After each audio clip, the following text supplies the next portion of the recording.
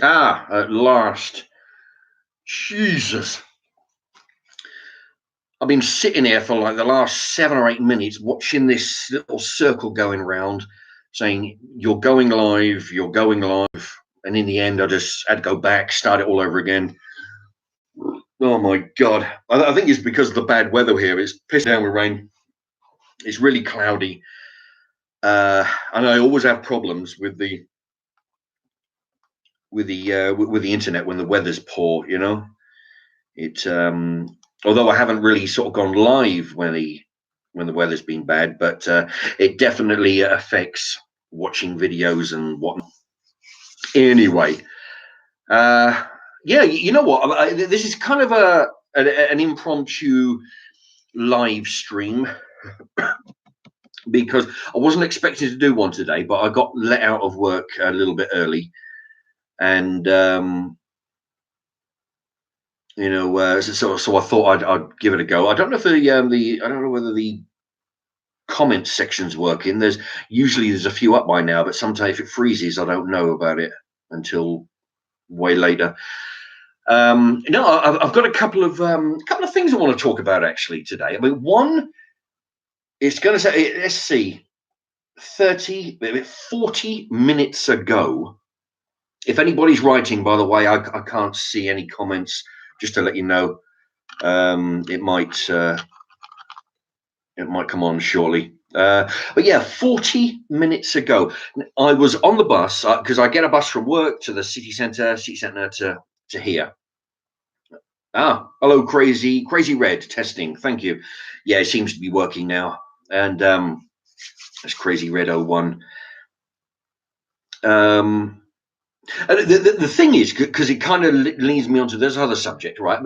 Picture it, right? I get off my first bus. I'm across the road, get onto the second bus, or waiting at the second bus stop, and I'm sitting there, and there's a few people in the bus stop because it's chucking it down, and these two guys are talking. They're kind of young. One of them was a little bit older, but the one I spoke to was, I don't know, he looked 22-ish, right? And he's talking to his friend, saying how he's talking about Donald Trump being able to call Mexicans all kinds of derogatory things, and free speech should be governed, and anybody who says anything bad should be arrested, like this. And of course, I had to jump in, right? I mean, you know, and I'm thinking, whoa, you know, because it's such a topic because that I'm interested in, of course. Lola Williams, hello to you. And this young fella, he seemed to think that anybody who says anything bad, you can have free speech. He's going, but if you say anything bad, then you'll be arrested. You know, you should be arrested. And I jumped in and I said, well, who gets to decide who gets to have the free speech and who doesn't? And immediately, some other guy behind me, who's got no connection to me or these other two people, said, "Oh, right, listen, I don't want any part of this. Right, I'm going. I'm out of here." You know, he was so, I don't know, scared or uncomfortable that somebody was having a discussion on free speech at the bus stop. His first reaction was, "Oh, geez, I've got to get out of here." And he said, "You know, well, I'm having no part of this. I don't want any. Or I'll be outside."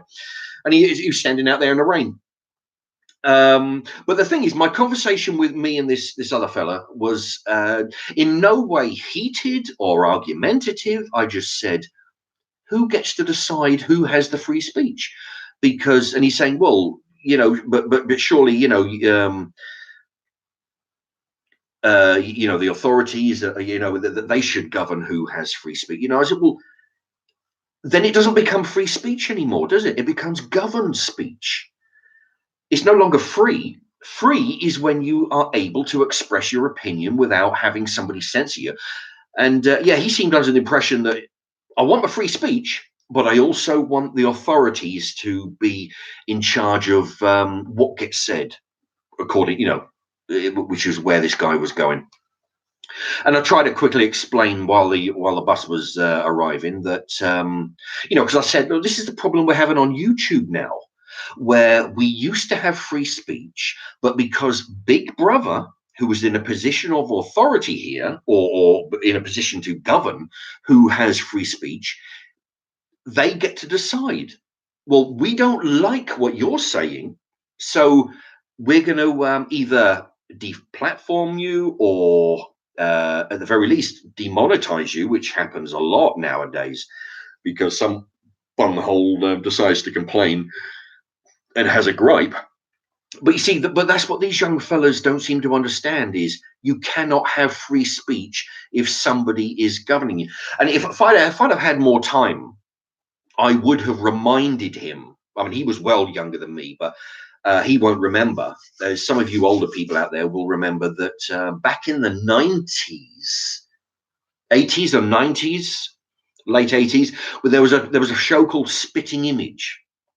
For those who don't know, it was basically like those caricature pictures, at the seaside, and some guy will draw one, and if he'll exaggerate the ears and the eyebrows and the forehead. It's called a caricature. You take a photograph, draw a picture, but you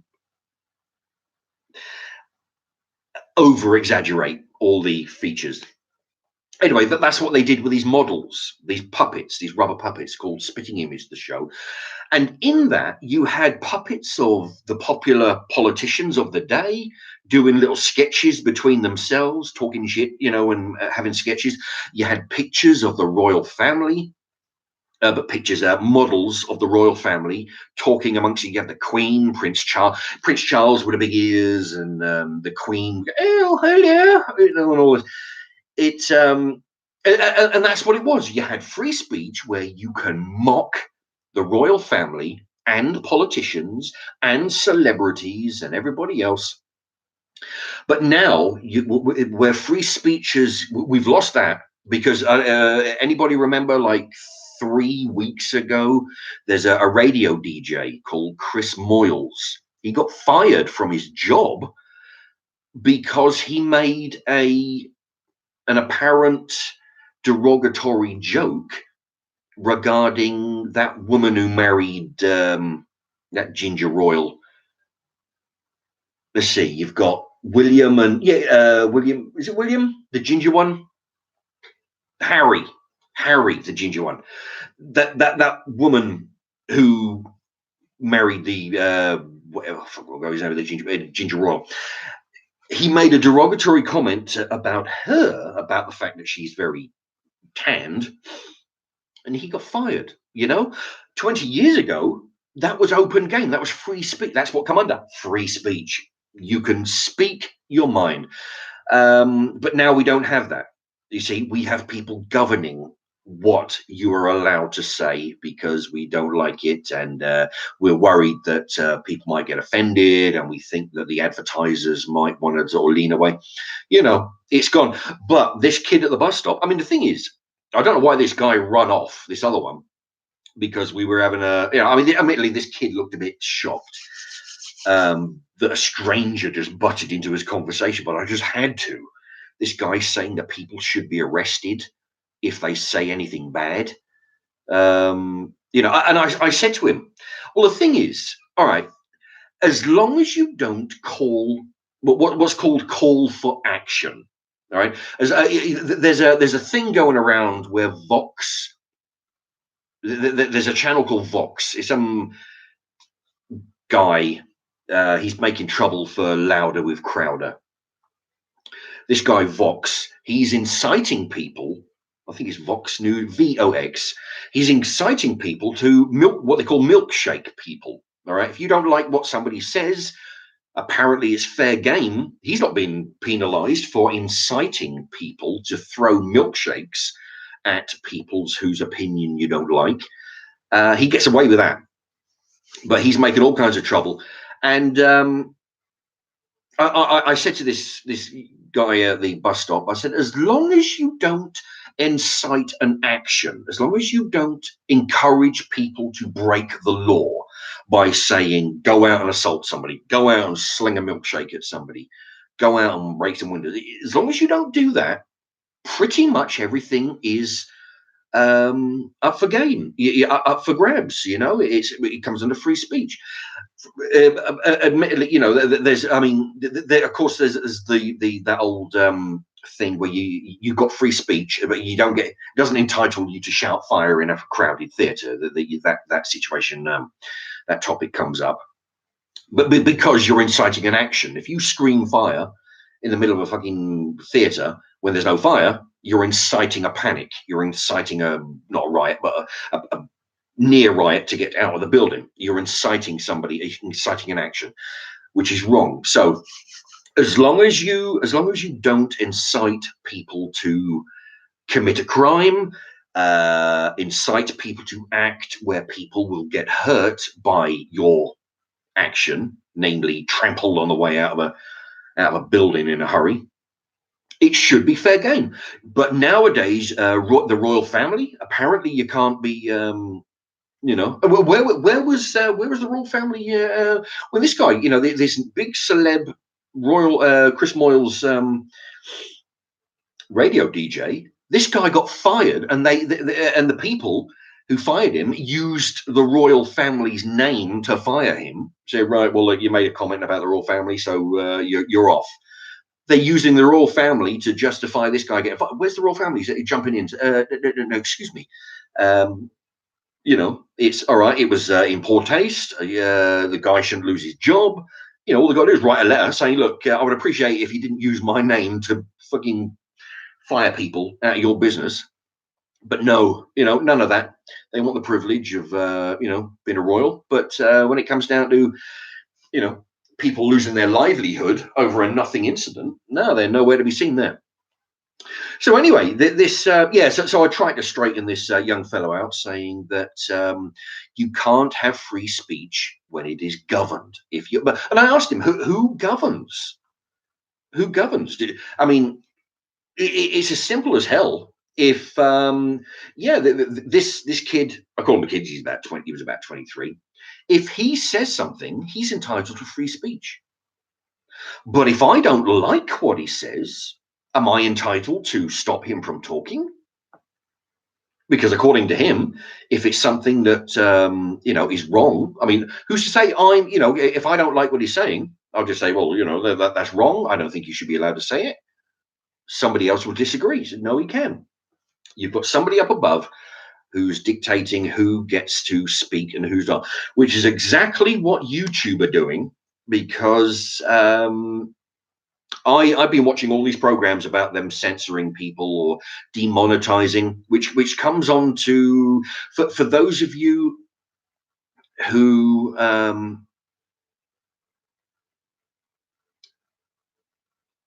was on actually, yes, Scotty B's in the house. Scotty B, was it Friday or Saturday I did a live stream last? Oh, Crazy Red 01. What topics have you got planned for that? Well, mainly free speech. I did a topic. I did a free a live stream. It was either Friday or Saturday, just gone. It was entitled Rod Stewart concert and reading mail or some shit. But the main title was the Rod Stewart. I was talking about the Rod Stewart concert I went to. I was working on the bar. In that, all right, after about 45 minutes, Friday, thank you, Scotty. After about 45, it was going great, right? And then after 45 minutes or so, almost an hour, it started to gradually get heated because certain topics come up. People were deliberately misconstruing what I was saying, you know, just to get a rise out of me. And one person in particular said that they were Joanna Butler. Oh, where's my spanner gone? Well, you didn't want to be mediator anymore. You did it for a while. You didn't want to be. If you want it back, I'll put it back on. So there'll be you and Scotty B. Just quickly write, okay. If you want it back, I'll put you back on. Anyway, yeah, because I need a few good. Yeah, I was having all kinds of trouble on Friday. Okay, well, she hasn't. Joanna Butler. Oh, there you go. Try again, but no. Try again, but no crap. Okay, all right. I'll put you. I'll put you as a moderator. Joanna Butler is now a moderator for your channel. Excellent. All right. So you and Scotty B can be keeping the law and order. What was I saying? Shit. Oh yeah, there was one bloody person in particular. Actually, what they were doing, they were saying how I was a Nazi and all kinds of other silly things, and I was making it clear that if you don't like it, go to the other 50 million sites that are available. And then after 10 minutes, they were still here because they're still writing. So, and then they took it upon themselves to write to me, this person, and say, I have reported you to YouTube with a whole bunch of time codes, and I'm going to get you, taken off the platform. So basically, they're going to try and get my channel shut down. And of course, I thought this was kind of, yeah, go ahead, So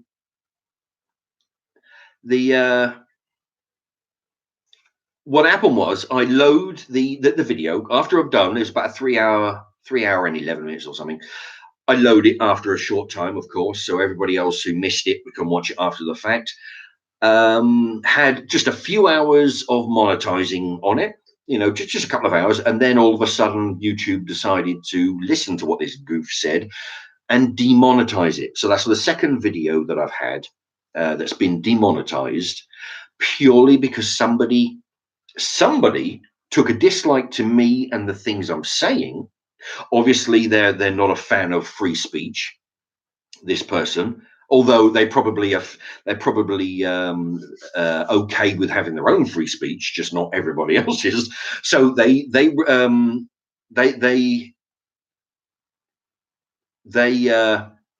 sorry, I'm trying to read and so they wrote to YouTube and says that this person is being derogatory and a Nazi or whatever the hell because they call me that. And without see, and that's the other thing about the free speech. It was demonetized and says this may not be suitable for all our sponsors. If you want it reviewed, click here. So I click there, and then it's under review, it says. And that was from Friday night all the way till, I think, this morning. And this morning it says verified, it's been reviewed, verified, unacceptable for advertisement, or some words to that effect. So basically you're saying that they've reviewed it, they've decided that it is correct, that particular video is not acceptable for advertisements. So apparently YouTube will look at fragment on the word of one person. They will look at fragments of a video out of context. And the thing is about free speech, at no point they immediately wrote to me after a few days, like this morning, and said, right, well, we confirm that it's not suitable for advertisement, with no letter to me, only the letter of confirmation, on the email. No letter to me saying, Mark, we've reviewed your particular video. We feel that it is unacceptable for advertisement. Do you have anything to say to strengthen your case? Nope, none of that. They just go straight down and say, no, we're not going to be putting ads on that particular video. So which is better than what that other goof wanted. Who wanted my channel taken down purely because they disagreed with what I said. But yeah, it goes to show that you can be demonetized. You can have Big Brother demonetize any of your videos purely because they can. They don't like what you're doing. I tell you what, I'm going to come back to that in a minute. I'm going to write here. What I'm going to do is under the heading Chick-fil-A. Now, Peter B, thank you very much. Peter B, here, well, here's for your channel mark. Thank you very much. What I'm going to do with that 199 there, Peter B, I'm going to put your name. Forgotten how to write Peter there because I'm talking and writing. Peter B 199. Okay. Peter B 199. What I'm going to do is everybody who, if you want to donate, because I know, I've been asking for, these letters with the, actually, stay right there.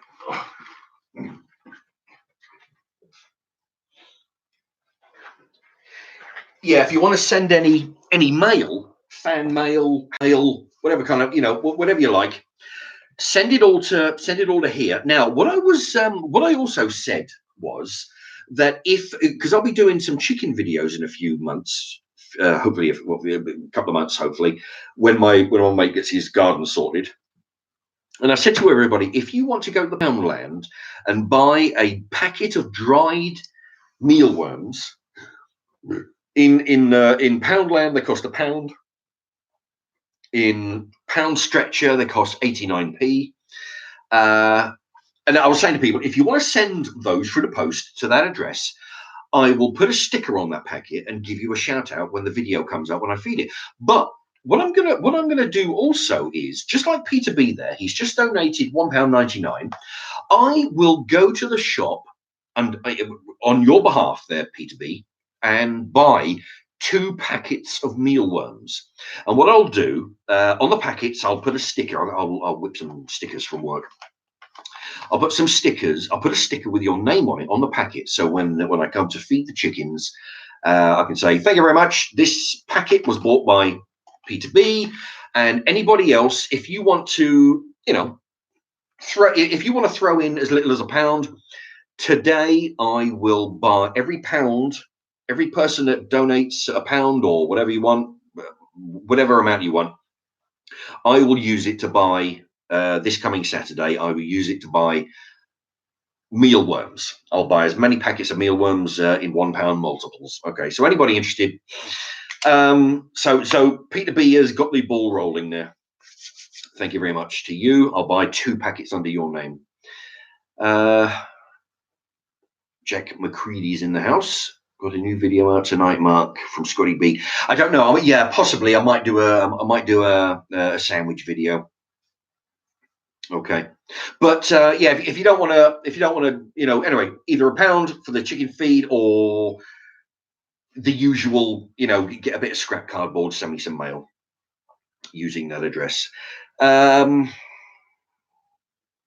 Yeah, so that looks it looks though it's because a lot of people. I mean, I've been demonetized on 2 videos now. Both of them live streams, mainly because my cookery videos over there are all wholesome, so there's no problem there. But people seem to have a dislike when I do live streams. I'm a bit more free with my opinions, which basically, I mean, they're my opinions. Apparently, it's getting to be now where you don't really have as much right to have an opinion anymore. Unless you like Donald Trump, who, of course, that guy, he doesn't care what anybody says because he's Donald Trump, and, but the thing is, I mean, I was demonetized on that, which is not a great deal of money involved with, you get like £1 per 1,000 or something, depending on how many adverts you put on it, But I mean, a lot of people are getting demonetized, and these poor bastards, they're making a living. This is how they make their living. They do things that they do. I don't know what it is, whatever they do, and they get demonetized. They're doing a comedy show, doing current event shows, But yeah, I mean, I'm not at a stage yet where I'm actually earning any money, a few pounds. So it didn't. But it's just the point. It's just the fact that they do it without, buy or leave, no asking. Um, Crazy Red. How will Brussels dinner be different after Brexit? No Brussels. um, oh, you made me derail now. Whatever. But yeah, but yeah, I mean, people are getting demonetized left and right purely because some little snowflake goes in, starts crying and moaning because they don't like what you've just said. But of course, I mean, like I said on Friday, there are what do you do on the people on the TV? If you don't like something, turn the channel. On YouTube, if you don't like something, go somewhere else. But when somebody tries to get this idiot try to get me shut down, of course that didn't happen. But I did get demonetized for that particular video, and it's things like, I mean, the thing is, it's the advertise. I know, like I say, I don't make a great deal of money, almost sod all, but it's things like that, things like the advertisement that actually pay for the what do you call this? The P.O. box, and things like that. It's so because certain people don't like what you say, it means that the people, I mean, you people, you don't get as good a channel as possible, because I'm trying to, we're all trying to make some good, interesting stuff to do. Anyway, but yeah, freedom of speech, we're losing the thing of freedom of speech. Yeah, and the trouble is like YouTube are getting they get away with it because, I mean, they're not exactly. See, they're not exactly the only game in town anymore. But when I was watching a show, and this person was saying how it was Louder with Crowder. He does a really good show, and he rips apart all these bloody people like Vox. He was saying that in the very, very early days, when the YouTube business and all this lot came along, there were several sites. There were several video pushing sites, and and nobody really sort of got paid for it because it was all handheld, crappy phone camera footage and shit. It was all rubbish. But to kill the competition, apparently YouTube says to everybody, you know what? Come to us. Come to us. We will pay you for having videos on our site. So everybody's thinking, I'm on this site. I'm not getting any money. If I do exactly the same on YouTube, I get some money. So of course everybody flocked to YouTube. It, and then YouTube grew, and all the others fell by the wayside, and now YouTube are like the biggest game in town, and now they're all saying, right, well, now that you YouTube makers, YouTube video makers have made us rich beyond fucking imagination, and we're the biggest company going on the planet. Now you can fuck off, right? Because we don't need you. So if you get out of line, if you say anything we don't like, we're going to demonetize. We don't need you anymore. So, you do anything that somebody doesn't like, we're going to demonetize you, and screw you for all the millions that you've made us, and all the all the loyalty that you've shown to the channel by staying with it. That's all gone. They're saying now, because if one a couple of people in a minority don't like what you say, we'll just take away your ability to earn money. It's as simple as that. So free speech has gone down the shitter. Gone are the days of the Spitting Image TV show where you could mock everybody. Now, and it's getting so bad. I mean, remember a moment ago I mentioned about that guy in the bus stop?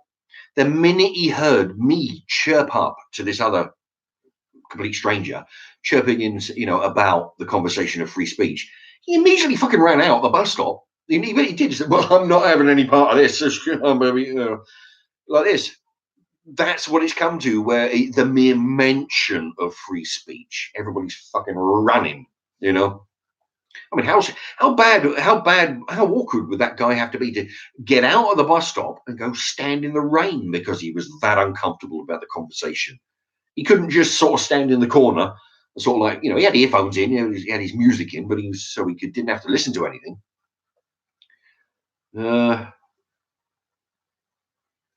But yeah, he went out and stood in the rain. That's how bad people are getting now. You can't even have a conversation.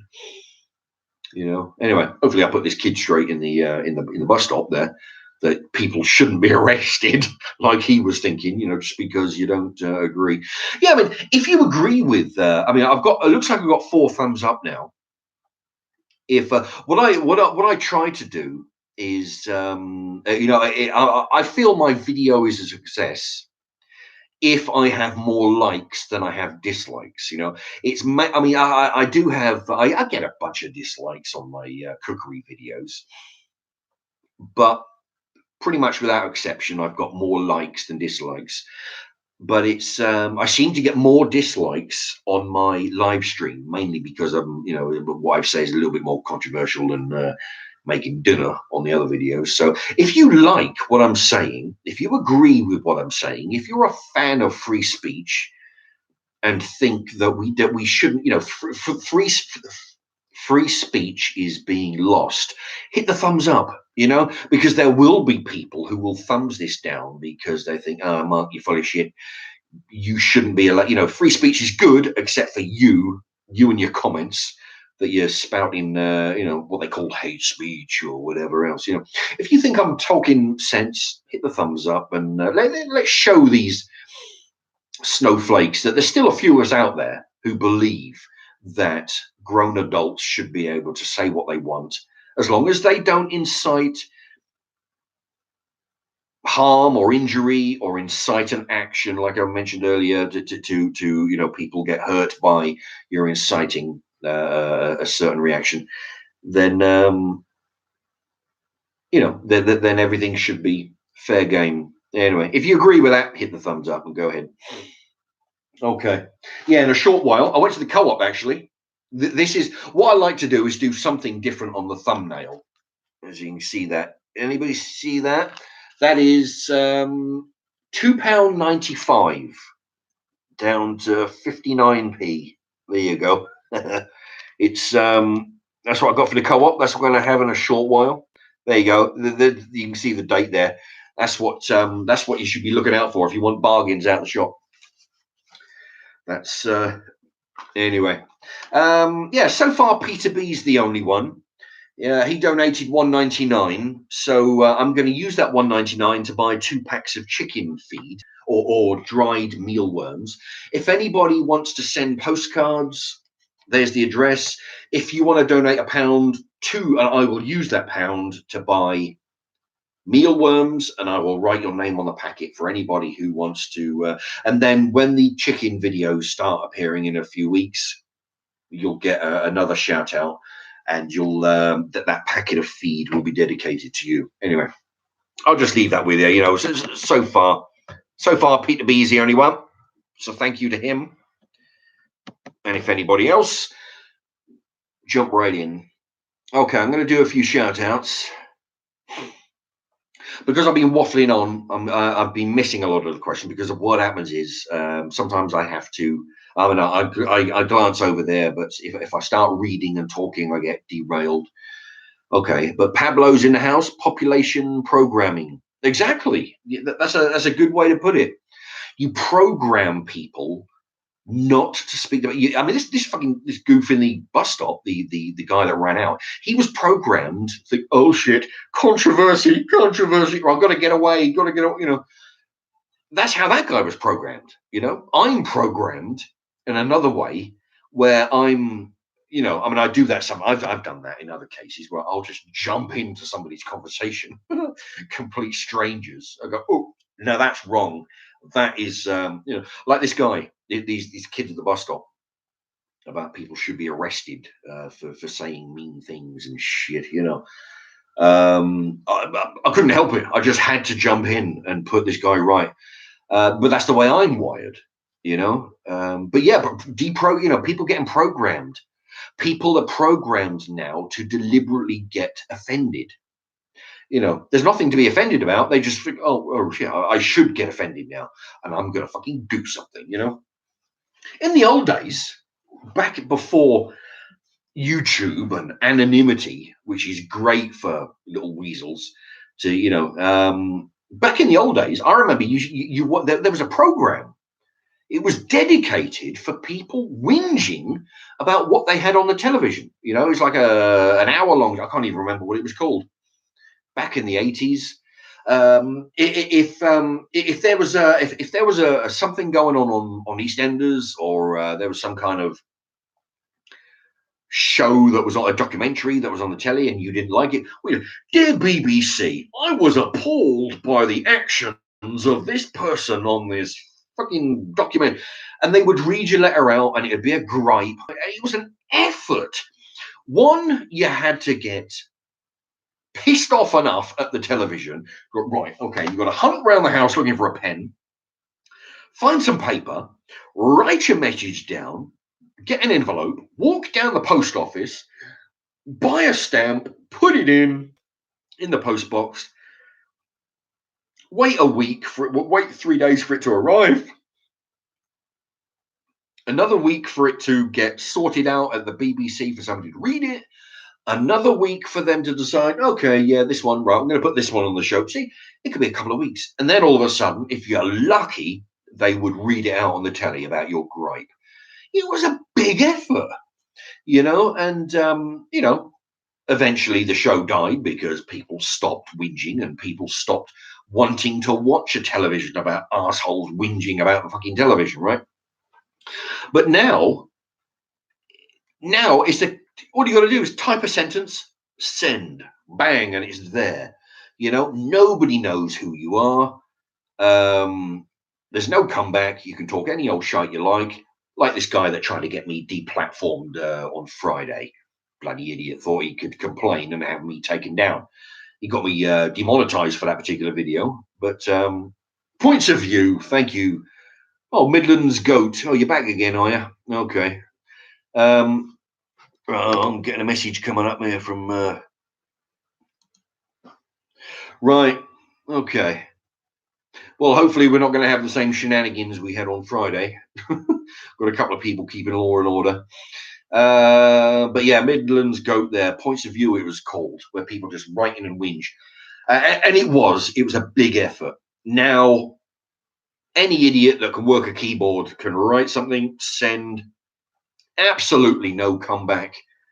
In fact, it's better for those people who don't do shit all except watch other people's videos and complain.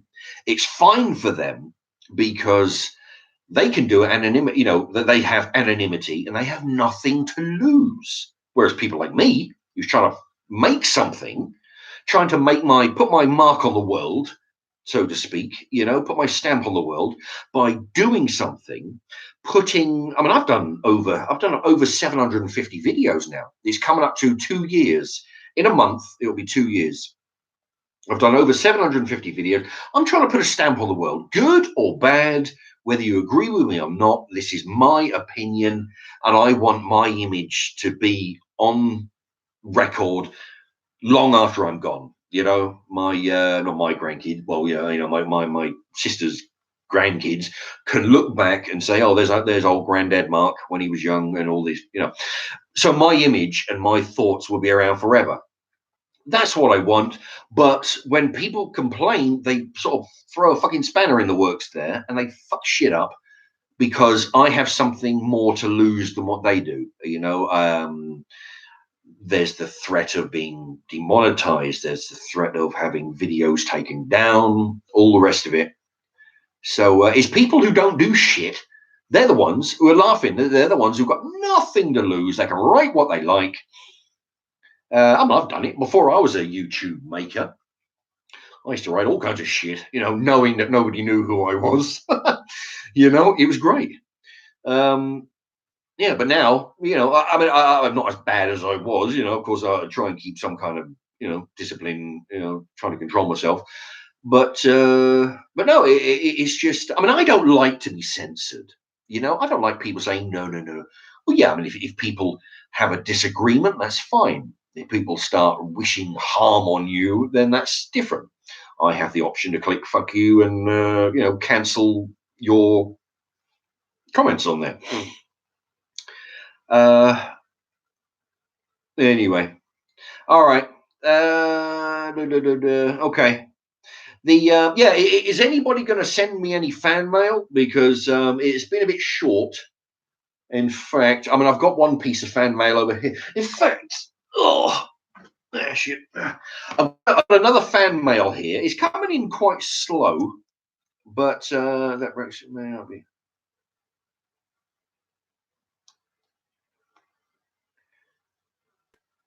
Get you, Emma S. No, you talk? Is that talking to me? Emma S. Does that mean no? You're not going to send me any fan mail? I mean, if you want, send some hate mail. It's all good. Put it on a bag, on a scrap bit of card like this one. In fact, this is an interesting one. What I'll do, I'll hold that there while I'm going to read. What I'll do, I'll read it because there you go, and just get a bit of scrap cardboard, write a message, put a stamp on it. If you can, try.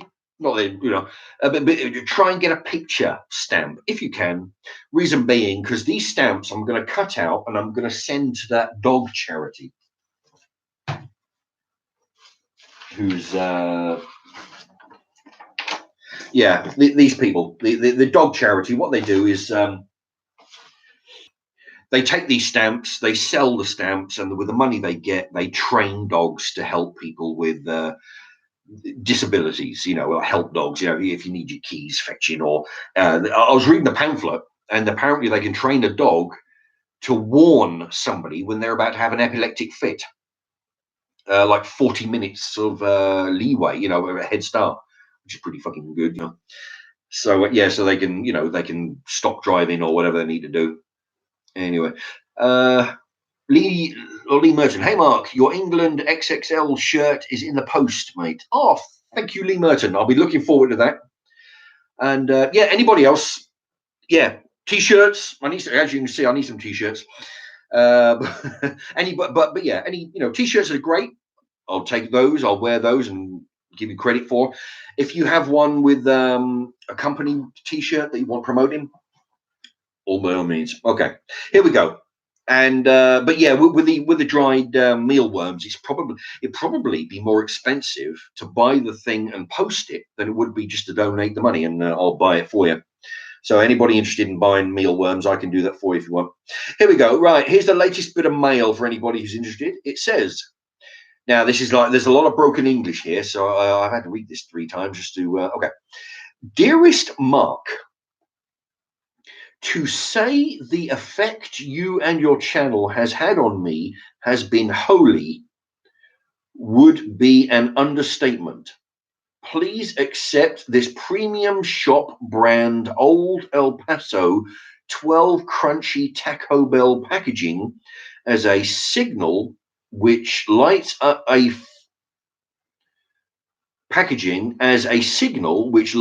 fire to a greater beacon shining on the monumental effect you have had on me, as what I could only surmise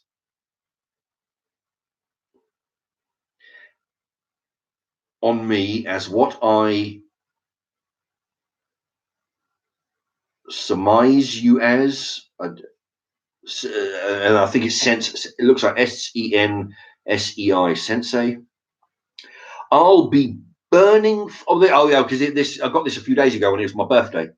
I'll be burning 49 candles for you on Thursday, the June 6th, which was my birthday. On Thursday night, Mark, to celebrate the life of a great man. Signed, Kyle Murray. Thank you very much, Kyle Murray. It took a while to read that because the slightly, you know, but yeah, I managed to. But yeah, Kyle Murray. Thank you very much for your fan mail. Your stamp there will be cut. Your everybody's postcard will be put into the recycling. So the council will turn it into cardboard boxes. The stamp will get taken off and put into the charity envelope, and they'll train a dog. So everybody's a winner. Everybody gets a shout out. I get some fan mail, and get a nice breed. Get a fan as well. There you go. And yeah, the dogs get the stamps. So thank you to Kyle Murray. Anybody else, by all means, you know, get busy slinging that fan mail my way. All good. All right, Pablo, Scotty B, I don't understand what your comment. Oh, yeah, okay. Jacob Tube.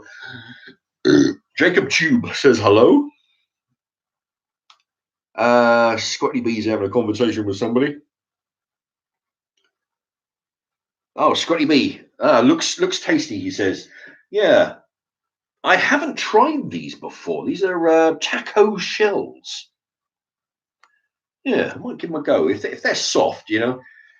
If they're, you know, anyway. Jacob Tube, what's he good? Jacob Tube, you're good at reading, Mark.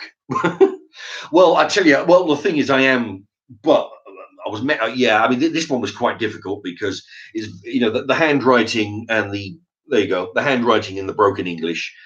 But I did what I could. Thank you anyway, Jacob Tube. He says, and he goes on to say, "Happy birthday, Mark! Thank you so much." Yeah, I was 49 on the 6th, which was 4 days ago. Which was, of course, I went to the Rod Stewart concert 2 days before that. I was working on the bar. That was an experience. Crazy Red 01. Mark, if you could date any celebrity, who would it be? Oh, you know what? I was actually thinking about that today. Emma Thiel. She used to be in EastEnders. No, not EastEnders. Was it Brookside? Years and years ago. She was in that the Will Ferrell, where they go down a tunnel. Her and Will Ferrell and some other people, they go down the tunnel, a water slide, and end up in prehistoric times, and they've been chased around by dinosaurs. I forgot what that is. She was her. That was her.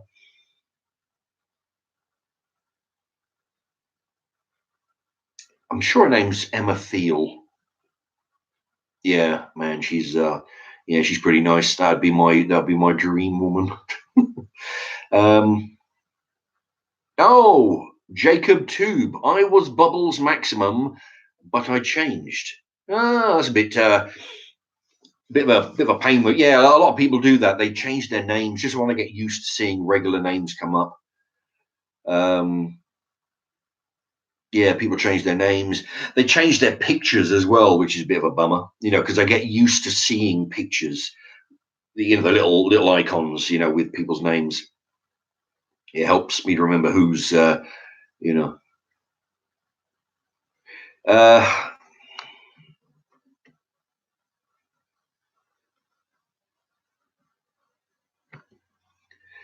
Crazy Red. And if you won the lottery tomorrow, what's the first thing you'd do or buy? Actually, somebody asked me that last week on the live stream.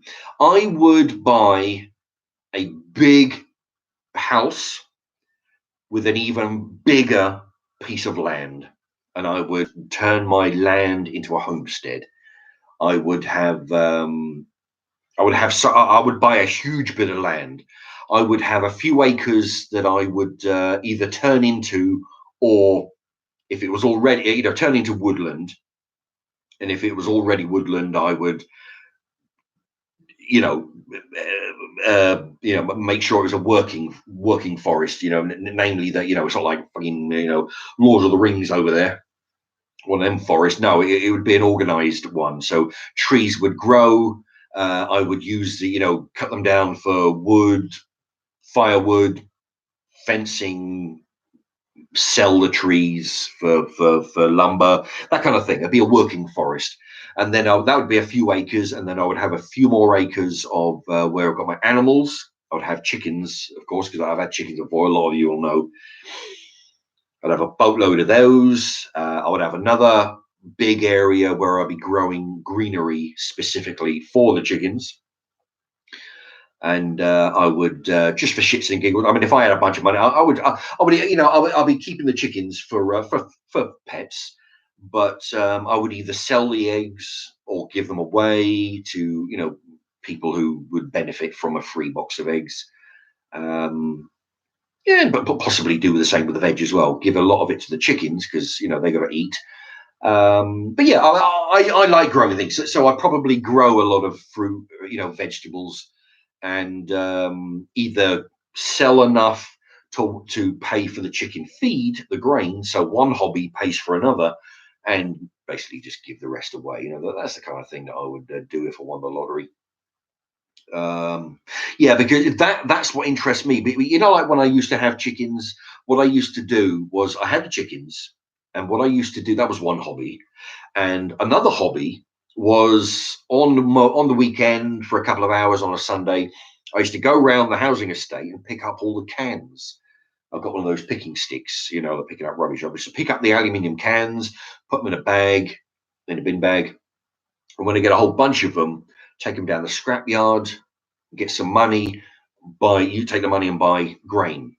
So that was one hobby, the metal collecting and copper wire and all, copper wire from telly plugs, and leads. One hobby, the metal, would pay for the other hobby, the chickens. So yeah, that's what I do. If I form on the lottery, I buy a big house, a whopping. We're talking like 5 acres of woodland, another 5 acres to be fucking around with the animals and the growing of the vegetables. 10 acres would be a good patch. Pablo, I'd say you looked 59, Mark. No offense. I got you the mod. Jod, Scotty, now you have let it go to your head. What? Pablo says, I got you the mod.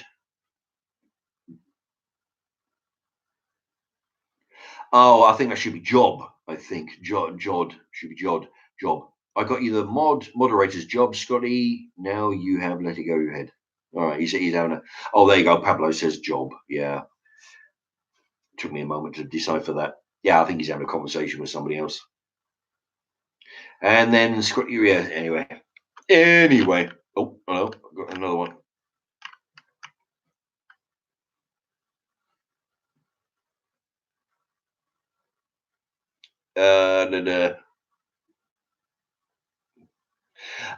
Yeah, oh yeah, David Etchells, Anna Friel, you're thinking about.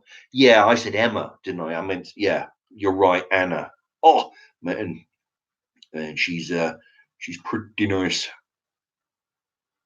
Don't understand, Pablo. You know what Pablo is going on about? Mark, do you know what Pablo is going on about? No, I don't know. I'm catching the back end of conversations.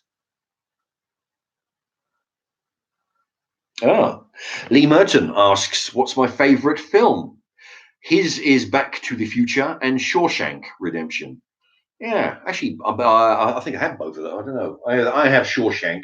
I don't know about Back to the Future, but my favorite film it would have to be I think The Breakfast Club. When I went to America when I was 16, that was the film. It's not like now where people have you seen this film? Nah, fuck it. No, it was the film, and it had a wicked soundtrack. Don't You Forget About Me by Simple Minds. And that I like films. Oh, and Tremors 1. I'm a big fan of movies. I like buddy movies. I like movies not when you've got dozens of people running around all over the place as a big story. I like the story where you've got 2, 3 main characters, and then you've got 2, 3, 4 side characters who jump in every now and again. So basically, you've got six people in the whole movie. I like those. You can you can actually concentrate on what everybody is like. Just like the Breakfast Club. The Breakfast Club, for anybody, is basically about a school detention. There's got to be six, I can't remember exactly, six kids in detention. The whole movie is around their interaction. It's amazing, six kids in a room talking. Tremors, you've got two friends. They're living in Arizona or somewhere, in the middle of nowhere in the hills. There's a little tiny town with like six people living there in this small secluded town. It was great, and they're being infested by monsters. Yeah, I like those small films with a small cast.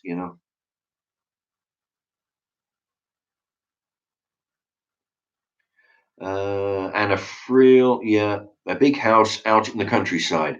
Yeah, yeah. If I won the lottery, big house, 10 acres, 5 of woodland, 5 of my animals and vegetables. I would be far enough away that I don't have to deal with any fucking neighbors or any noise, but close enough where I could jump in my Range Rover. I'd have a Range Rover. I've driven when I was working with the council. I drove a diesel 4x4. Christ, it had a machine on the back, which basically it had a huge machine that filled the whole back of the flatbed, and it had a big hose on it. It was like a big vacuum cleaner.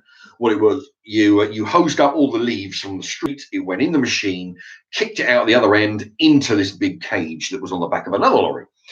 And I mean, this bloody machine must have weighed a ton, but you didn't feel it when you put your foot down. When you come off the roundabout, you put your foot down, and it would fly. So I'd get one of those. I'll get a 4x4.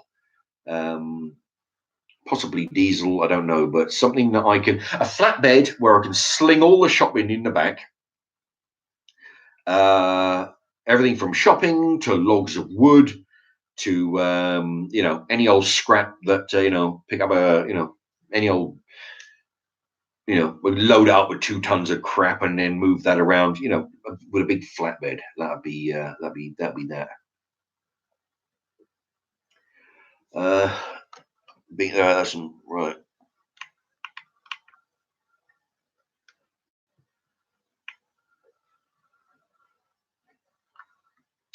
The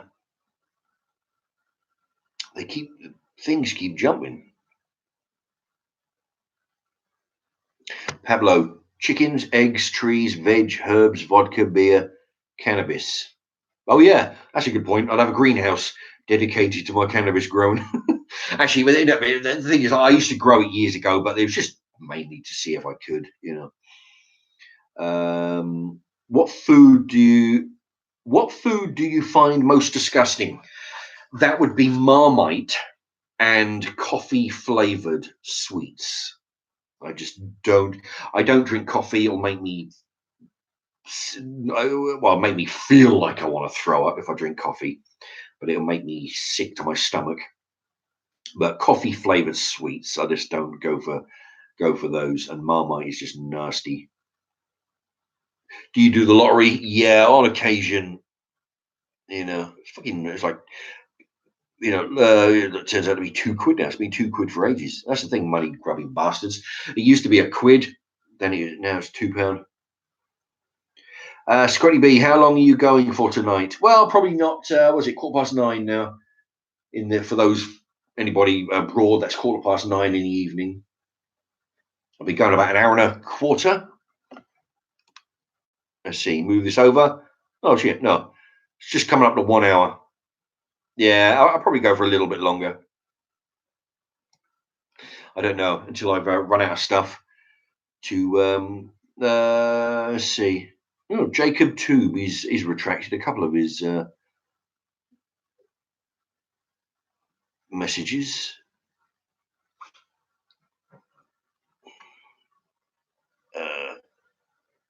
Mark, Scotty B, Mark, do you like Jaffa cakes? I do like Jaffa cakes.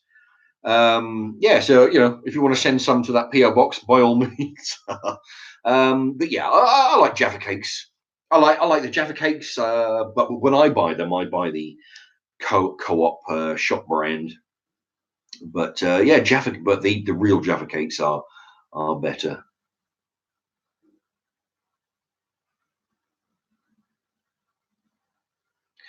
Uh, Jacob Tube, can I be a moderator? Just asking. Been a fan for a long time. Yeah, well, I tell you what. Look, what I've got two at the moment. What I like to do is actually use right. I've got Scotty B. I've got Joanna. Uh, I haven't heard from her in a while. She's vanished. Ah, oh, bloody! I've derailed again. Yeah, I don't know. Yeah, well, what I'll do, yeah, because people get to be moderators for a couple of times, and then what I do, I change it up, give somebody else a chance. I don't have too many people, otherwise people start, but yeah, by all means, once I'll give somebody a chance, give these two a chance, and then what I do, I change it up, give a couple of other new people a chance every. So okay. Ah, Ian Mills is in the house. Hi, Mark. It's strange to see you stream on a Monday. Day off? No, I went to work, but I got out early. I got out a few hours early. Work was a bit not a lot going on, so they didn't. Hello, my picture just froze. Then they didn't kick us out. They gave us the option to leave a little bit early, so I took that option so I could get to the shop and buy some bread, to make some sandwiches so I can make some videos. Oh, and also, there you go, Ian. This is what I bought today. I was in the co-op, 2.95 down to 59p. So I'll be all right. Oh, Ian Mills. Yeah, I on that live stream I did on Friday. It was approximately 45 minutes in when I actually tasted that, because Ian Mills, for everybody who is not familiar, I I he's the one that sent me that McDonald's dip. He got it from Amsterdam, if memory serves. So anyway, Ian Mills, he posted that to me via. If anybody else wants to, that's the address. But yeah, he posted that to me, so I'll give it a go. I must admit, Ian, it was pretty nasty. Okay, I don't know how those foreigners do it, but it was, fuck me, it was terrible. It was, I don't know how to describe it. It was like bitter. It was just nasty. Anyway, but yeah, if anybody else is going abroad, just like Ian Mills over there, he went to Amsterdam. If anybody's going to Amsterdam or France or America or Australia, grab some of those sauces you get from fast food places and post them to me. Any road. Yeah, so anybody wants to do that, that's good. And yep, if anybody wants to join Peter B, donate £1 and I will buy some. Well, I'm showing you that. That's my little list of who's donated. Peter B has donated some money, so I'll buy some mealworms on his behalf. If anybody wants to join it, I will buy mealworms with your name. I'll put your name on it.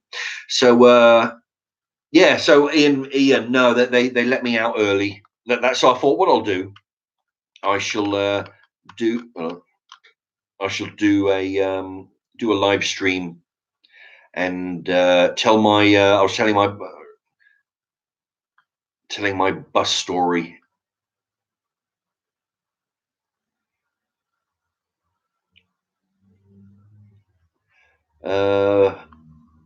Actually, where's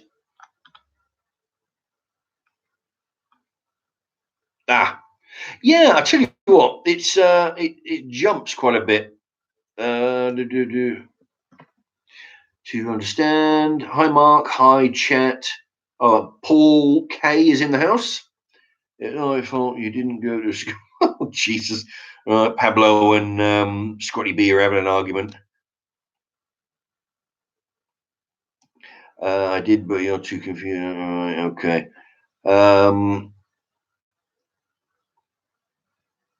Close the door now says, have you ever taken illegal drugs?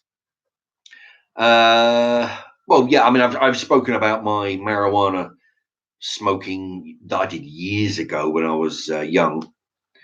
But aside from the marijuana, no, I've never really taken illegal drugs other than that. Uh, what videos are you thinking?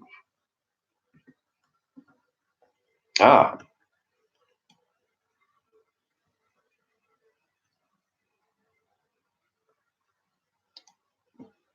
Harrison Oakley. What videos are you thinking for the future? Maybe something with Jarlsberg cheese. Now, English Heart wrote to me today and said it's pronounced Jarlsberg with a Y, which he pronounced it with a Y, not a J. Jarlsberg cheese. Yeah, I've got a bunch of that cheese still in the freezer. I've got some. I still got half a pack of pastrami, which is really good. So I've got. Yeah, now that I bought a loaf, I can sort of like I've got some ham in there. So yeah, I'm going to do a mixture. I've got a whole bunch of different sauces as well. I'm currently. I opened up the pack of sweet piccalilli. I've got some apple and date mango chutney. That looks really interesting. I got that from Pound Stretcher. It was like 79p or something. You know, it's really. It looks nice. I've got some other stuff. So I'll be doing a mixture of meats with a mixture of you know types of bread, with a different mixture of cheeses, with a different mixture of special chutney dips, all that kind of. So I'm going to be going to be making some obscure sandwiches. Basically, just basically trying to make some interesting sandwiches. To show people that wouldn't normally combine these sort of ingredients and say, look, I've just made this and this is my opinion on what the sandwich. I mean, if it's shit, I'll actually tell you it's a shit sandwich. But luckily, every sandwich that I've ever made has been good. So I won't lie to anybody. If it's good, it's good. If it's bad, I'll tell you. Up early tomorrow. Well, no, I'm doing a 2 till 10. So I don't know if they speak to me. It's good. Oh boy, my eyes are going fuzzy.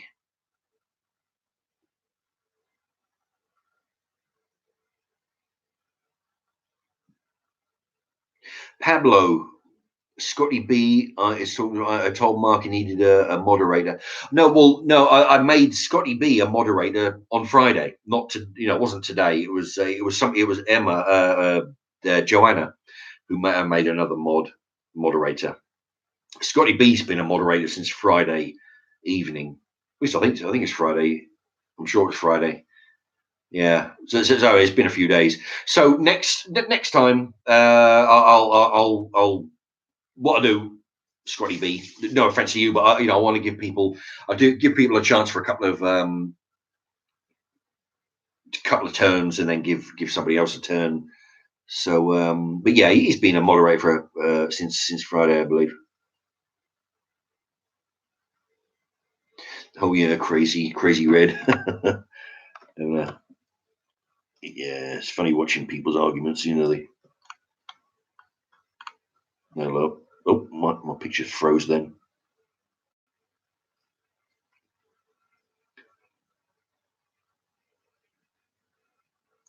Uh,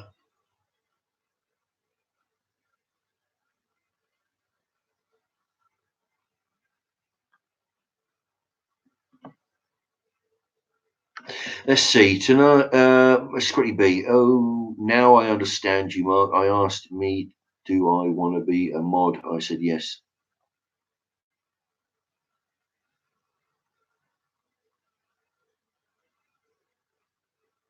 Oh, I think that's. I think he's talking to the other guy. Yeah, that's the thing. I mean, I never have any. That's the thing. It. Yeah, I asked Scotty B if he wanted to be a moderator. He agreed. I mean, not everybody does want to be one, but he agreed. So he gets a, give him a try for a little bit, and then somebody else will have a go.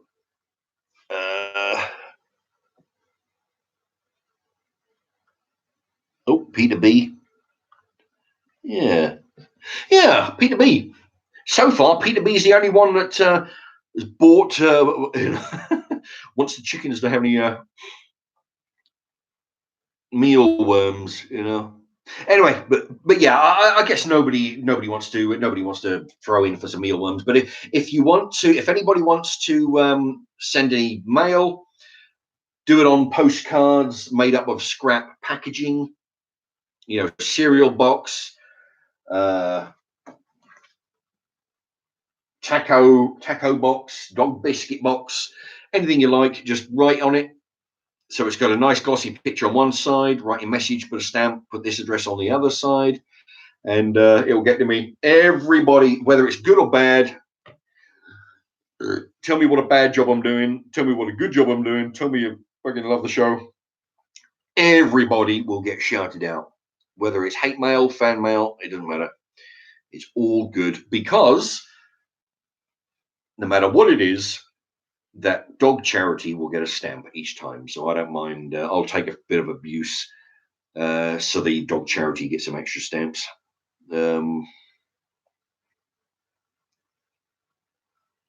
Jess Gunner. I'm Mark's Remarks biggest fan. Thank you, Jess Gunner. Thank you for being with us. JB. I really enjoy your videos. Have been subscribed for a long time. Give Mark a thumbs up. Give Mark a thumbs up. Yeah. Thank you very much. Yeah, just like JB says, anyone that likes, what I was talking about earlier, the free speech, the bullshit that videos are, the where the country's going with free speech regarding that. Anybody like the show? What I say, just everybody hit the thumbs up if you want, because the thing is, there will be some thumbs down. So let's show the thumbs down people that there's going to be more thumbs up. So screw them. Yeah, anybody who hasn't done so far, by all means, hit the thumb up. Who wants to be number 11? I've got 10 on there. Who wants to be number 11? They'll get a shout out. Okay. Peter B. What's for supper, Mark? Well, I'm going to be making a sandwich. I've got some pastrami I've got to use. I've opened the pastrami, but I haven't opened the ham. So I'm gonna try and make a few variations. I'm thinking of making a pastrami with that Jarlsberg cheese. I might do a toasted version with some gherkin. I've got a couple of onions in there. I might throw a bit of onion in there, maybe, just to make things different. But that's basically it's going to be a sandwich. Because I've got some. Oh, actually, this is going to be for dinner as well. $2.95 down to 59p. If you go in there on the date of expiry, that's when you get the bargains. That's what I'm in for dinner. Paul Villis going mod mad. Yeah. Some people are going mad on the older. Oh, fucking! My picture froze again. Busted.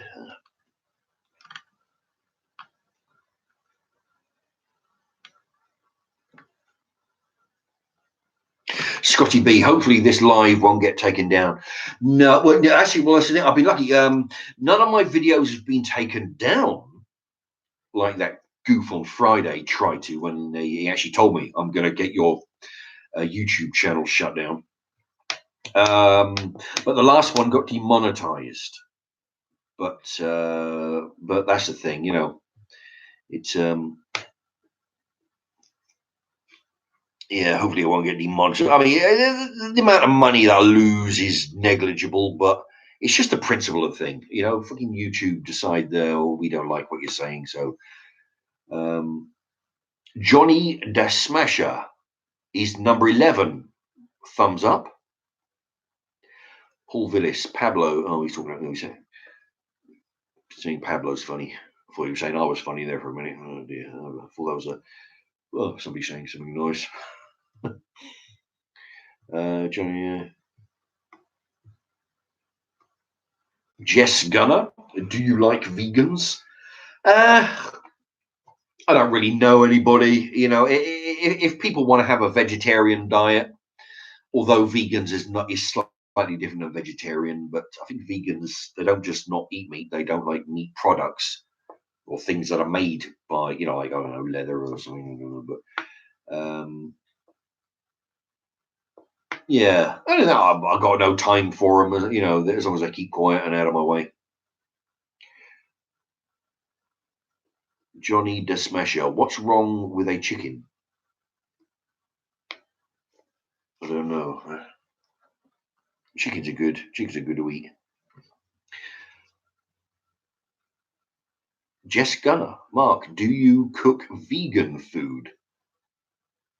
Well, from what I understand, vegan is not just not eating the meat; it's not using the byproducts, I don't know, using the fat and all this kind of stuff. Which, you know, no, I cook meat. Um, I use vegetable oil, you know, when I'm cooking, but that's just because it's, you know, there in the shop. Or vegetarian. Well, no, I mean, I cook vegetables when I'm doing stir fries or casseroles or any other, you know, any of the most of the meals that I do, even the sandwiches, they have gherkins and onions and tomato in there, you know. I don't specifically cook vegetarian dishes. I just cook meat dishes with lots of vegetables in it, you know.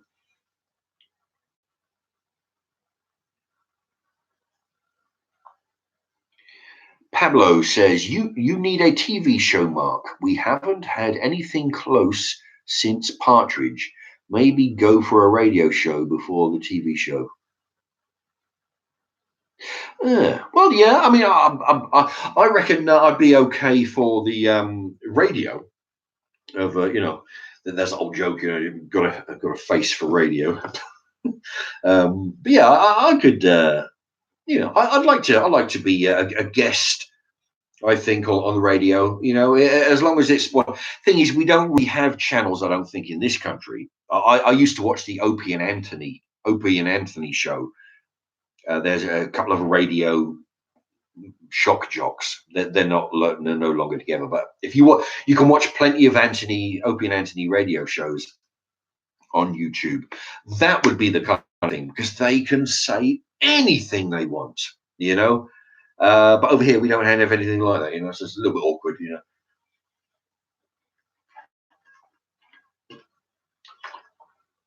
The next best thing is having your own YouTube channel where you get to say whatever you want.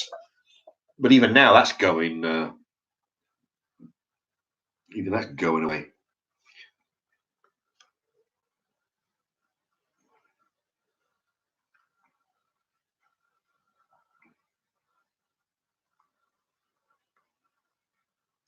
Scotty B, what shirt are you wearing? Oh, this is. I got a big years ago. I got a big job. I'm down to about my last four of these now. It says the paint Dulux color paint. There was a promotion thing that we were doing, and I managed to get a whole bunch of them. Sold a bunch in the car boot. They're actually plain white, but I actually tie dyed. I was experimenting with tie dyes, just fucking around with them, and I tie dyed about a bunch of them. That they started to get, they're starting to rip, and I had to get thrown away. I just wear these for work now. See the actually, yeah, you can see the. I don't know if you can see the anyway. They're starting to lots of holes appearing, but I wear these for work. That's why I'm trying to get t-shirts through this P.O. box. You know, anybody that's I mean, hopefully I get a t-shirt, and whoever sends me one gets a shout out. And if it's a business t-shirt, you know, write on a bit of paper who you are, where you're from, what your details are, what you sell, how the people get contact you, website or whatever, so I can say thank you very much to what's the name's Chippy Garage Hairdresser, whatever, and I can read on a bit of paper who you are, where you're from, and stuff, because I need some t-shirts. So I figure, send me some promotional ones, you'll get a shout out, I get a t-shirt, and some people are saying that they'll send me some other t-shirts, which would be very nice if I get a few of those, because yeah, running a bit short.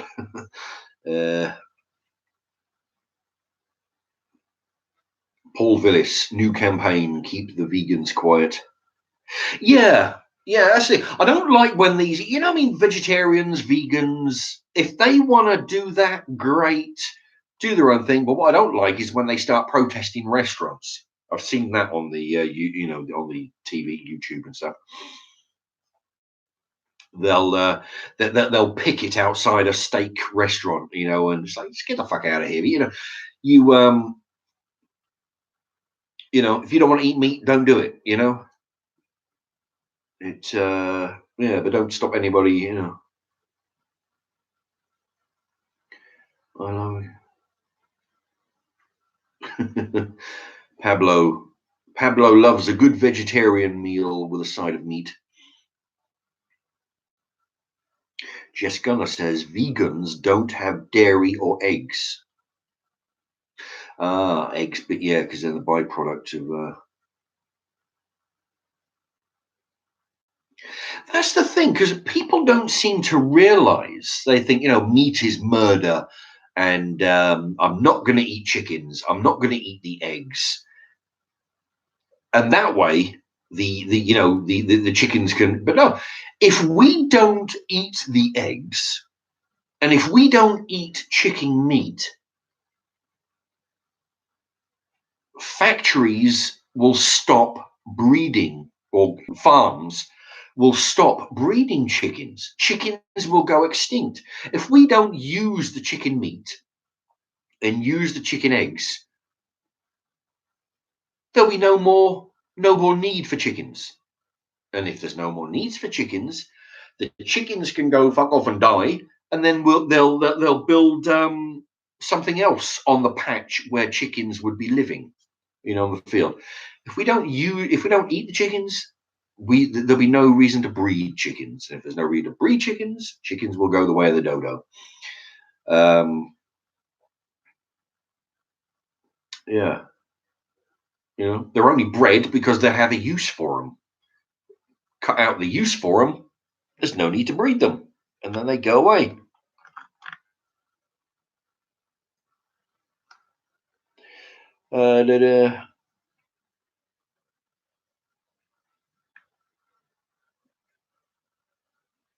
Hello, it keeps right. Lee Merton, ever been to Northampton, Mark? That's where I'm from. I don't know if I've ever been to Northampton.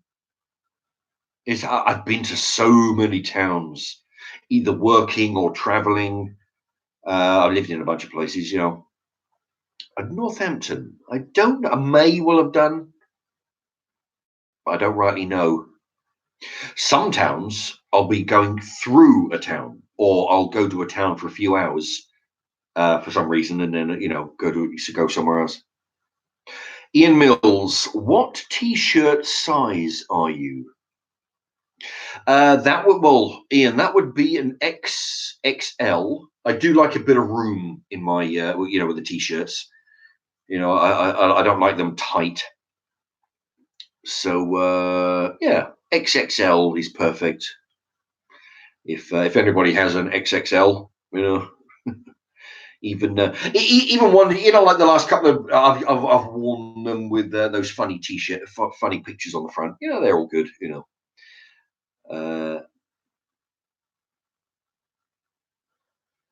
Let's see.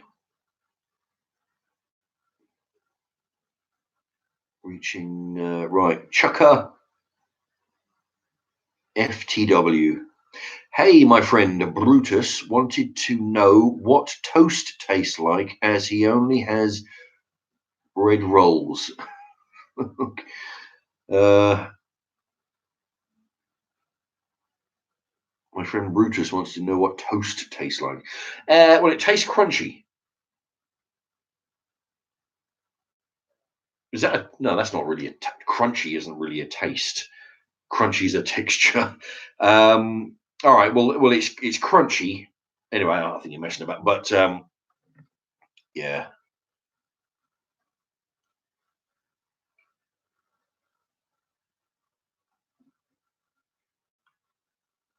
All right, Scotty B and Pablo are having another.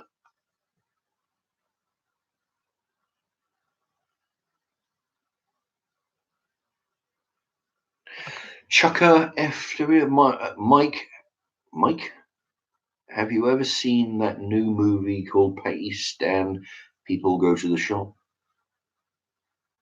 No.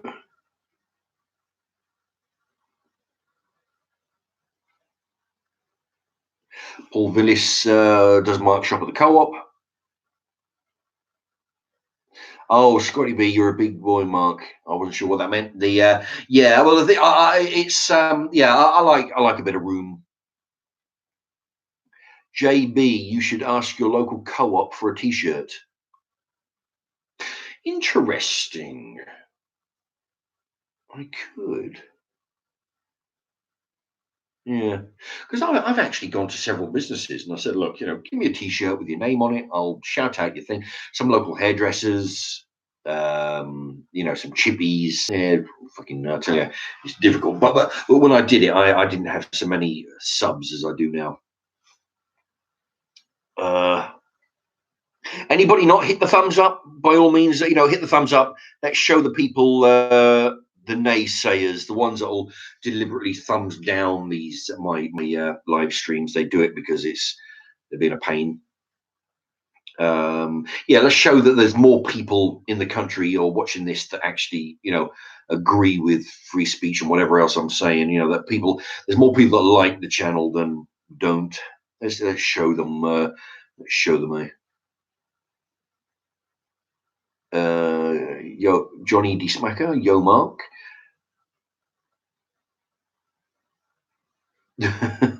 Pablo Accrington has a Mark's Remarks Appreciation Society. Oh, that reminds me. Oh.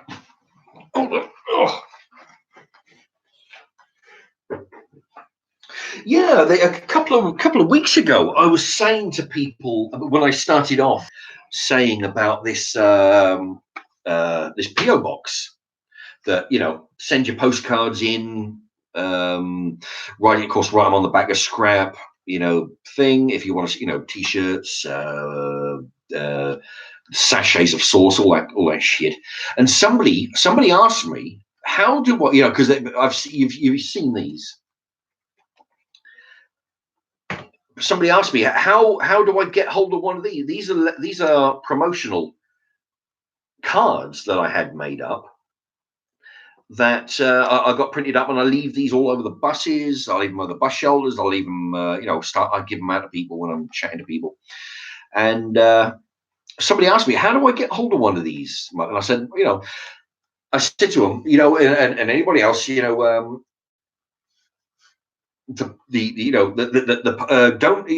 postcards, send on a postcard scrap. If you want one of these, send an envelope with a bit of paper, say inside, saying, could you have one of these? Include a stamped, addressed envelope, put that and a bit of paper asking for one of these inside an envelope, send it to that postal address. When I get it, I will put one of these in your prepaid stamped addressed envelope, and I will post it right back to you. If anybody wants one of these, I had thousands of these printed up. I'll actually I'll write on it if you want. I'll write a message on it so you can have that and hang it on the wall or something. Yeah, for anybody who wants one, just ask for one and include a stamped addressed envelope, and I'll send everybody who wants one. You get one of those. Okay.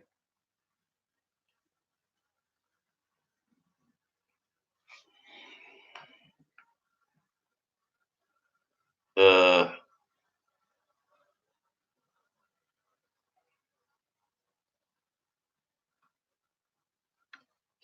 okay. Pablo, it tastes like burnt bread. Are we talking about the toast? What's this? Crazy Red 01. Hashtag the Mark Movement. Actually, I don't actually know what they, because I hear all the time on hashtag cheese sandwich. I don't know how that works. Do people click on that and it goes? I don't know what happens. Lee Merton, Mark, will you wear the England T-shirt I send you? Yes, I will. I will indeed.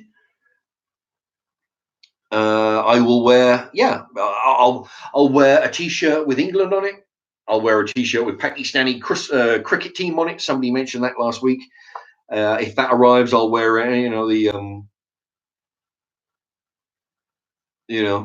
I'll wear a T-shirt with a Hungarian netball team on it. I don't care what it is as long as it's not pink. Uh, then yep, I'll wear it by all means. Oh, actually, truth revealed. Oh, I didn't even see that when I mentioned Pakistan T-shirt. Truth revealed says, Mark, I sent you a Pakistan shirt. Hopefully, you wear it. Yes, I will. If as long as it's the right size and I can get into it, then I will wear. I will wear it. Doesn't matter. Pakistani cricket. I think it's all good. I will wear it, and everybody that and if it's got your details in it, then with a note on it, then so I'm not. A little flag come up. There's a Stephen Crowder. He's loaded a message. What was I saying? Yeah. But I will wear, and if it's got your details in it, I'll shout out and thank everybody who sends a T-shirt or some sachets of sauce or mealworms or postcards with fan mail. So everybody gets a shout out. Everybody whose details are included with the package. That is, if it comes in anonymous, then not all I can. Anyway,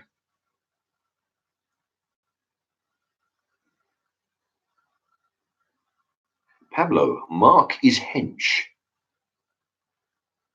What hench? What is hench? I'm not familiar with what is hench. Any Scotty B? Any plans of the weekend, Mark? Like going? Like going anywhere nice? No, probably not. I'll probably do some shopping. I'll peruse the pound shop like I sometimes do.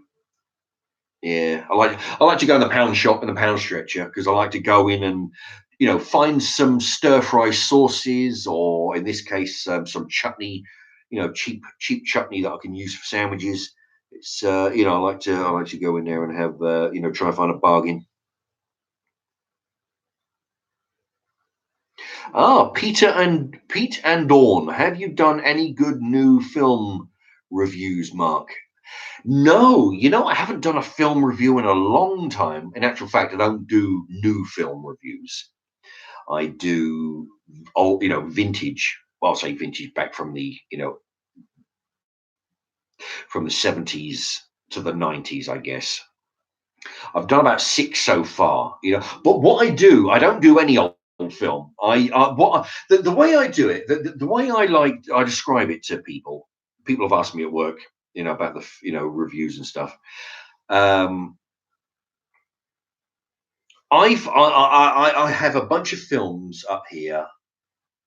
Some of them are just quality gems, Um, what I do when I tell people about any of the films that I've done, the way I approach it is this is a film. I don't just review the film because it's there. I review the film because I like the film. I like it so much. I like to watch it. It's a quality classic film. And this is why I think you should watch it. That's the approach that I have. I try not to give too many spoilers away, but the way I look at it is I really like this film.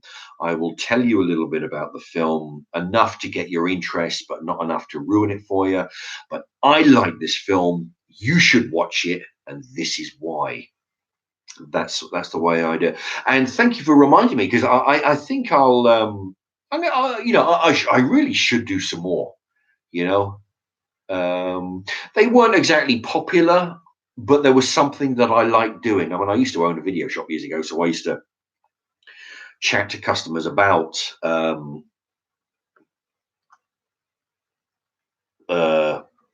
the films. I've lost. Oh, there you go. It's about the film, but yeah, I like film. You know, I like stories. Yeah. Well, when you got people say, "Oh, yeah, the fucking Transformers is the best movie," you're like, fuck off. You know, I like films that have a story to tell. The life. Actually, I don't have this film, but the life of David Gale, for example. It's got a woman in it whose name escapes me. It's all about the death penalty. Some woman deliberately dies, kills herself, and the plan was she deliberately makes it look like a guy did it, and he deliberately owns up to the murder, specifically so he can get the death penalty and get the corporal punishment for it, get killed by the executed, and then afterwards, the video footage of this woman, it emerges that she killed herself deliberately. So it's all a big pact. You kill yourself, I will take the blame. I will get executed by the prison, and they will show how flawed the capital punishment system is. The Life of David Gale, excellent movie. Things like that have a story, have a message. That's what I like.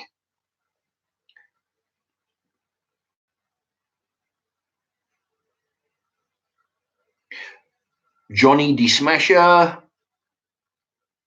Hey, Mike. That's twice you've called me Mike, I think. It's Mark, but Pepsi or Coke? Given the choice, I like Pepsi. It's a little sweeter and it's not quite as gassy. And it's cheaper than Coca-Cola as well. But of course, given the choice at all, I go for the shop brand, which is 65p for 2 litres. But given the choice of those two, Pepsi. Tony B, is it pissing down there, Mark? Well, there, mate. It sounds like it's raining. It was coming down pretty good earlier. Oh, Jesus, like monsoon.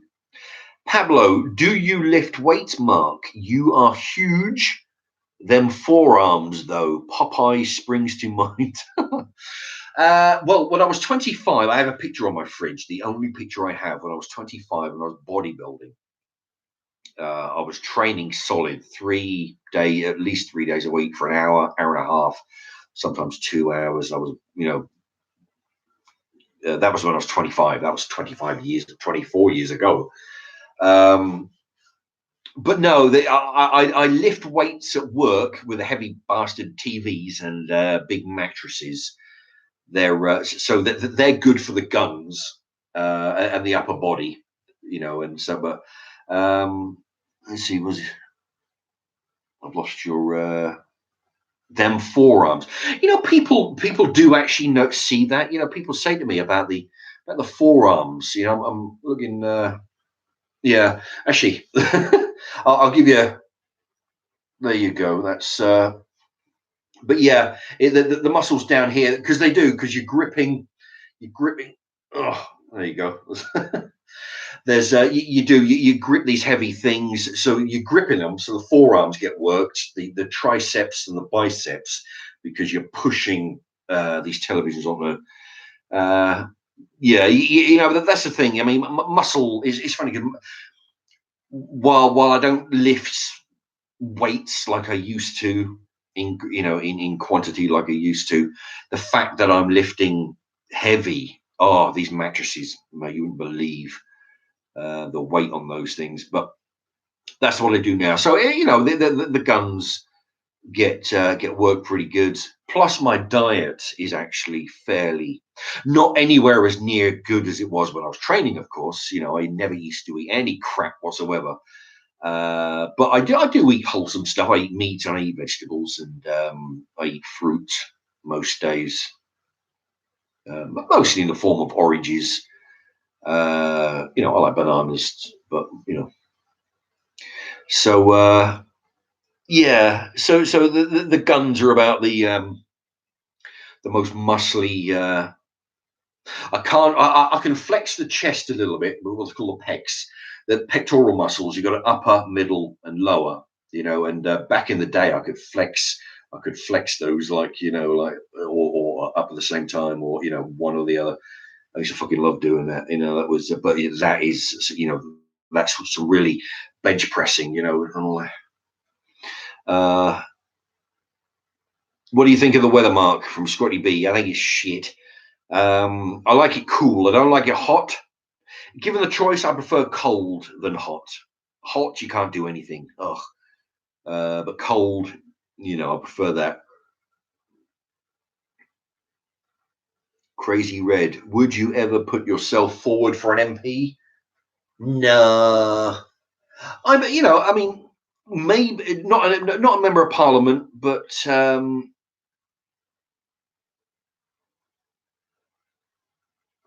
if I, yeah, but although but being, I don't know, being a spokesman for a local, down on a local level, maybe, but not a member of Parliament.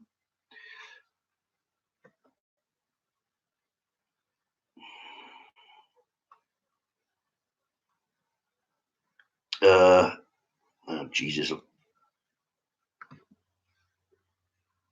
Pablo, Mark is so swole. Swole. Swole. All right. Paul K, have you ever chased a chicken like Rocky?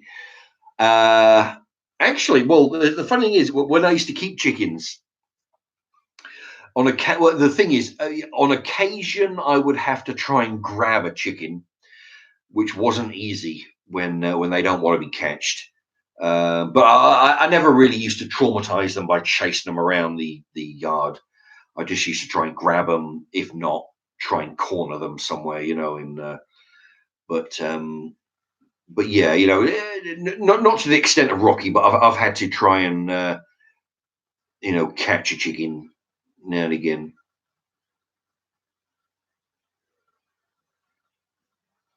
Ben Varley, Mark, have you got any funny stories from your old weed smoking days? Oh, actually, I'm yeah.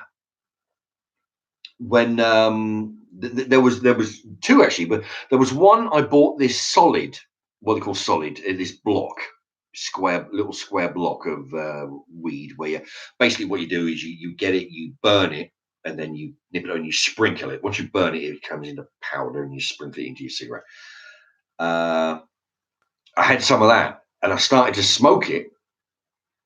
And within 2 minutes, man, I had the mother of all headaches. It was fucking blinding headache. And I couldn't understand why, because I've been smoking it, some different stuff before, no problems. But I had a bastard, bang, bang. And it happened within a couple of minutes of me taking a few puffs, And I was talking to somebody at work about it the next day. I thought, you wouldn't believe the headaches. Oh, that I've just had. He said, oh, yeah, you sprinkled it in your hair a couple of minutes and you had it. I said, yeah, you know what that is? It's when they smuggle the drugs. What they do, they wrap it as best they can in cling film or anything else, and they hide it in the fuel tanks. They probably wrap it in stuff, but I mean, while it won't be submerged in petrol, whatever. Like if they wrap it in stuff, and it's hidden in the petrol tanks, it'll be absorbing the fumes. He said, "Oh yeah, well they smuggle it in the fuel tanks, so when you take it out, it's soaked up with some of them fumes, and of course, so what it looked like I was doing was smoking the weed and inhaling petrol fumes as well. But I mean, it was quick. The headaches just came on right fast, and that was for Ben Varley. Oh, and there was another one where I had this weed, and what it was, because I was used to either smoking block, what they call solid.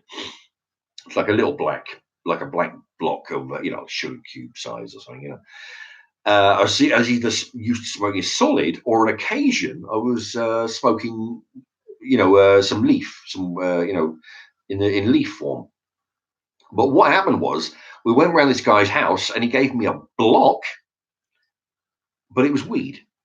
Right, so it wasn't the usual black block of solid, and it wasn't the loose leaf weed.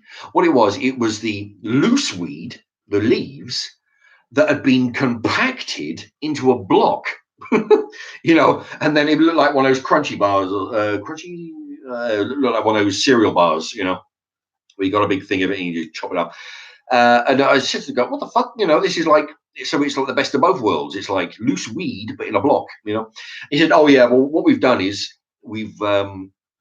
it's been soaked in rum, like could be fucking soaked in fuck knows what." But he told me at the time it was soaked in rum, so that means it got all like sticky, and they managed to put it, press it into a block, dried it out. And it's like extra strong. So you got the weed and the rum. You're smoking rum. Anyway, so I had a few people around the house, and what I was doing, I was smoking it. So you got the weed and the rum and about 4 bottles of lager. I'm drinking as well.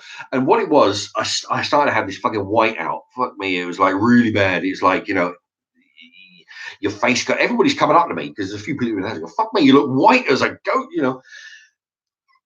And what it was, when you like, I'm sitting at the top of the stairs and I'm looking down the stairs, and it's only about sort of 12 steps, but it was like looking in the wrong end of the. But you ever looked in the big end of the binoculars? You look in the big end and you're looking down into the small end because the back front. So instead of things looking close, they look like they're a mile away. Oh Jesus!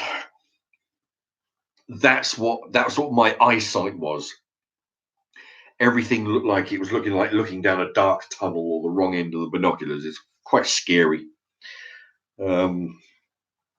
Yeah, I probably got a few others, but it's probably gonna take me a while to think back. It's just a long time ago, but yeah, that was scary. That was so after that was it. I used to either smoke weed or drink lager. I never used to mix the two.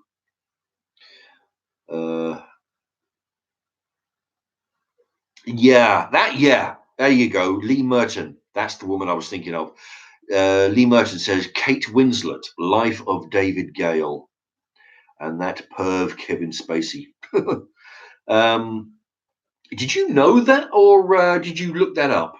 The Life of Kate Winslet, and because it's a very good film, all about how well, the idea of the movie is how wrong the death penalty is. Scotty B, have you got any new tattoos, Mark? No, my latest one was the chest over here. There you go. Look, I've mentioned this before. Somebody asked me a few weeks ago on the live stream. This was an amalgamation of 6 different designs. I had the face from one clown, the hair, the color hair from a different clown. So there's 2. The pole, the staff or stick he's holding is from a different clown. 3. The coloring from a different one, from a different clown. That was 4. The fact that, you know, like a lot of tattoos, they put the tattoo, the thing on there, and then they draw around. They draw around like a stencil, and then they fill in. Didn't have that. There's no outline. There's only the color on the, on the inside. There's no drawing of an outline. That idea was from another tattoo. So, so I amalgamated different things from all these different pictures, put them into one. That's what I say to people when you go for a tattoo. By all means, go in, have a look at their books. They've got dozens of books, most tattooists, of all the work that they've done. Mostly work that they've done, but they'll have magazines of other people's works. And sorry, that's what happens when I'm reading. I'm reading stuff, and then, but yeah, but so go in, get have an idea in your head.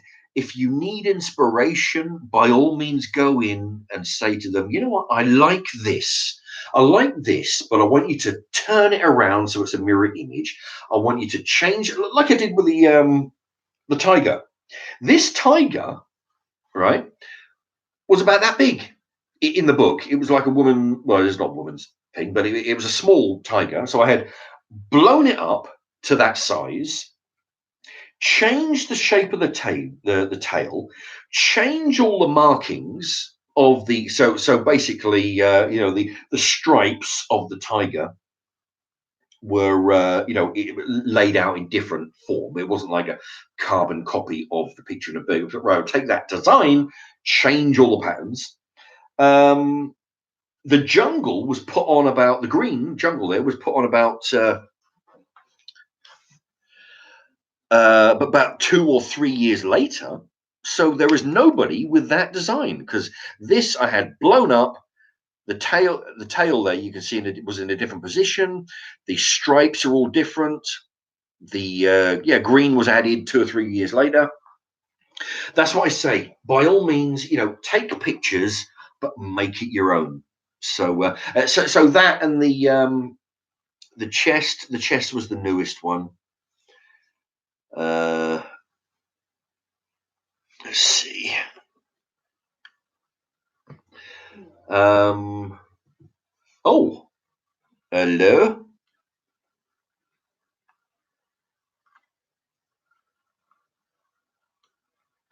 Oh no, wait a minute.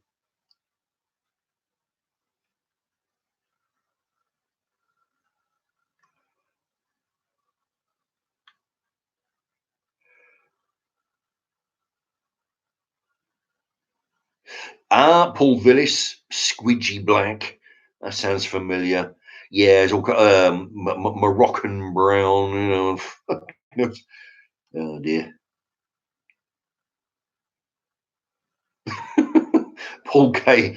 Ever punched a frozen cow in the slaughterhouse? Yeah, I tell you, that'd be pretty good to do that.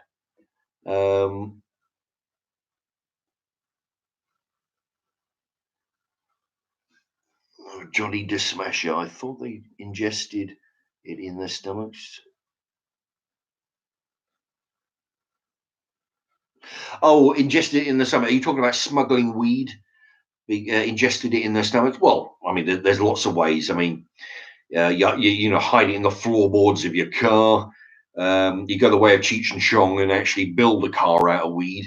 You can swallow it, shove it up your ass. You can hide it in petrol tanks. Just lots of different ways. You can.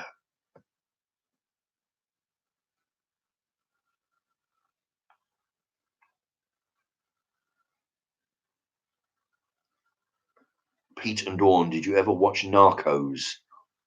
Narcos, is that the one with Ray Liotta?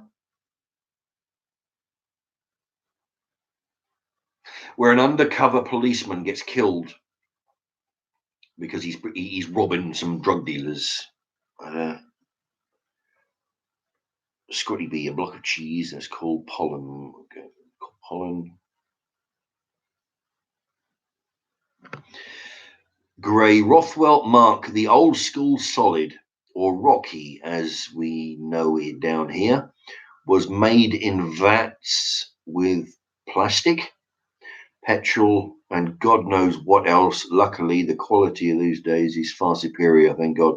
Indeed. We see, this is what I was talking about a few weeks ago, when if it was legalized and you had proper company, like they do in America, they've got proper companies that make it into, they sell it as weed, they sell it as cigarettes, they put it into cookies, they put it into chewing gum.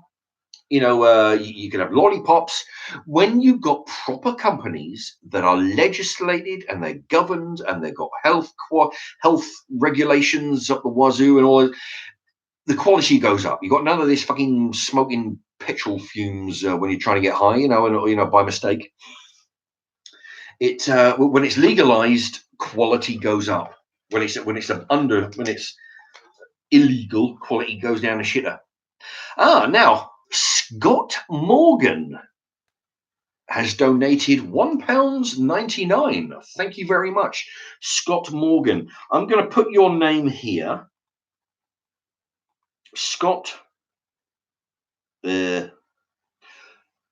Morgan. £1.99. I shall, as I've been saying to everybody, anybody who donates like Peter B and now Scott Morgan, anybody who donates on the thing tonight there, I will take that money and I will buy some mealworms. I will buy packs of mealworms and I will put your name, Scott Morgan, on 2 packs that I buy on your behalf. And when I do the chicken videos, they'll be in a few weeks' time, I will feed the mealworms to the chickens and I will set up the camera. It's really great just watching chickens eat. It's just mesmerizing. It's really good fun just watching them, So I will do that in your name. I will take your £1.99, your generous offer there, your generous donation, and I will buy 2 packs of mealworms. Like I say, put your name on it. You'll get credit when I make the video along with Peter B. And anybody else who wants to donate, I will do it on your behalf. Because, I mean, the thing is, you've got the pack of mealworms that cost £1. To post it is going to be another £1.50. So the postage is going to, because it'll come under a big package, you see, rather than an envelope. Envelopes are dirt cheap. You just put a stamp on it. But if it's a big package, a thick package, because they in the post office they got that plastic board and it's got to be able to go through the slot. So the postage is going to be more than the actual item.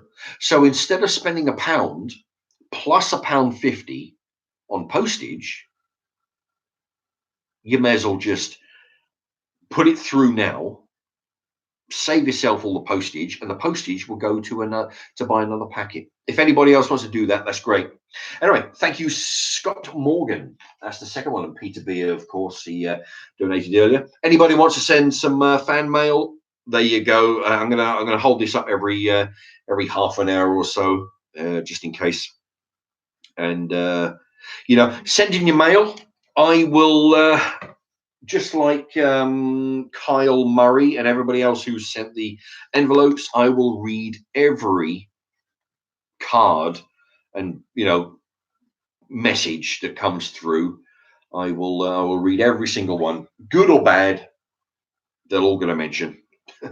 I'll read all of them. And once again, the stamps that come with the try and get a picture, try and get a fancy pic, not just the one with the Queen's face on it, but if you can, try and get a picture one, because what they do is the charity, they sell them to the foreigners who foreign stamp collectors, and I would imagine that they will be easier to sell the fancy ones, Anyway, so what they do, they'll sell them, and so I'm just messing about with they'll sell them, and they'll put the money towards training a dog, one of these help dogs. These what do they call them? The dogs that help people. Service dog. If somebody's got epilepsy or some anxiety stuff. Like what's her name? Princess Leia. Carrie Fisher was her real name. She had a heart attack, ages back, and she was on a plane. She had one of those companion dogs. There you go, for anxiety and stuff. So it's a similar thing to that, I guess. But these dogs need to be trained. Um, Pablo, anyway, that's where your stamps will be going. Pablo, ever smoked crack, smack and black in a bong? It's whack. Shit. Um, no, I've only ever smoked marijuana.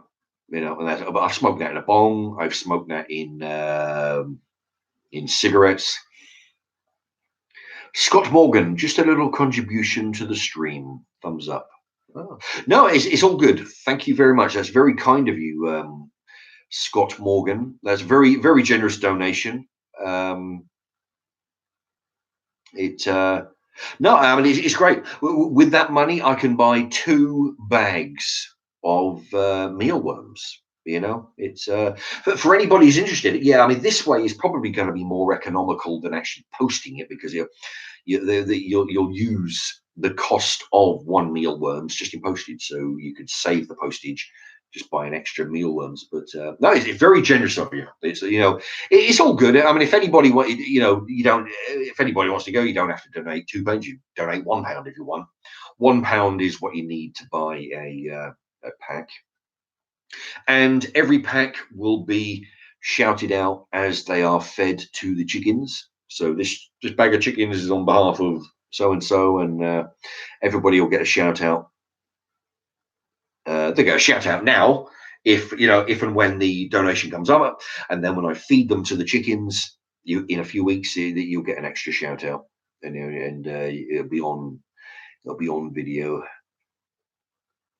Scotty B, have you ever had a ear piercing? No, I've never had any piercings, and I'm not a big fan of men with ear piercings. I'm not a big fan of women with, I don't like women with. I don't like piercings in the nose, in the mouth, on the lips. It's for your eyebrows. Fucking God, no. And I think I'm not a big fan of men wearing earrings. To me, it's just a bit effeminate. And what was I going to say? Oh yeah, and what I really dislike is when you've got 65-year-old men thinking, I'll put an earring, I'll put a stud in here, and then they're thinking, hey, maybe I don't know what they're doing it for. Maybe they think they're looking younger, youthful. Fuck knows, but it just looks stupid on an old man with an earring. But men in general, no. But no, I've never had any piercings.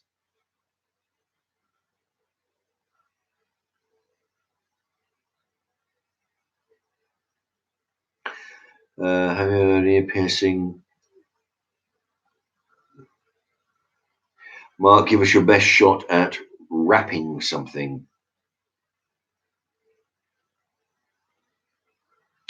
Well, actually, I don't know any. I'm trying to think of the words to the Fresh Prince of Bel-Air.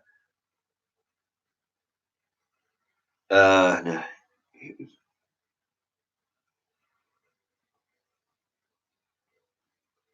I've got it in my head, but I just can't think of it. Oh Jesus! Although if the theme song was coming up, I could probably go along with it mostly.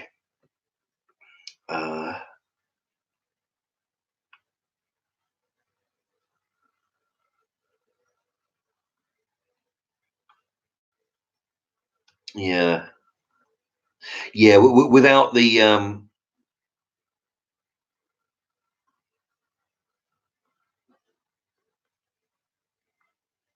oh shit.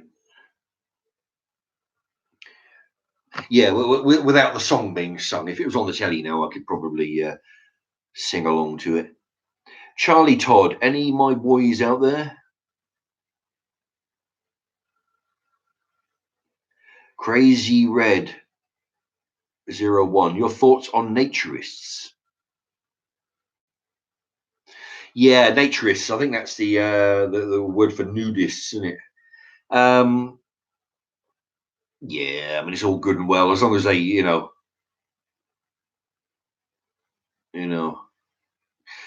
do what they do their own thing, but oh, yeah, he's written underneath nudists. I didn't even see that, but yeah, naturists and nudists. Yeah, but that's the thing.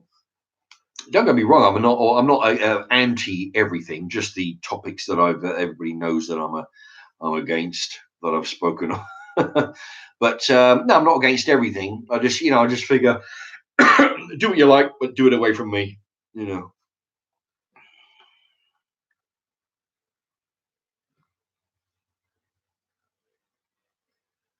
Peter B. Costs of your P.O. box need support.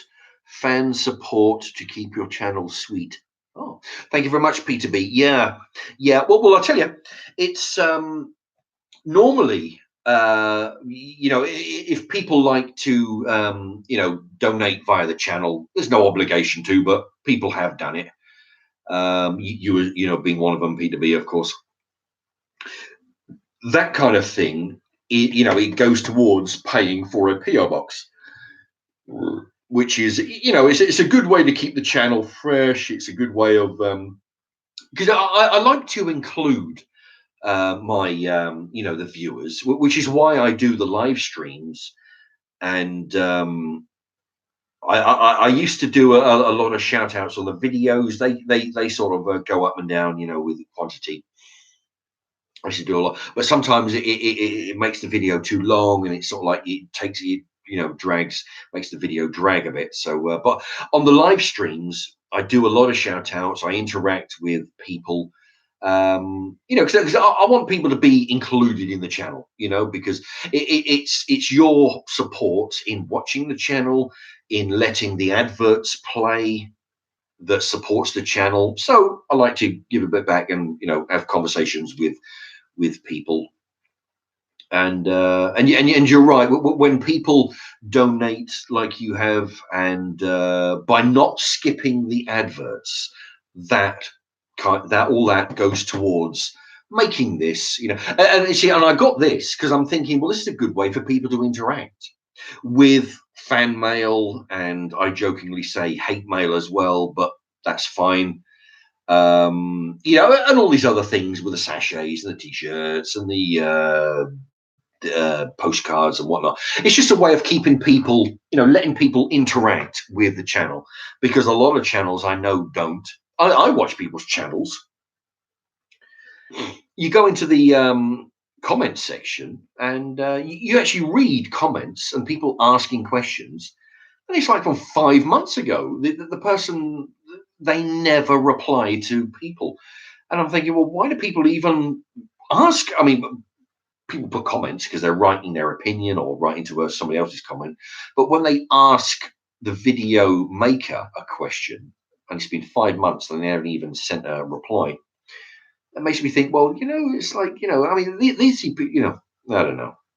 Yeah, and I mean, I realise that when they get thousands and thousands of comments coming, they can't reply to all of them, But when they apply to none, it's just But I try and I try and do my bit to try and interact. So that's where the PO box comes in, and that's when you can help by not skipping the ads, like I say. It's just a way of people getting into because I know I've actually, before I was a YouTuber, program, video maker. I've been I've been a viewer of people's channels, and I've written. I wrote to somebody once, and basically, I mean, it wasn't a bad comment. It wasn't particularly complimentary. It was a man who had a homestead, an American who had a homestead, and he was one of these religious people who figures that God gave us all the trees and all this shit. And I wrote to him and said, look, I wrote, look, could we have more homesteading talk and less Bible talk, please? Kind of politeness, he actually commented on his one of his Q&A videos, where he reads people's questions and answers them. And yeah, he was actually quite polite in his response. And it was such a shock. It actually kind of made my day hearing my name getting called out. So I figure, so I try and forward that on by reading people's names and their comments and returning an answer to their comment. I realized that a lot of people like hearing their names. I know I did, so I try and give people a bit of a thrill by having their name and their question read out. And what doesn't get me though is when I do that for a lot of people, and then I get the hate stuff coming like on Friday, from the people who I've given numerous shout outs for, that's anyway, but I don't want to get on to that. But yeah, I try and include, so that's what the thing is all about, So if anybody wants to, not make me look like a schmuck and actually make this thing worthwhile by sending, because I go into the post office shop, the P.O. box shop, and I go into my locker and open it up. Sometimes there's nothing. Sometimes there's one card. The last couple of times would be one. I say to the guy, like an idiot, is there any packages that are on the shelf? Because if it won't fit in the box, it's on the shelf. And then I look like a goof because I'm real excited, thinking, oh shit, I'm going to get some mail, and there's nothing. Because I kind of I go out of my way too, because I go the opposite. To get to the P.O. box, I have to go the opposite way, because if I'm going before work, I need an extra hour to leave that, before I leave that, to leave the house an hour early. I go in the opposite direction to where I'm going to work. Or if I go on a Saturday, I've got to get there early before 2 o'clock, and I actually go there specifically. There's no other reason why I have to get down by the train station. There's no other reason for me, anyway. So, but then I go in there and there's nothing to pick up. It's just a bit of a bummer, So, if anybody could just send a card, and like I say, all the stamps will go to charity.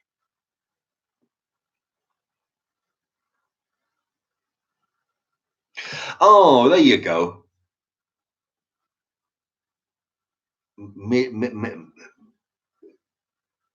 Midland Goat in West Philadelphia, born and raised.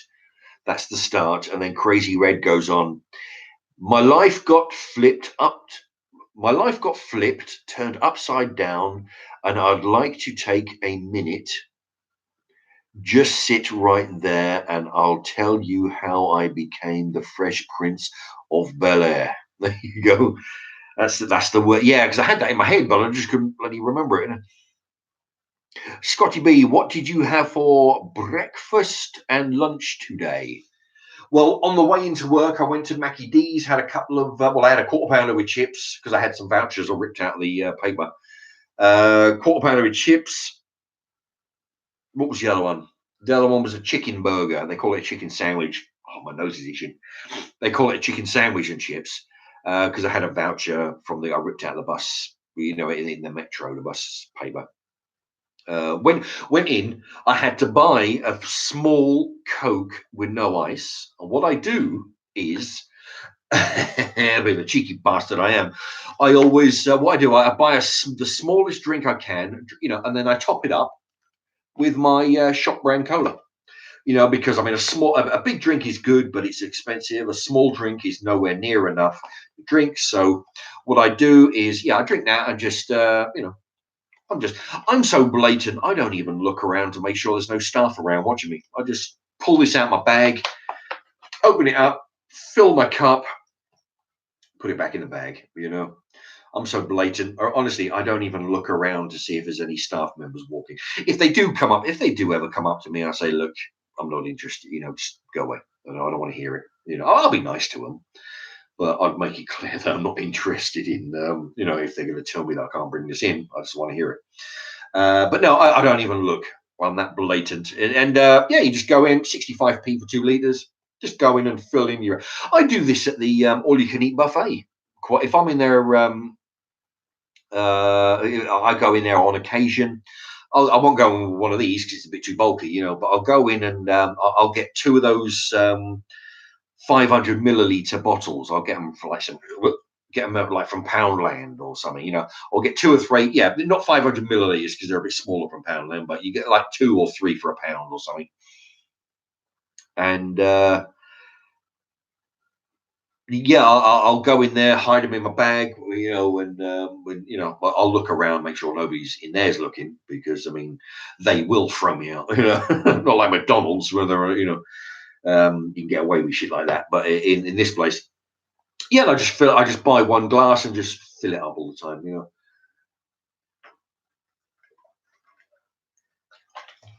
Yeah, screw paying for refills. For the McDonald's one, yeah, just do that. Just buy a small thing and just take in your own bottle, Do you have oh, wait a minute, right, so yeah, I went totally derailed then, right? Scotty B, what did you have for breakfast and lunch? Right, well, that's the thing. That's what I had for breakfast. That's what I had for breakfast before I went into work. That was about midday, 1 o'clock. And then for dinner at 6 o'clock this evening at work, I had some kind of chicken. It was very mild because whenever they do that, I always make sure I ask the guy, look, is it mild? Because I don't want anything spicy, for fuck's sake, it was mild chicken curry and rice, and then separately had a big spoon of peas put on it. Because pretty much whatever dinner I have, I always put some veg in there. Whether it's whatever it is, could be chicken and chips. I always, try and put some veg in there. But especially with stir fries or the chicken curries, I always. Because I do that at home anyway. I'll put a load of veg in with a curry. So that's what I do at work. In this case, I only had peas. Sometimes I got mixed veg, but that's all we had today. Lee Merton. On the playground is where I spend most of my days. Oh, yeah, some of the other lyrics. Crazy Red 01, good effort, lads.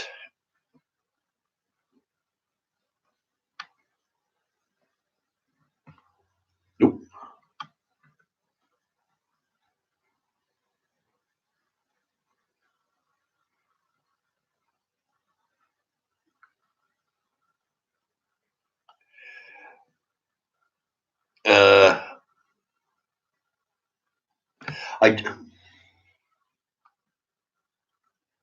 Oh, Scotty B. Oh, he's talking. Oh, yeah, he's talking to Pablo again.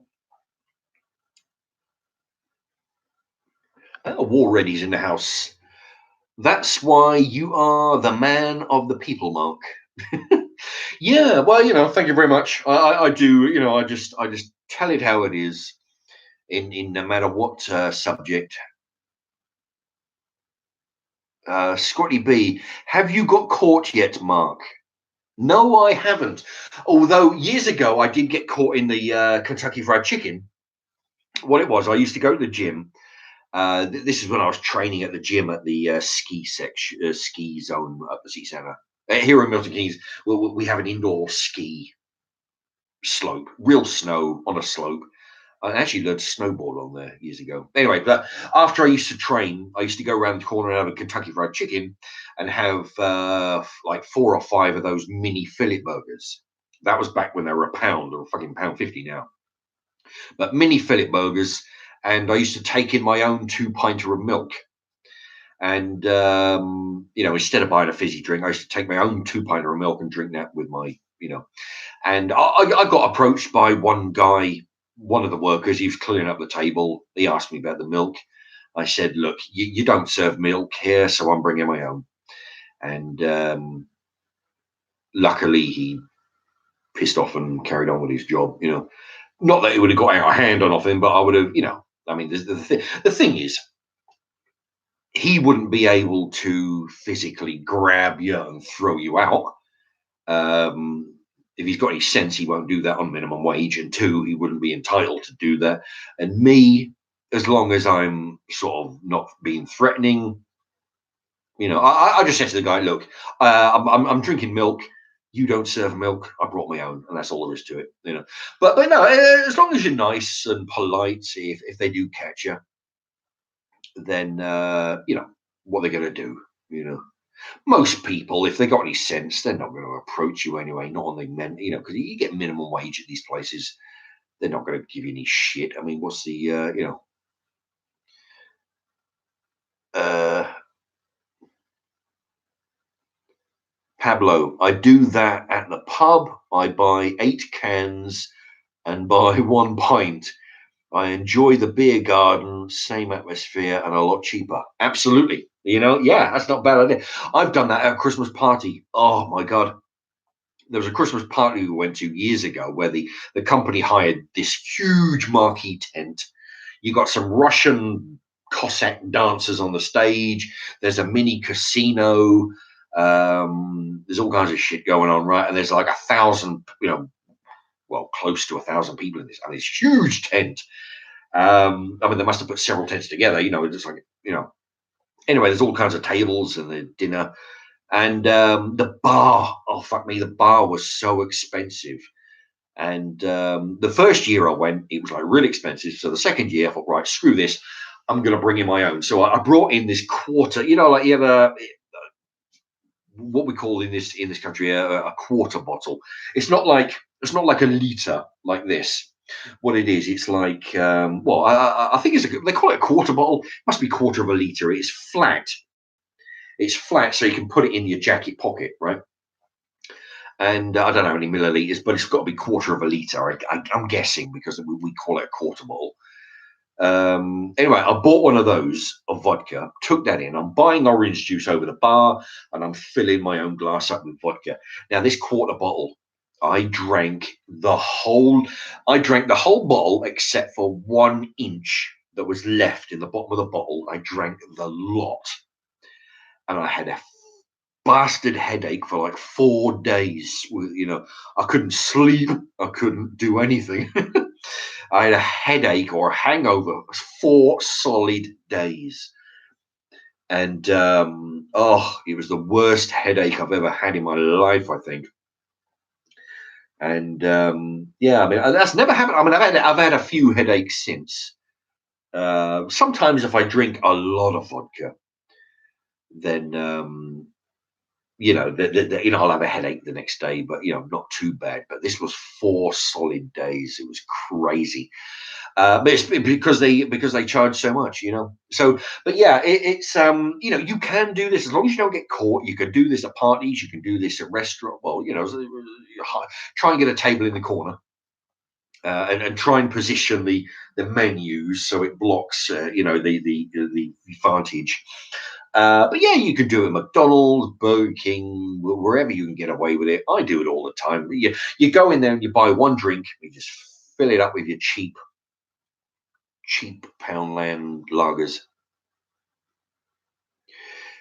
Kay Collymore, Mark for Prime Minister. Yeah, I tell you what. Well, there'll be soon. Things would soon get straightened out if I was the Prime Minister.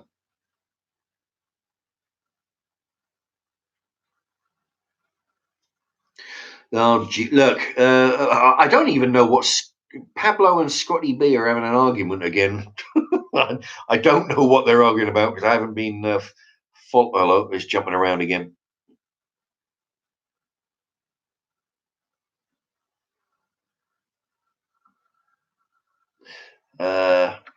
Pablo, Mark Villis, are you still Mark Villis?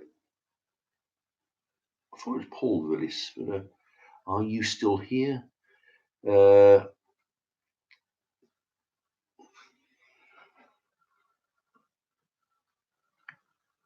Peter Brown, Mark, what would be your ultimate meal? Do you have a favorite? Uh, my ultimate meal.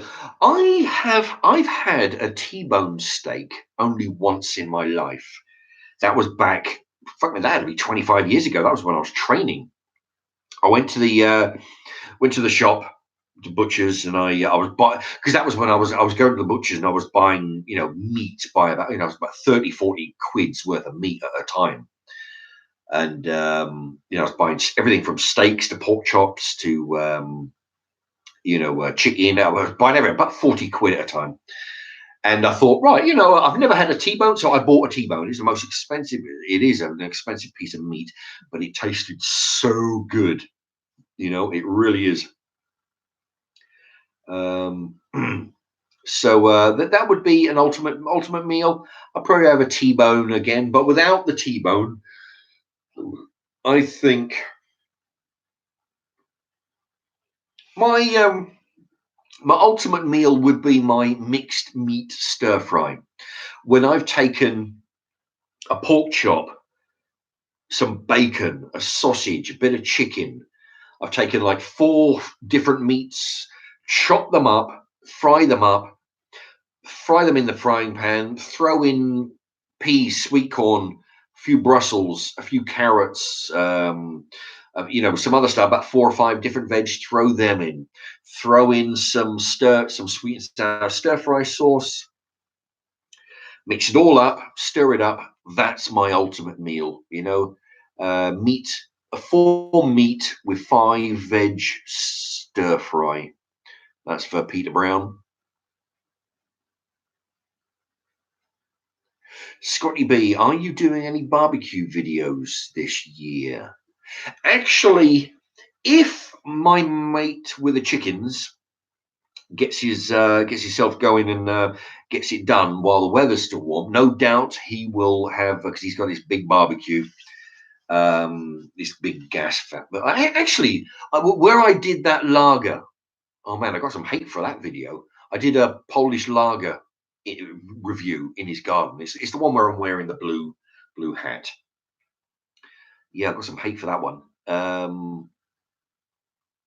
So while I'm around there doing the chickens, if the weather's good, then or doing the chicken videos, while the weather's good, I'll try and talk him into getting a barbecue going and see what we can come up with.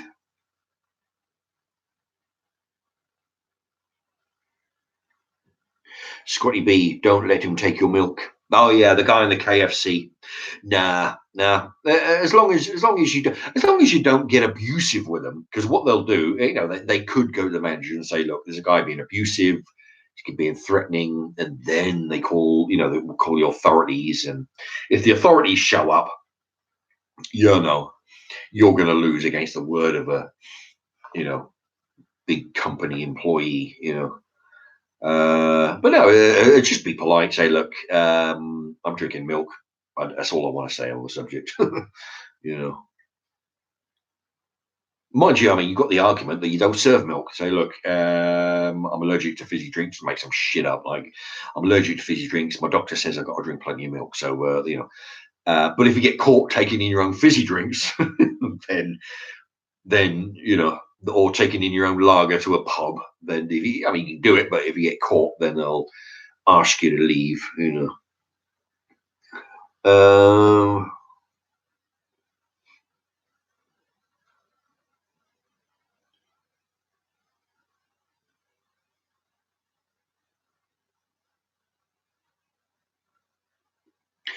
Pablo says, I remember when you was a total racist when Marx. Are you talking? Are you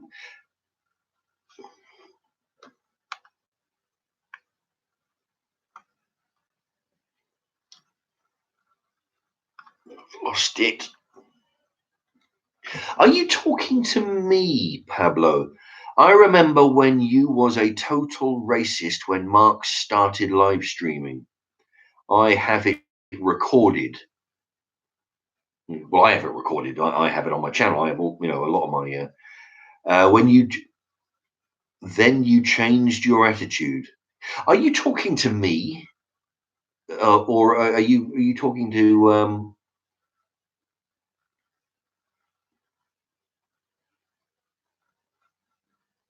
That Pablo says that will be a quarter. Uh,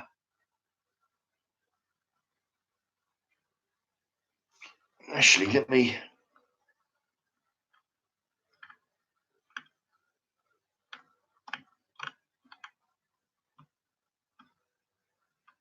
I don't know whether.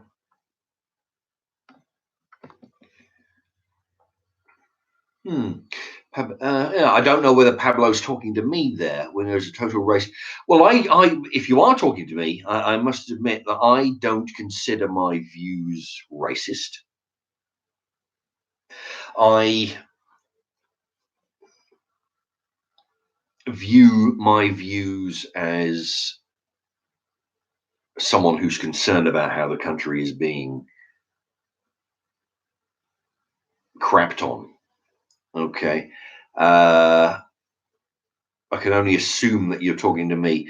Yeah, that I have had a lot of people use the word racist or Nazi or and all these kind of things when I'm or homophobic. Again, if you're going to use the word homophobic, anybody use it in the proper context. A phobia, homophobic, arachnophobic, all these other phobias, fear of. Okay. Um, but yeah, it's not being racist to say that your country is going down a shitter, and it's because of the government that are allowing it to happen. And yeah, Scotty B, you would sort them out, Mark, as MP. Yeah, I would sort out all this bullshit.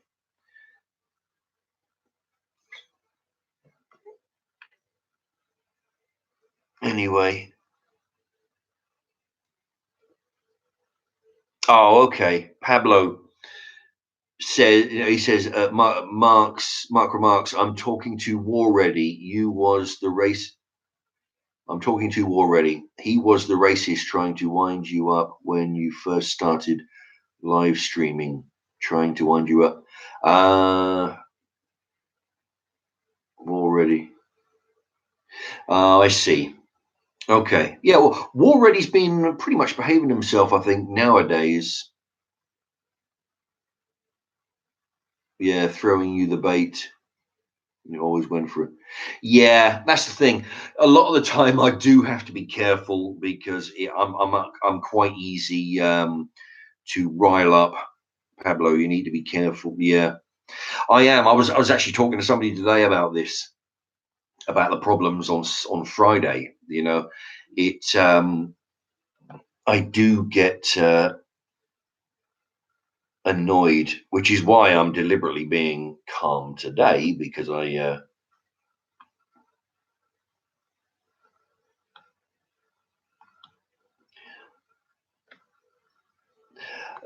got it out of my system on Friday. But yeah, I mean that's my trouble. I am easy to annoy. And but you see, that's the thing. Sometimes it's hard for me to realize that it's been done deliberately. I mean, because I have I'm not afraid. That's my trouble. I'm not afraid to give my opinion. Like that goof who at the bus stop earlier, at the start of this live stream. I was talking to the kid, and the guy immediately ran out. Right? No, no, no, I don't want to. I don't want to be any part of this. He fucking wasn't. Nobody was talking to that twat. I'm not afraid, like that guy. I'm not afraid to give my opinion, which sometimes will, it gets me in hot water sometimes. But I'm just wired like that. I will give my opinion, and I'm not, it doesn't bother, I'm just not scared to give it. I will give my opinion, good or bad. And if people agree with me, great, we're on the same wavelength. If people don't, fuck them. But no, I don't. I'm not one of these who will run out a bus stop because the conversation is leading a certain direction. Or I'm never one of those. When if the subject comes up of like if the subject comes up and you say, oh no no no, I'm not getting involved with this one. Like if somebody is talking about wives, about the property of wives being a pain in the ass. Ooh, I don't want to get involved. No. I'll get the fuck out of here. I'm not one of those. I'm scared of what people might think of my opinion.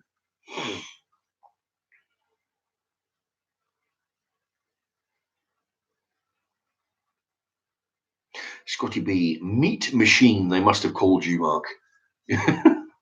Was that? But back in my training days, meat machine. I used to a lot of. I was eating meat. I was eating steak for breakfast, along with those milkshakes that I used to whip up. I used to, drink drink 2 pint. I had a 2-pint jug in those days, and I used to put 1 pint of milk, 6 eggs, 2 bananas, load of ice cream, right, and then some protein or carbohydrate shake powder. But most of the time it's one or the other. Put that in, and yeah, I used to come out with and then maybe if it got a bit too thick, put another half pint in. So that's 1.5. I used to come out with a good 2.5 pints sometimes of milkshake. I used to have to drink it over the sink in the kitchen. Drink it over the sink in case I threw it up, because I'd feel like I'd be wanting to puke it up, and then have to lay down for an hour and then get up and go to work, because I was working night shift. Oh man, those were the days.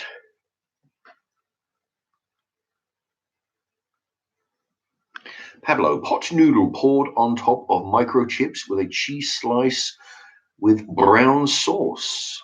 Interesting. Pot noodle poured on the top of microchips. Mind you, I suppose oven chips will work, be a good substitute, and a microchip. I haven't had microchips. Bit of an expensive version. But yeah, I would imagine they have to tip out all the juice. I would imagine out of the. Or would you? Would you take all the juice out of the pot noodle, or would you allow it to soak in the chips? You know? Oh, Scotty B, I was right here. I'm not using it though. I've only got a little bit of Coke left in this bottle, so I'm just drinking it out of the bottle. Josh has retracted his comment.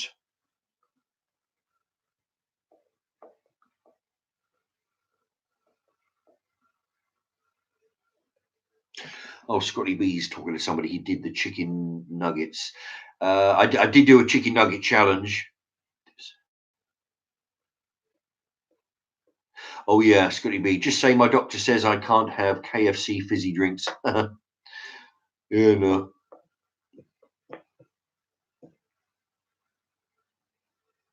Yeah, he mentioned the chicken nuggets. Yeah, I did the chicken. I can't remember how many chicken nuggets I had. It was about, I don't know, 40 something, 40, 46, something like that. Peter Brown, 4 meat stir fry, genius. I've been toying with the idea of taking a white mug into Wetherspoons as to avoid the £1.30 charge for unlimited coffee. Oh. Or is that a step too far? No, by all means, no. If you can get it, yeah, if you can take in your own cup, sneak in your own cup, and you get a free refills. You know, that reminds me, when I used to work at the Argos head office, there was a little cafeteria on the ground floor, and what they used to do,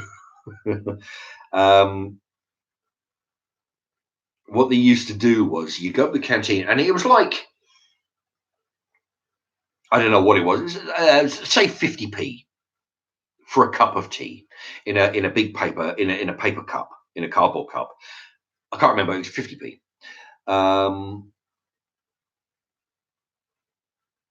What that was, if you, and then what they used to do was, I learned what the prices were for the, breaking it down. If you took your own tea bag, they would give you the water for free, but they would charge you 20p for the cup. Right. So now I've taken the 50p tea, brought in my own tea bag, and now it only costs me 20 pence. And then it dawned on me, well, wait a minute, I'm paying 20p for the cup. So what I used to do was to bring in my own tea bag, use their free sugar, all the rest of it, drink the tea, and keep the cup. I used to mark it. I used to mark the cup underneath with a little tally, and then take in the cup next time, the paper cup. You just dry it out, put it upside down in the corner and dry, they drip dry. So now I brought in my own tea bag, brought in my own cup, the recycled cup. They give me the water. and I get to use the share. So I used to get free cups of tea, and I used to put a tally underneath. I used it about 7 or 8 times before the cup gave out, because I mean it doesn't last forever, So yeah, that's how cheap I am. Instead of paying for 20p, rather pay for tea bags, bring in your own. You get 100 of them over, 100 of them in the Poundland for penny each, penny and a half each. Why pay 20p for a cup? We just bring in the same paper cup back over and over and over again, 7 or 8 times. So that's 7 or 8 times at 20p a go. That's 20, 40, 60, 80 pound, pound 20, pound 4. So I saved £1.40 by not buying a new cup every time. So yeah, so that's how cheap I am. And if you can take in a cup and get a free £1.30 cup of tea, then yeah, by all means, go for it.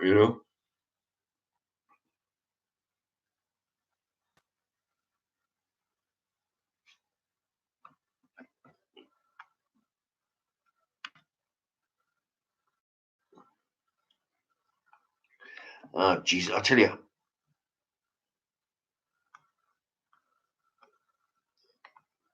that's the thing. I try and bring the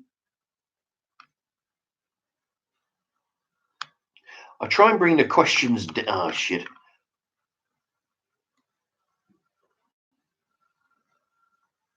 I think it jumps.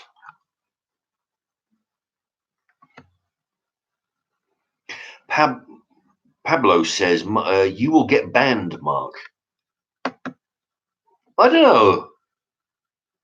Not for this video, but I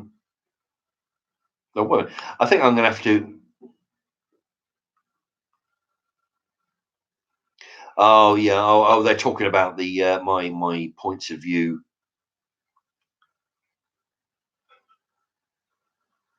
Yeah, that's the thing in this day and age when you got assholes who complain to YouTube that they don't like my content, don't like my opinions. Claire Eleanor, can you give a shout out to Jake, please? Indeed. Hello, Jake. Welcome to the channel.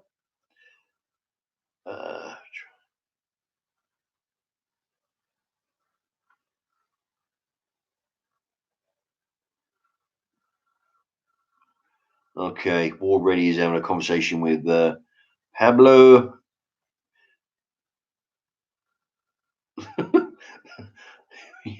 Have it recorded. Oh, Jesus, yeah.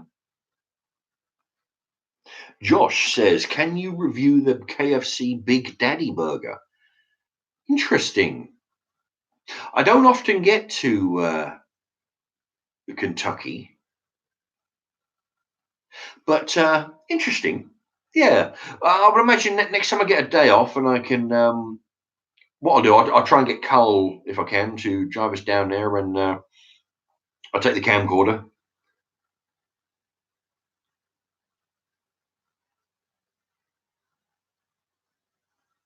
Peter Brown asks to keep it light, guys. That's why I tuned in. Yeah. Yeah, it seems to be a lot of arguing. Normally people are arguing with me, but now I've got people arguing with each other in the oh dear.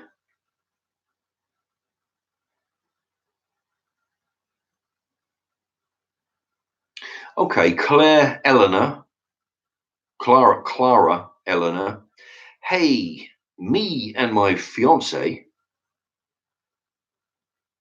watch your videos all the time. Can you please give him a shout out?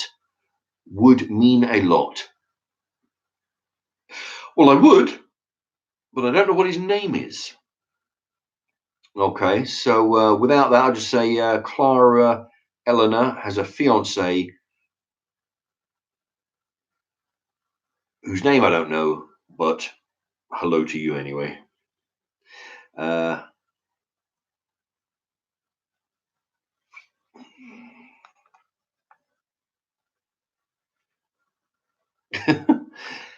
Agent Chaos says Mark is a proud racist. Agent Chaos, nothing wrong with it. Well, that's the thing. It's like you can't dislike anybody now. You know, when if you don't like a certain person, like it's because he's black, you're obviously racist. No, I've had this at work. You know, not this work, but other places I've worked at, where you don't get on with somebody. You know, you have a constant banging of heads. You know, you just going over. Is it well? You know, I mean, you know, it seems to be like some racist behaviour. Is it no? It's not because he's black. He's a fucking asshole. That's why I don't like the guy. The why I don't like somebody isn't purely because of their, a lot of the time because of their race. It's because I don't get on with them. I don't fucking like them. I mean, everybody's been somewhere where there's somebody at work or somebody in this group who you just don't get on with, But you can't. You're not allowed to dislike somebody because they're an asshole. They have to pin it on, well, obviously racist, No, it's just, there's very rarely. Well, it's almost never actually where I dislike somebody because of where they come from. You know, it's because I just don't get on with them. Just different personalities. Uh, yeah, it's just you just can't click with everybody.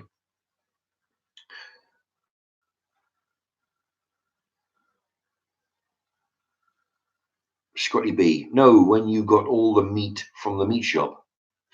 I think, yeah, when you called Mr. Meat or Mark the Meat Man or something. Yeah, I understood that to be the meaning. Yeah, yeah. Well, when I used to, buy 30, 40 pounds worth of, quids worth of meat.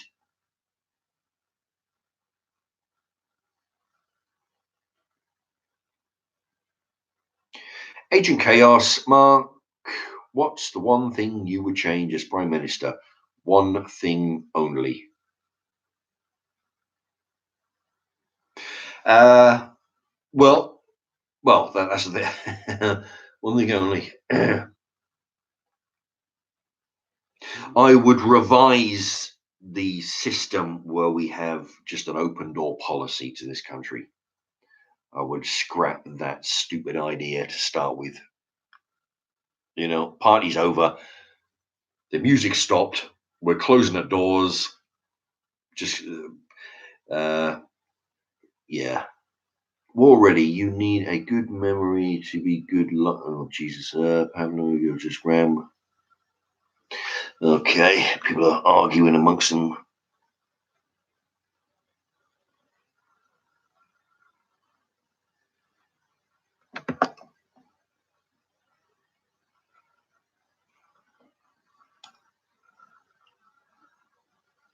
Okay, a lot of these are not for me.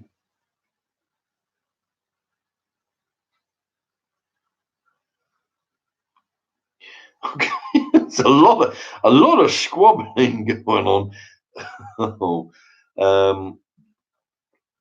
Scotty B, it was a old video. It was an old video, Mark. You did the Nuggets. Yeah, it was a long time ago. It was on a live. Actually, no, I did two. I did one in the kitchen where I was. That was about 40 minutes. That video. 40. I was doing a bunch of nuggets and I was testing a whole bunch of different sauces. And then another one I did in here, I did live. Um, that was it. The one in the kitchen was co-op nuggets. The one in the thing here was Iceland nuggets. Yeah, so I've done two challenges with nuggets. I can't remember how many they did. I want to say in the area of 50.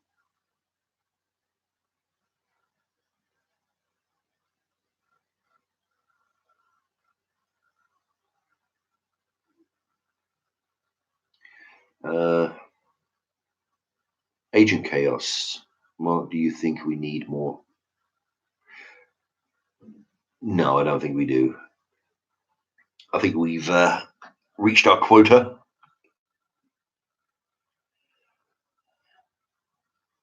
Oh, piss off. Um,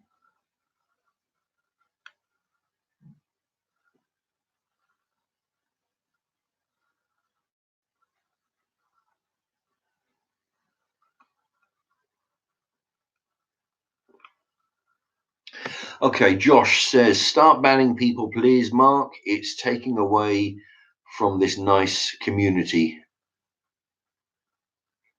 Yeah. All right. Yeah, you know what? All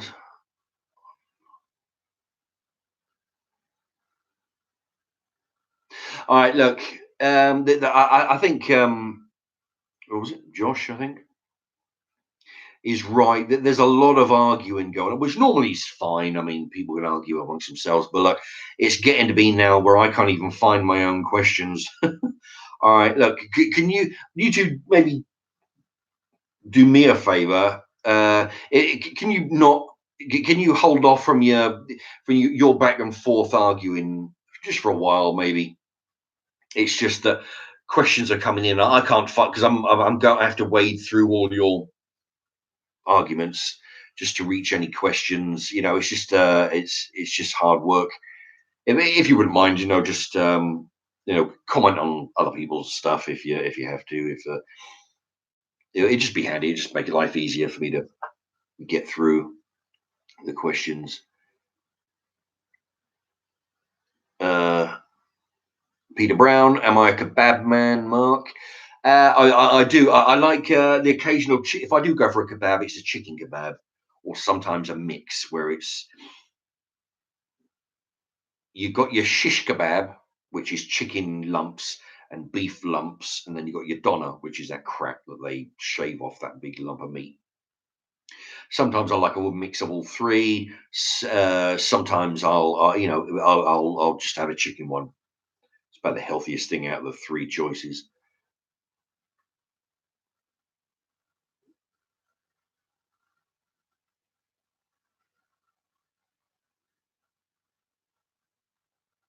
Okay.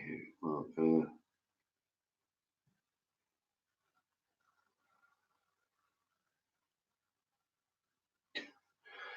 oh dear. Pablo, who me? How dare you, Mark? He says. No, it's just that there's no, not just you, but Scotty B as well. I was talking to. It's just that the pair have been arguing. I mean, you've been arguing for ages now, and I have to wade through all your comments to reach my questions and comments. It's just and I mean, you've been arguing for ages. It's just that save it for next time perhaps.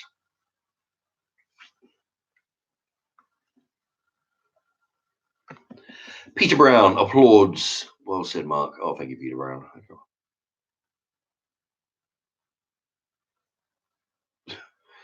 Uh, Pablo, Josh wants a nosh from the remarkable one.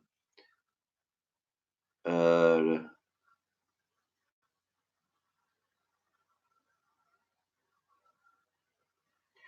Mark, as a sign of world peace, would you marry a non-white?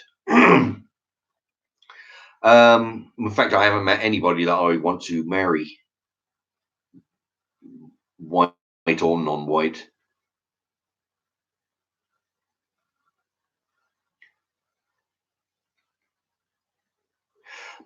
Scotty B, Mark, what did you think of your pizza you had Friday? Would you go there again, and would you recommend it?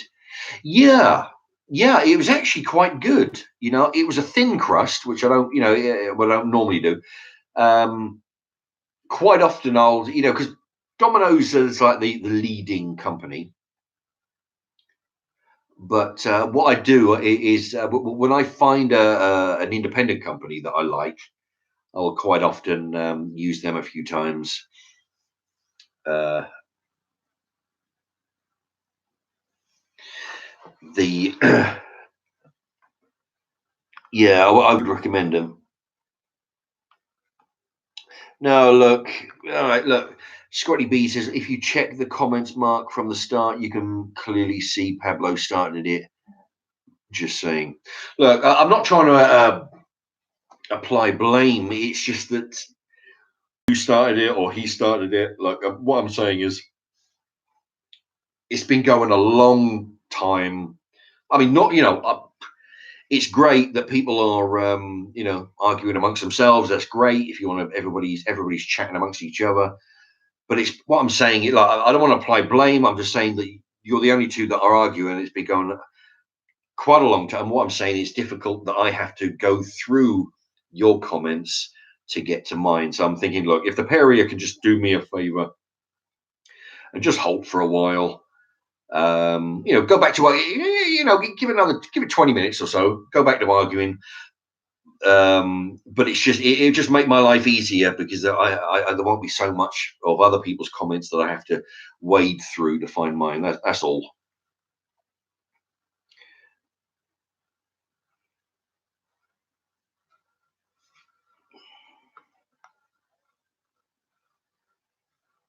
Tim, wow, Mark, me. Tim says, wow, Mark, me. I don't know what. I don't know what. I don't know what that means. Tim says, clearly because of my.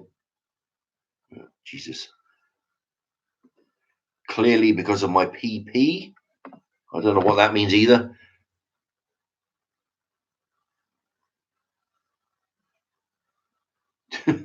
Peter Brown. Yeah, the problem with marriage is it restricts your freedom to eat tinned breakfast in your wife runs.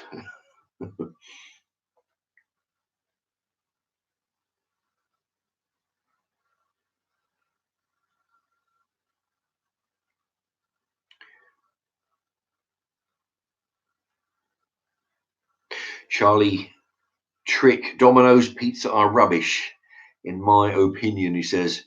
Yeah, I kind of like them, but they are very expensive.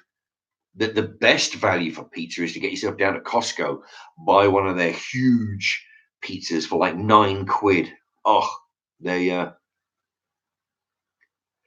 Lee Merton, ever done a lasagna? Oh, I've eaten a lasagna, but I've never made one. I'm not really big on lasagna. All that cheese, all that mince, it's just not my thing. I mean, I like mince and I like cheese, but no, I've never been a fan of lasagna. I had a bad one on a plane, once.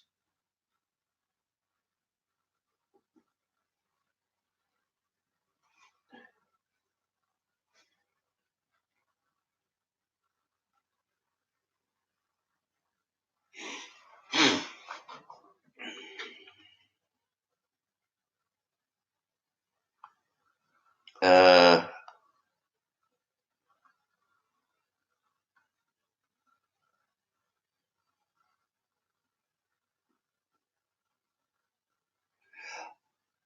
Scotty B, are you not tired yet, Mark? Yeah, look. Oh, Jesus, look at that. It's 11:15. Yeah, I probably have to go shortly. I can't believe there's so many people watching. I just realised I've been concentrating on all the messages, trying to just sift my way through all that. Yeah, there's 24 people watching. I've got anybody want to not hit the like and not yet hit the like? By all means, go ahead. We'll show these people who like to thumbs down all my videos that more people do like to see my videos than thumbs up. More people like to thumbs up than thumbs down. Anybody want to send me any postcards, letters, fan mail, hate mail, parcels with sources from other countries, other McDonald's and Burger Kings and Taco Bell and Wendy's and all that, if you're in America and stuff. Was it Jack in the Box if you're Australian? Although most of my viewers are from England. It's like 98% are in England, because sometimes I'll look at the graphs that the channel lets me see. It shows me, my viewerage. It's like 98% English, 1.5% American. If there's anybody in America, by all means, don't forget to put England at the bottom. May sound a bit obvious, but I went to Spain and I sent myself a parcel, didn't put England on it, and took 3 months to arrive. So yeah, by all means, Go ahead. Anybody want to in the donation thing? If anybody donates £1, like Peter B did and Scott Morgan did, they both donated £1.99, which means I can get 2 bags of chicken mealworms. If anybody wants to throw in £1, I will buy the mealworms on your behalf. Save you posting them. I'll go to Poundland at the weekend, and at the moment I'm getting 4 bags, 2 contributed by Peter B and 2 by Scott Morgan. So anybody else, by all means, I won't be on here for too much longer because I want to go eat and go lay down.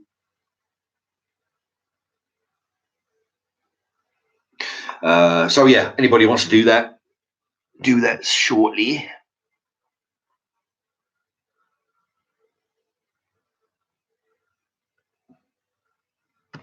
War ready, Mark. What's your best money saving tip? Well, I did a bunch of those. If anybody's interested, type in Mark's Remarks money saving tip. I think I've done about, I don't know, I've done a bunch of them. I don't know, 13 or something. I think the one of them that I particularly like is where like what I do when I do the laundry. I put everything on hanger. I don't even own a tumble dryer. I used to, but I never used to use it anyway, so I gave it away. When I do the laundry, I put everything onto coat hangers and then I hang them on the shower rail in the bathroom, or I'll hang them in doorways, in the frame of a doorway. I've got these hooks that I got from Poundland ages ago, that they hook on the door, and they got like little notches where you can hang like 6 shirts on them or something. And I use those. I let everything air dry. Why pay money to have to run a tumble dryer? Just hang it in the doorway or a window. If it's extremely hot outside, I'll actually, I'll hang it on the curtain rail, so it's right next to an open window. It dries really quick. Yeah, that's got to be one of my best ones. It saves a fortune without running the tumble dryer. The tumble dryer just eats electricity. It's crazy. The other one I like is when I take the old. I actually did another one video of that as well. When you get to the end of a bar of soap and you got this little sliver, what you do is you soak it in water, and then you soak your brand new bar of soap just for a few minutes in hot water until they're both sort of soft. Well, not soft, but being loosened by the warm water. You take your old bit of soap and you jam it onto you press them together like Superman did with that rock of coal, turn it into a diamond, right? You crush it together, and the old bit of soap will weld itself to the new bit of soap, and you just let it dry, just carry on using it. My idiot brother Carl, I've seen him throw them away. Fucking moron, just wedge it on it, and you figure. I mean, when you get down to that last bit of soap, that little sliver, you figure that's 1/10 of a bar of soap. That little sliver is 1/10 of a bar. So every little sliver that you save, 10 of those, 12 of those or so, is worth a brand new bar. So every 10 slivers every 10 or 15 slivers you're throwing away, you're effectively throwing 1 bar of soap away. Why do that? Just put them together. Just mush them together.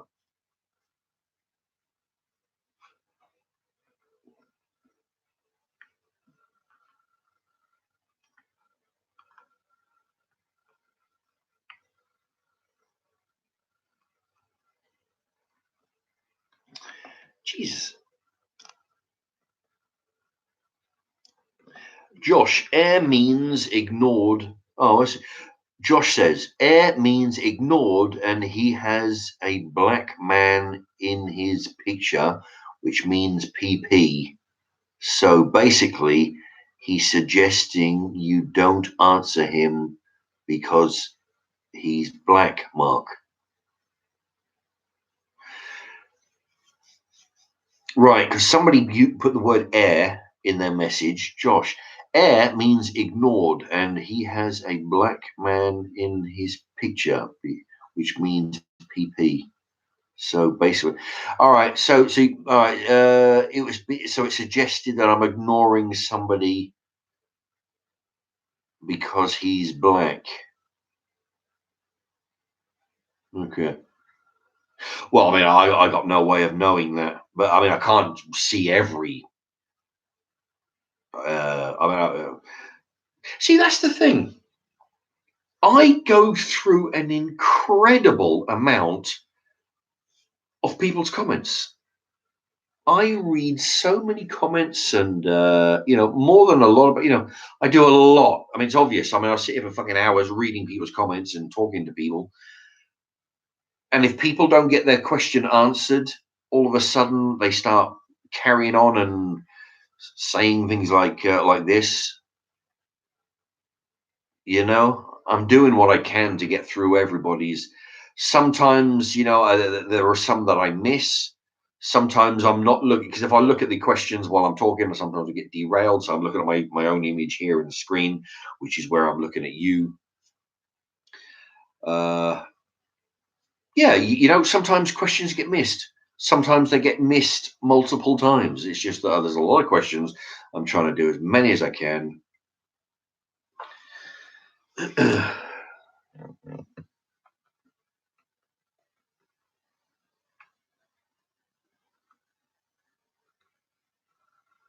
Peter Brown, good night. Top man, keep up the good work. Thank you, Peter Brown. Thank you for sticking around for as long as you have. And good night to you. Yeah, it's getting late. It's coming up to 11:30 in the evening.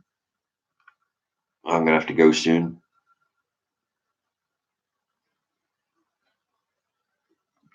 Pablo says, sorry, Mark, I've deleted my argumentative messages or messages. Well, you didn't need to. You didn't need to do that. It's just from you could have just left those and just from started afresh. From now on, that's all. You didn't have to go back and.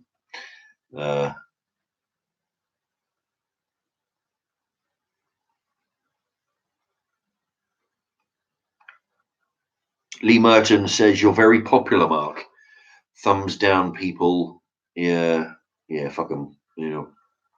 How many thumbs down? Actually, because I'm a bit behind with the comments. But how many thumbs down do I have? All I can see is how many people are watching and how many thumbs up. For some reason, YouTube decided not to tell me how many thumbs down I'm getting. Maybe somebody can write. And if anybody wants to hit the thumbs up, I've got 21 there. Who wants to be number 22? Tell me who you are and you get a shout out. I'll be number 22 there.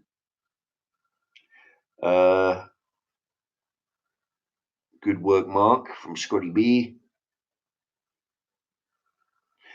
Charlie Trick, I'll gladly send you a copy of my children's book if you'd like to. Oh, there you go, Charlie Trick. Yeah, if you want to send you've written a children's book. If you'd like to review it, absolutely, send it along. What I'll do, yeah. I mean, I don't know any children, but what I'll do, I'll review it. I'll show the details on a live stream or on a video or something. I'll give details about where they might get hold of this book of yours. And what I'll do when I'm done with it, I'll give it to the local. There's a meeting place around the corner. It's a social community group. You go in, you can drink tea, you can play chess. They've got a children's corner with books and crayons. Well, actually, I've donated a load of crayons. I steal them from McDonald's. and I go in there and I used to give them all the crayons for the kids to, I'll when I'm done, I'll give the book to them if that's all right with you. Assuming you don't want it back. I mean, if you do, put an envelope, put an, stamped, an envelope with your address on it and stuff. But I'm assuming if you don't want it back, I'll give it to the community shop for the local kids to read. Already, we love the live shows, Mark. Oh, thank you. Well, I like doing the live shows. Yeah. Your subs increase also. Yeah, I've noticed it. I mean, sometimes I do get an extra few subs when I do live. Yeah, it is a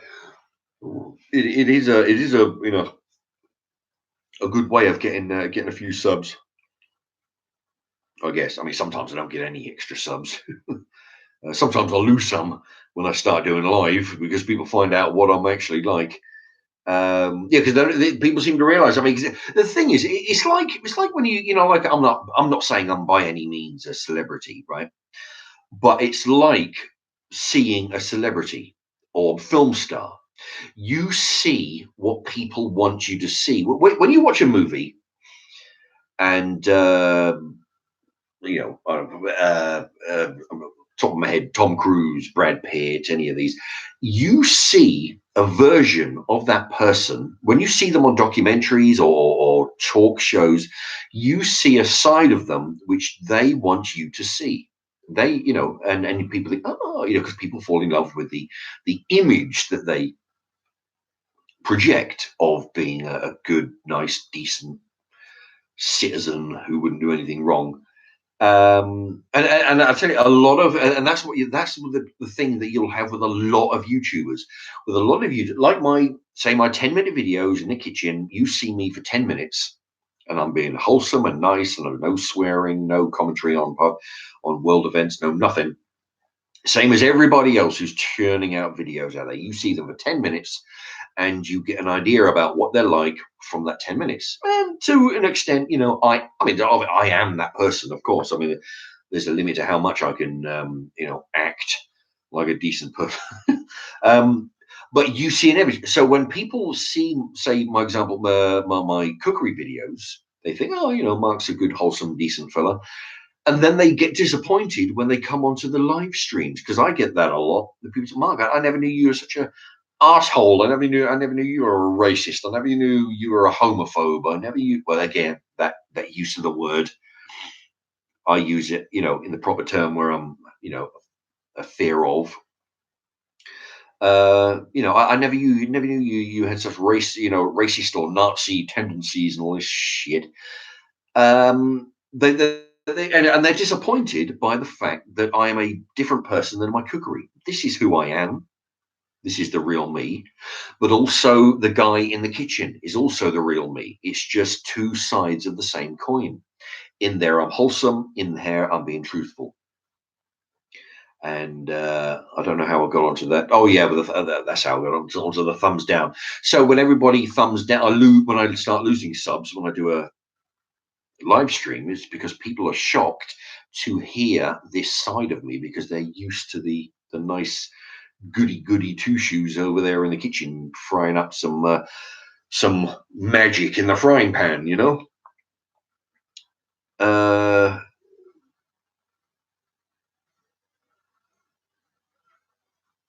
Pablo, we're all friends now, Mark. Yep, good. No, that's good. We're all yeah, there's one big happy dysfunctional family we're running here. Scotty B saves money in the long run, Mark. Yeah, I think you're talking about because both the mushing together of the two bits of soap, especially hanging clothes in the doorways saves a fortune. What else we got? Yeah. Oh, and also I did the Swarfiga. For the people who don't know, if you're pissing about on the motorbike or in the cars and you're getting your cans covered in that oil, and grease and shit, right? What happens is you can get this special, it's called Swarfiga. It's like a big tub, big green tub, and it's got gel in there. You go in, you get some, and it's got like grit. A bit like that facial scrub you can get. It's got like peach pit in there. They crush it down into tiny sand like granules, and you rub it over your face. Same sort of thing, and it works wonders. You get all this oil off. It's just basically a cream with lots of grit in it. You can make your own. I mean, I've done a video on that. You just get some soap, or get some washing up liquid, or some soap, a bar. If you get it lathered up, the bar of soap, or put some washing up liquid in your hand. Put a spoon or half a spoon of sugar, and then just go it all around. It works exactly the same, you know. So if you're out, what we can do, you can nick some sachets of sugar from McDonald's, Burger King, anywhere else. And if you know that you're going to be working on some greasy motorbikes or bike chains or cars or engines and shit, just have some sugar sachets in your pocket.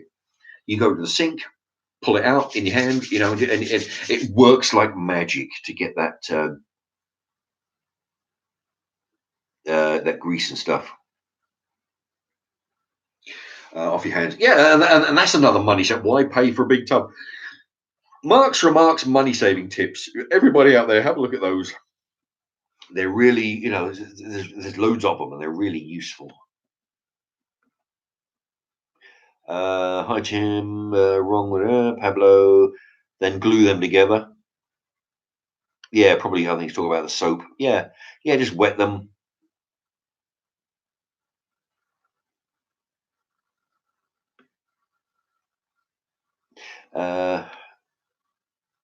Pablo, steal them from McDonald's. What a legend! Oh yeah, I always, every time I go in there. I mean, I hardly ever drink. I virtually never drink the drinking chocolate or the tea. But when I order a burger, I always steal the sugars.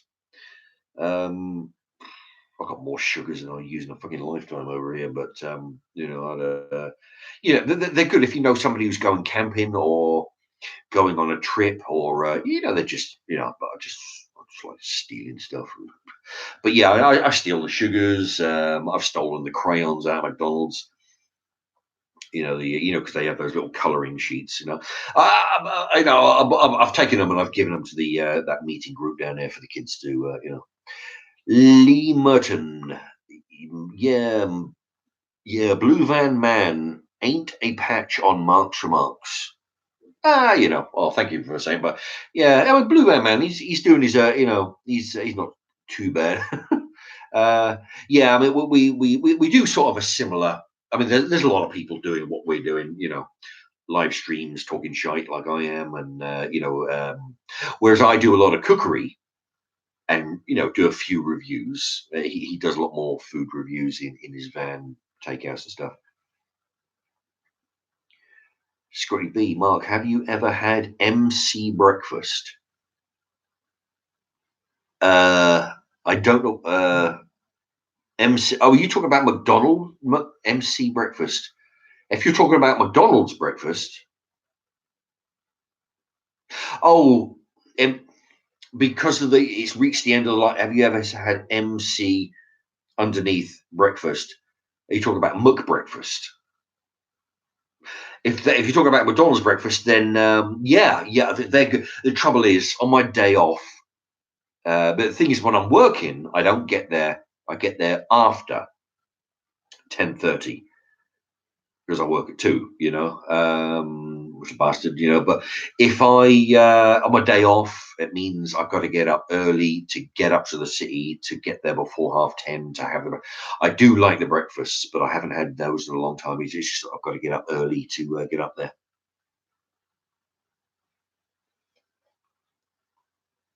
Oh, Paul K agrees with Lee.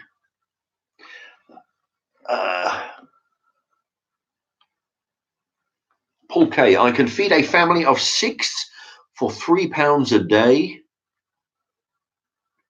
from watching Mark.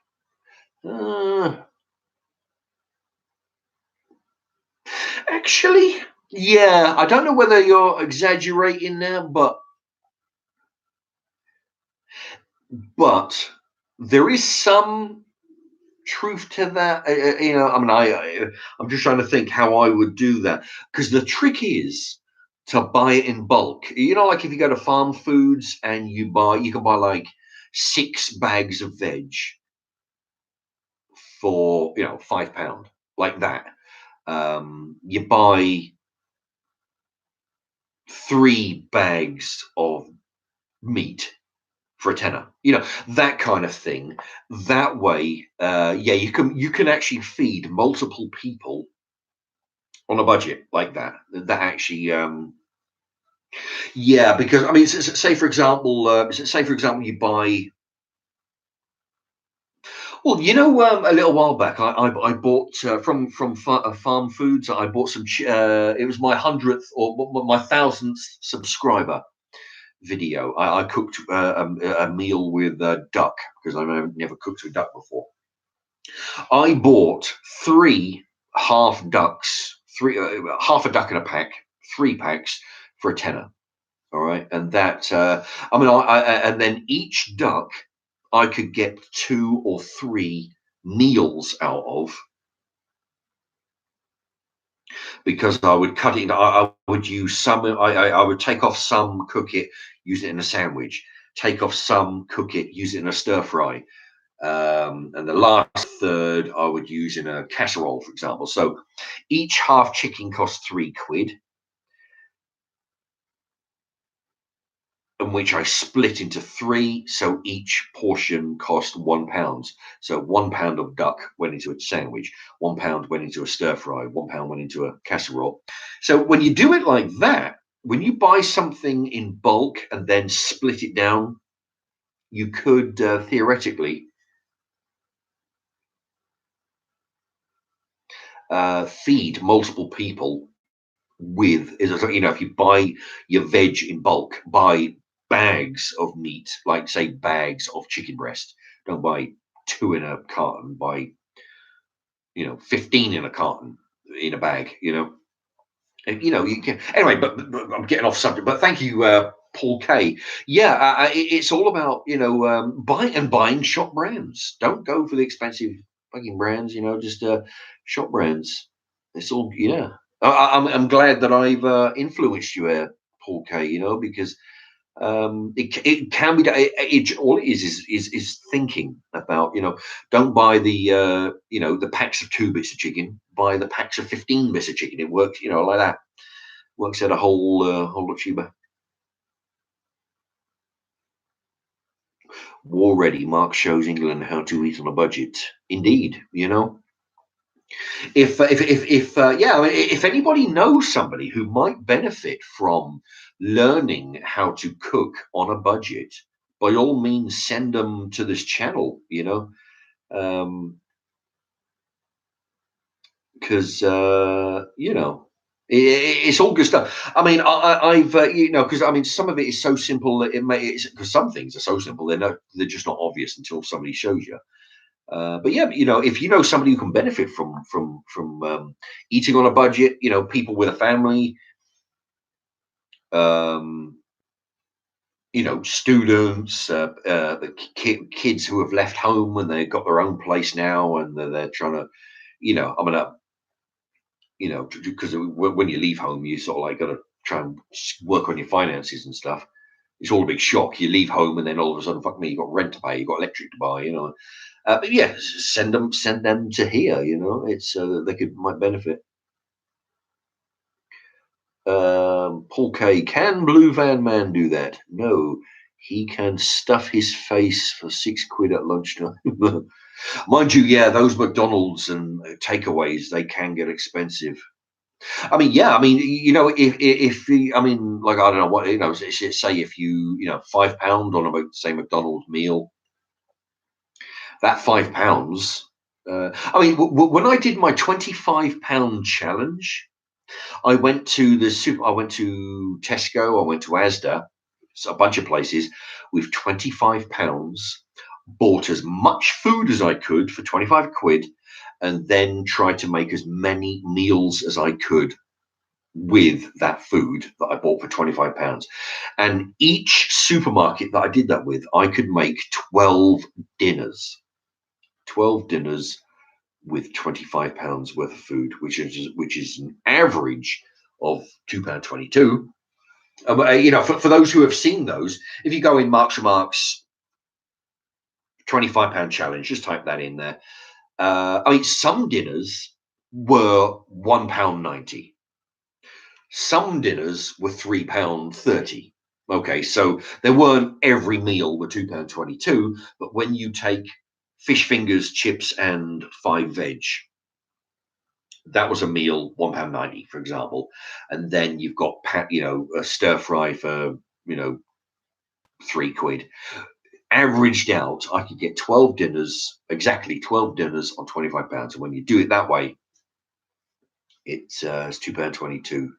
So, but I mean that's per meal, So that's not per day. That is 12 dinners. So if you eat 2 dinners a day, that'll work out for 6 days. One dinner a day works out for 12 days. But it's 12. I mean, I was eating proper adult-sized dinners. If you're cooking for a kid, you can cut that in half. So those 12 dinners turns into 24 dinners if you're feeding a kid. So £2.22 on a meal for me. If you're feeding a kid instead, that's £1.11 per meal for a kid. £1.11 for £1.11 for a meal for 24 meals. Anyway, so okay. Nope. Hello, it's frozen again. Shit. It looked like it's frozen.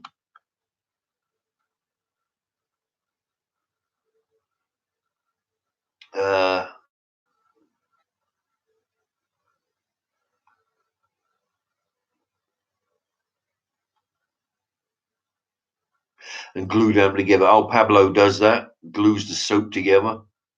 Yeah, beats.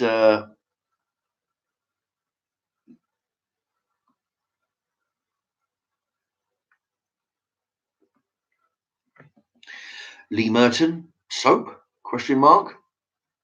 I just use shower gel. LOL. Yeah, I remember. I actually prefer soap. It's. I mean, shower gel's fine, but yeah. I mean, given the, I've used shower gel, but given the choice, I prefer,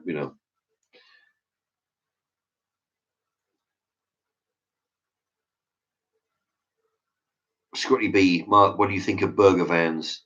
Yeah, they have their uses as long as they're clean and well maintained, and if they do quality food. Because I mean, if you go to Car Boots, for example, Car Boot sales, then you go to a burger van. I've had burgers from there, and you can taste immediately that they've bought the cheapest, crappiest burger they can find.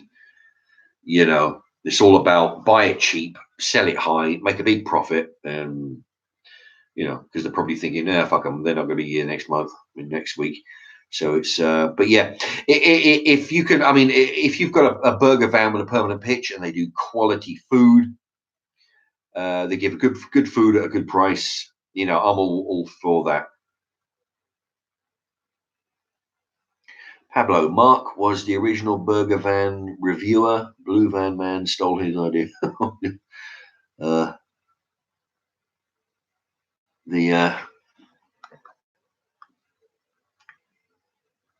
It's frozen again.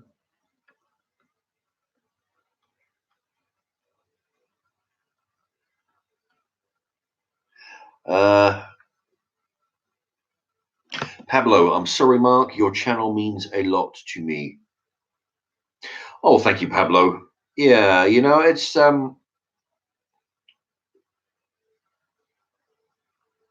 No, it's good that people like what I'm doing. It means that that's what you know. 'Cause if I see enough thumbs up on the videos, not that I'm what one of these that I need lots of thumbs up to get validated.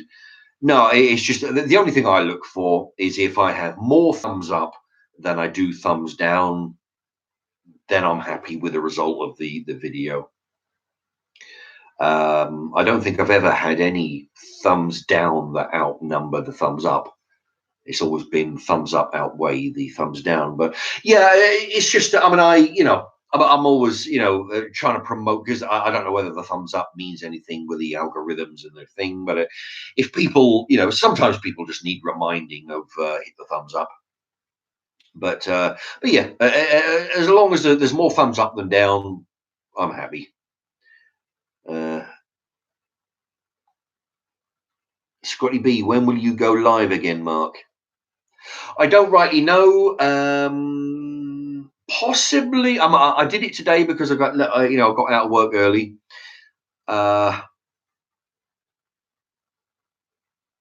what I'll do is I'm gonna go down to the P.O.BOX place on Saturday morning. And I'm gonna go up there and I'm gonna see if there's any mail. All right. So if you want to send any postcards or packages, get busy, because I'll go down there Saturday, and when I pick up the mail,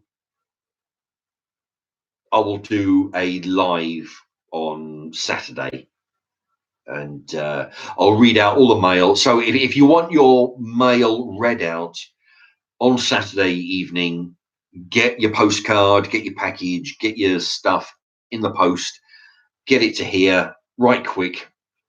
And then, because I'll be doing a live stream on Saturday, and everybody whose stuff gets received by Saturday afternoon from the PO place, they'll get the mention in the live stream. Okay, so that's Scotty B. So yeah, Scotty B. If you want to send a postcard, great, send that in, and today, yeah, tomorrow's Tuesday. Yeah, so I mean, if it's done tomorrow or even Wednesday, they don't get deliveries on Saturday, so it'll have to arrive there for Friday. All right, so tomorrow's Tuesday, Wednesday, Thursday, and it'll have to arrive Friday. So you've got like 3 days or something. Okay. But anyway, so yeah, so Saturday, so everybody send your stuff.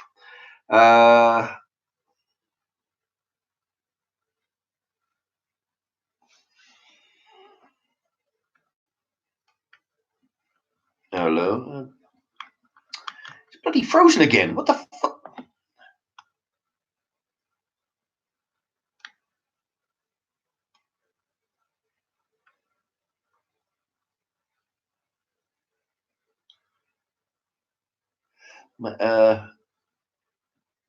Oh,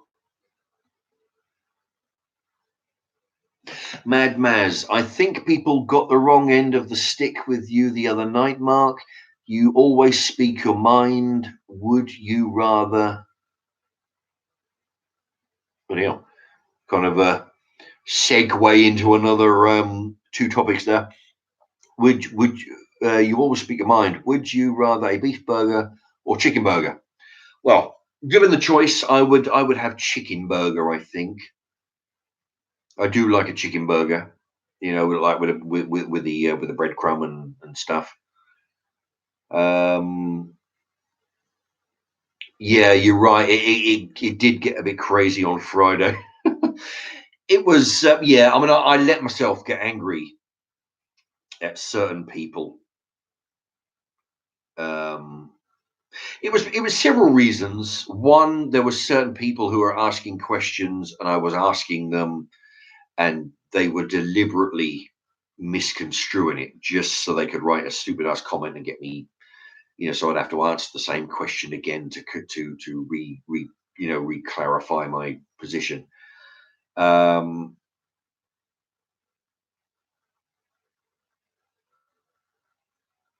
and yeah, and there was a lot of people who I've gone out of my way to answer questions for them, given them countless shout outs, which is what people seem to like, and then they start throwing, calling me Nazis and all this lot and say, oh, I never knew you were such a Nazi and I'm shocked at your disgusting behavior. I mean, these are people who are supposedly fans of the show, fans of the cooking. I go out of my way to include them in the channel with the shout outs and talking via live streams and stuff, and they do that. That's what pissed me off a lot. So I was losing my mind a little bit. But yeah, I'm over that now. Now I see. I've got Scotty B, and he's on the case, looking out for that kind of behaviour. Plus, now that I've seen how what the mistake I made by actually fueling that, by letting it get to me. And the trick is now I just, if I come across any of those, I'll just do my best to avoid those kind of questions. Pablo, I didn't like fizzy apple juice. I prefer still. Any advice on good apple juice? Well, actually, I don't drink apple juice that often. But I can tell you that I have drank a lot of cartoned fruit juice in the past. I've drank cartons of pineapple juice, apple juice, orange juice, whatever the hell else kind of juice. What I do like those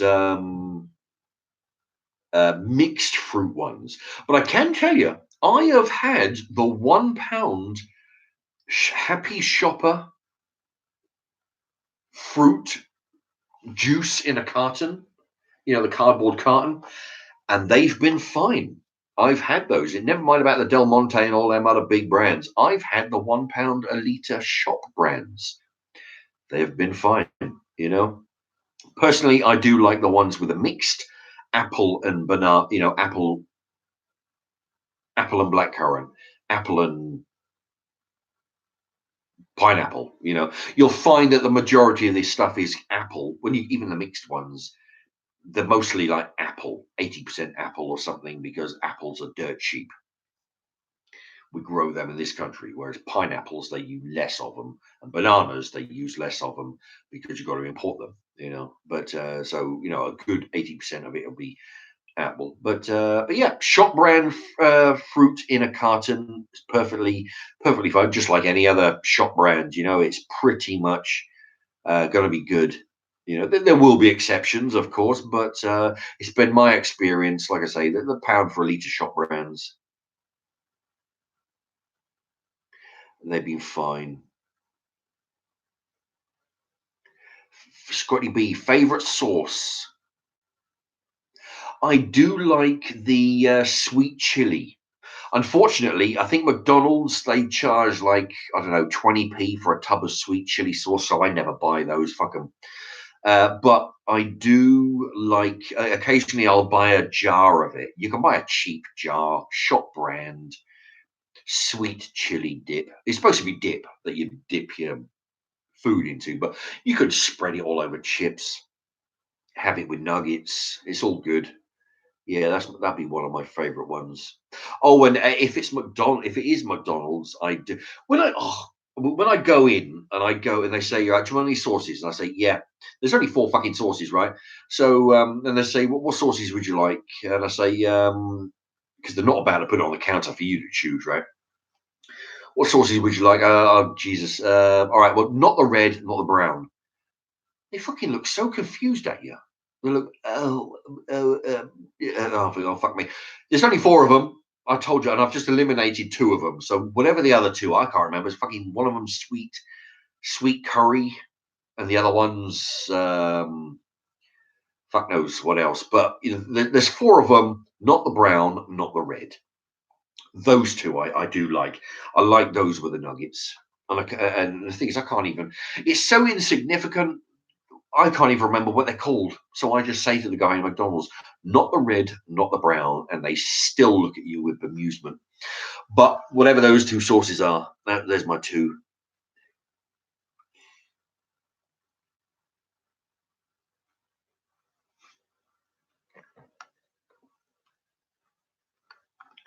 And it's frozen again. What the?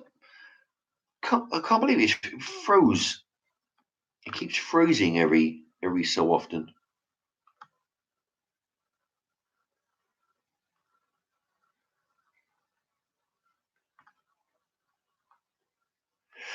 Uh, 25 viewers. You are consistently getting high numbers. Yeah, I'll tell you. Well, 25 is a good well, it's a pretty high number for my live streams. It's funny because when I load it, I can go into the high hundreds. A lot of people sort of catch up afterwards. But yeah, I'm yet to get into the hundreds as I'm talking. I tell you what, once I get into the high hundreds or even hundreds of people, it'll be hard to try and keep up with the messages. So even then, I'll have to sort of like hold it, answer a question, and then.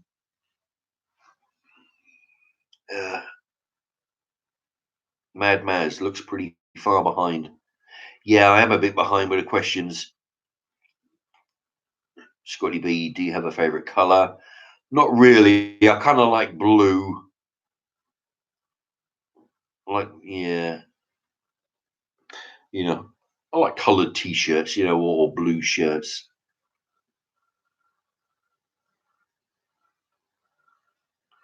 Pablo, thumbs up is the same as a thumbs down.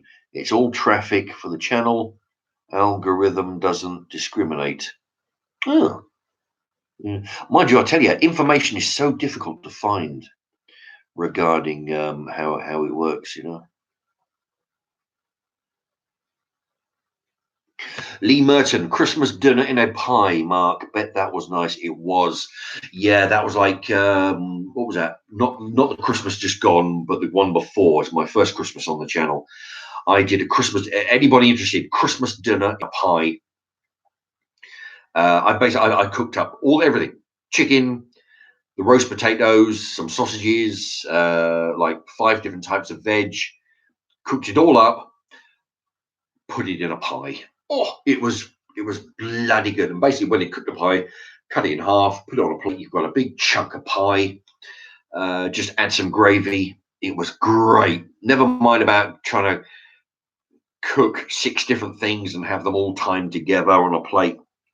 Now, screw that. Just cook everything at whatever time it cooks. It'll go cold anyway. Put it into pie. Cook it.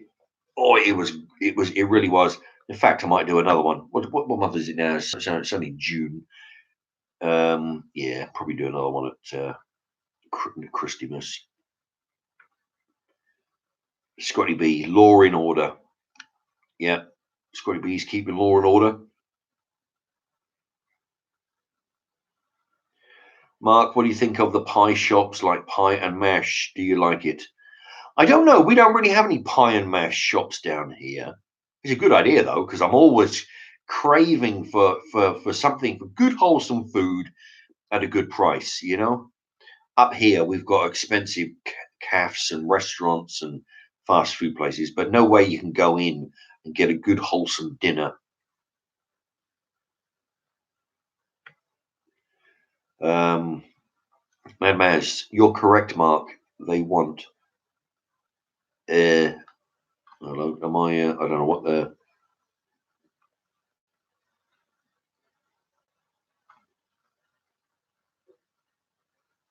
Oh, shit.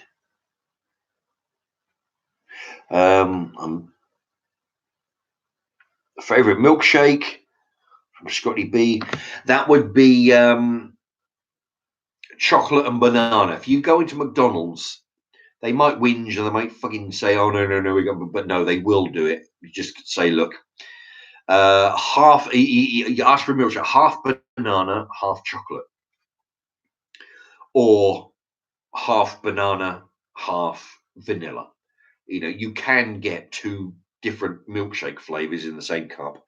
I like to do that when I get a milkshake. So chocolate and banana from McDonald's. Yeah, 2 flavors in 1 cup. Pablo says, "Thanks, Mark. That's tremendous." I'm not sure what that's thing is because I'm a bit bar. already. Mark, are you planning on retiring from work at a certain age? Well, that's the thing. I'll probably, like most people, have to work till I drop. Um,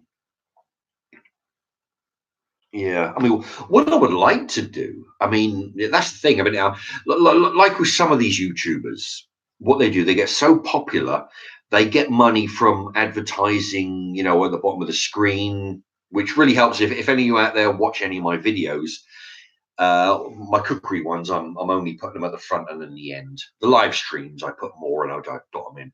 But if you let some of the videos, some of the adverts play, that helps the channel. And if I was to get into the once I get into, well, if ever I get to the high thousands of subscribers, and they're all doing that, all letting the ads go. I mean, if I could get not enough money where I'd have to quit, well, not enough money where I'd be able to quit work and do this full time. I don't think I'd want to do that because I want to leave the house at some point. But if that was to happen, I could do less days at the warehouse and put more effort into my videos. Because at the moment I'm having to do videos in the evening or before I start work or on the weekend, basically when I get some time.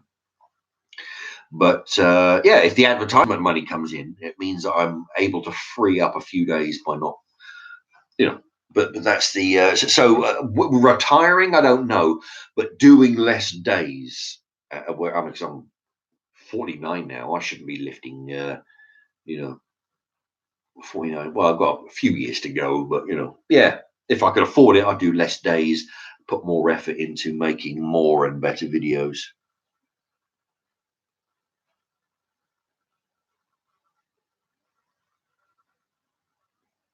Mad Maz, is co-op the best, Mark? I've recently just signed up on the co-op points, Mark. Is it worth it?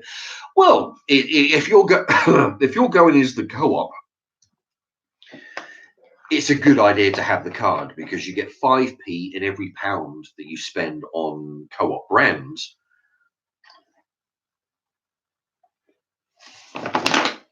So I mean, it adds up. If you're going there without it, you're not earning. But what the cheap bastards have done, as they started a few months ago. Say, for example, this. Well, I'm going to have to eat this soon. See that?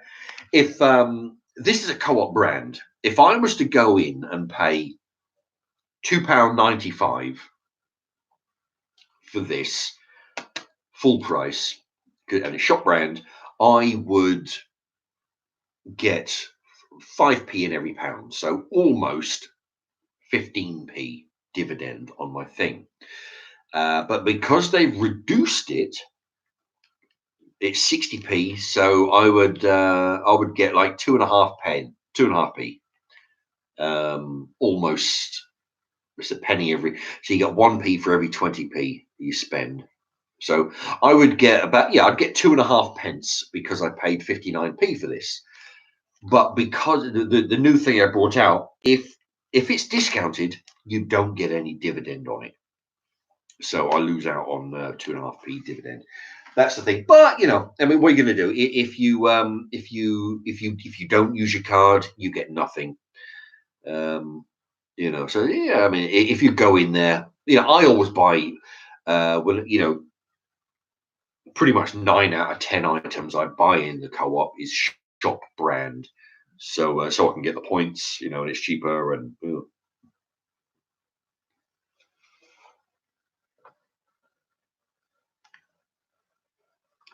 Ah, shit, lost it again. There you go. Yeah, I remember your name, Timothy R. Rutherford. There we go. He sent a few questions the other day. Sometimes I don't get to the questions because they come in the night and I've got to run out of work or whatever. Is the McDonald's fish fillet of fish like the fish finger sandwich? Well, it's the same sort of thing, only the fish fillet is a square. Fish fingers, or you mentioned on one of your comments that you sent me, you're from America, so you would call them fish sticks, I believe. We call them fish fingers. Um, But yeah, it's the same sort of thing. Instead of a fish finger sandwich where you put 2 or 3 fish fingers in a sandwich, it's the same sort of thing. Breaded fish. So a fish fillet is the same sort of thing as a fish finger. Anyway, message for Timothy R. Rutherford from America. If that's seen as you're new, I actually one of my comments when I wrote to you, I try to point you toward the one of the videos where I've got a. If you have any American sources that you want to send all the way over here to England, any American sources from, because you have a wide variety of restaurants. I mean, you got Hooters, which I don't know if there's a Hooters near you, but Hooters, Taco Bell, um, uh, uh, Wendy's. We don't have any of those. Even McDonald's, Burger King, with different sauces than what we might have. If you fancy sending a few sample sachets that you might get from there, please go ahead, send them to me. I will give you a shout out, a special shout out to anybody who sends stuff. And if you do, there's the address, and anybody else who's living abroad. Yeah, because I mean, the Americans have got so much variety in their takeouts. You've only got to watch the American shows, and they got so, Anyway, but yeah, I would love to receive, if you're of a mind, if you're of a mind to go as far as to post some stuff. Yeah, it'd be great to receive any samples like that, and I'll review them and see what I think if you fancy. But the options there, you being one of the few foreign people, because most of them I got 98% English viewers. I've got about 1.7 or something American viewers. So you're one of the Americans, as you mentioned, you're American. Anyway, it's there. Uh, okay. No, that'd be great. Peter B. Barbecue curry. Yeah, from McDonald's. Yeah, it's something curry, sweet curry, something curry. I do like those. Yeah, not the brown, not the red, but the other two. Something curry.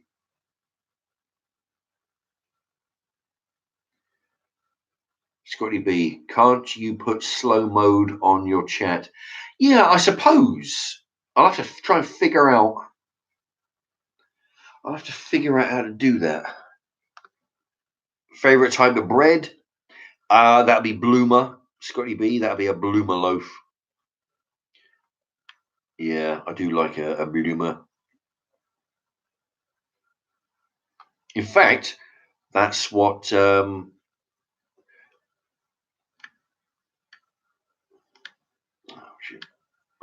Mr. Rutherford was asking about. One of my videos, the word bloomer wasn't clear, so I wrote to him. It was bloomer loaf. Yeah, it's a kind of a soft bread.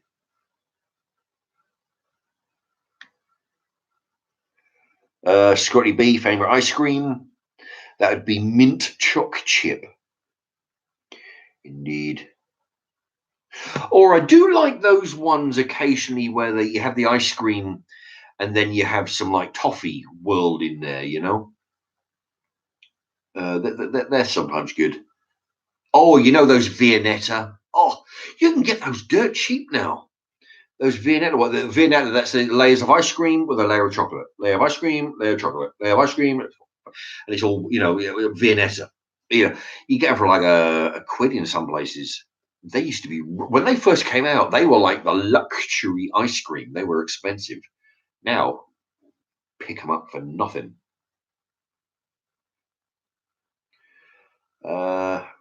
Ben Varley, Mark, what tattoos do you have? Show and explain the meanings, please.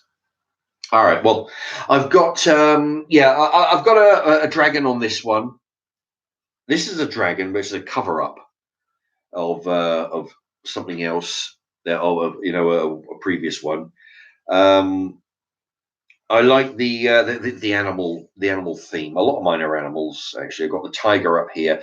Let me see the tiger. The snake. That was my very first one. I want to eventually get that added to. Then the tiger with the jungle. So a lot of them are just animals that I liked. That one is you have to hold that up to a mirror to read this.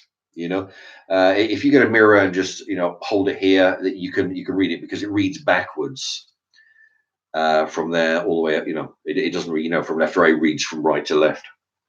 So if you hold it up to a mirror, you can actually read it. I got this when a bunch of you will know that I've done 5. I've been to Spain 3 times and run with the bulls 5 times. I've done that in San Sebastian in Spain. And what I did before I went on my very first bull run, I went in a book. I found this in a book.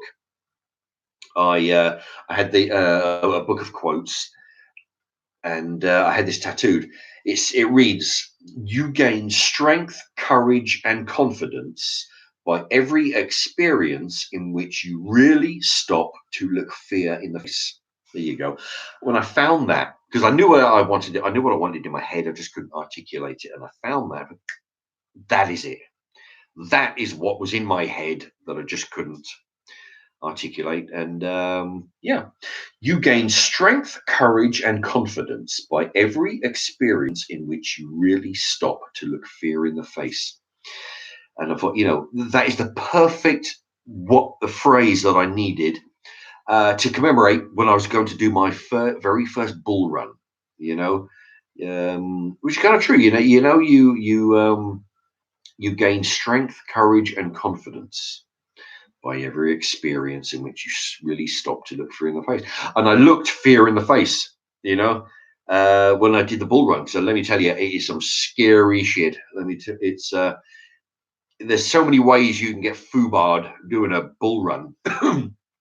You're in a street with hundreds of people, and you can get trampled to death by them. You've got 12 head of cattle running.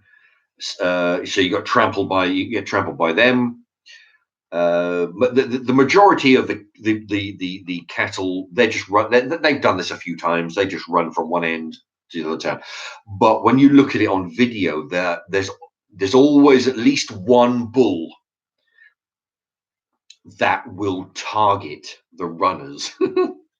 You've got people running left and right, and when he sees somebody, you can actually see them. He will move left and right. He won't just run straight through the street.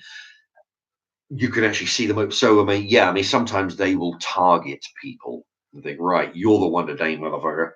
You're the one.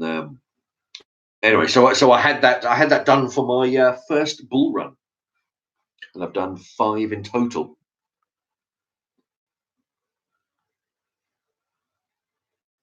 How was that drink tasty? Well, it was kind of a bit flat. Yeah.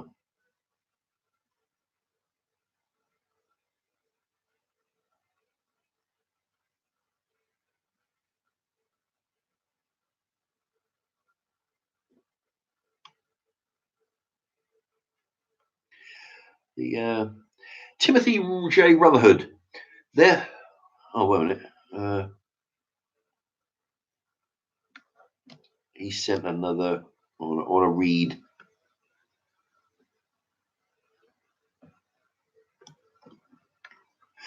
Timothy J. Rutherford. Mark, I am self-proclaimed wannabe Anglophile. I will critically take your request into request. I will critically take your request into request, but I have to make more money for shipments. Oh, I have to make some money for shipments. I have to make more money for. Oh, okay. Well, yeah. I mean, I guess, for postage, I guess. Okay. Well, it's just,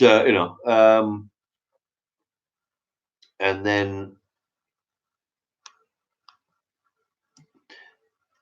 therefore,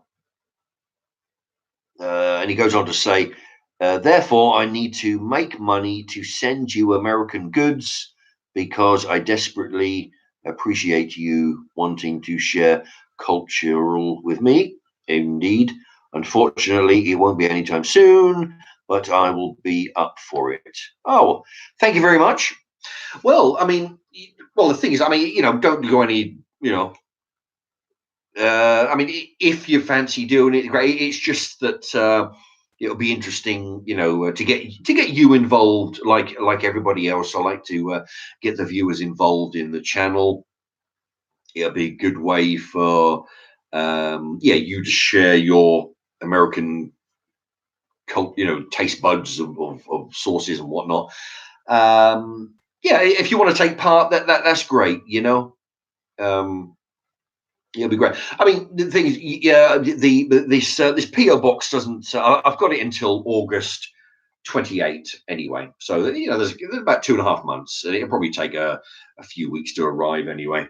Okay, but yeah, if you want to give it a go, by all means, it'll be interesting to see what flavors that you have in America. I would imagine I mean, if I mean, I've been to America. I've been to Boston, Massachusetts for a month, and the thing that struck me when I went there was the sheer, not one of the things that struck me was the abundance of different flavored stuff. I mean, even chewing gum. Fuck me, you had everything from, I mean, this is back in the 80s when I went there. Well, yeah, mid 80s, because I was about 16. Yeah, I mean, watermelon, chewing gum. We had nothing like that. We had like 4 flavors of chewing gum. That's all we had, and you got like 30 odd. Every fruit you can imagine was stuffed into a chewing gum. Yeah, and the amount of chocolate bars you had. So it'd just be interesting to see what you have. That's all. And in fact, if you know any of your, actually, if you get together, you say that the postage might be a problem. Get together with a couple of your work pals, or a couple of your little buddies. Everybody throw something in the bag, split the postage between you. I'll give all of you shout outs. Just write your name, whatever, all of you write your names in there. And I'll shout out to everybody. That way it will work out cheaper for you. Because I don't know how much something would cost from America, but I would imagine it'd be a few quid or bucks. But yeah, get your little pals to jump in with you, and you all get shout outs. If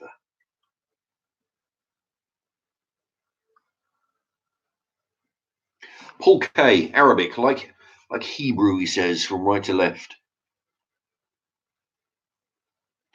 Mad Maz, do you make good money from YouTube, Mark? No, I don't.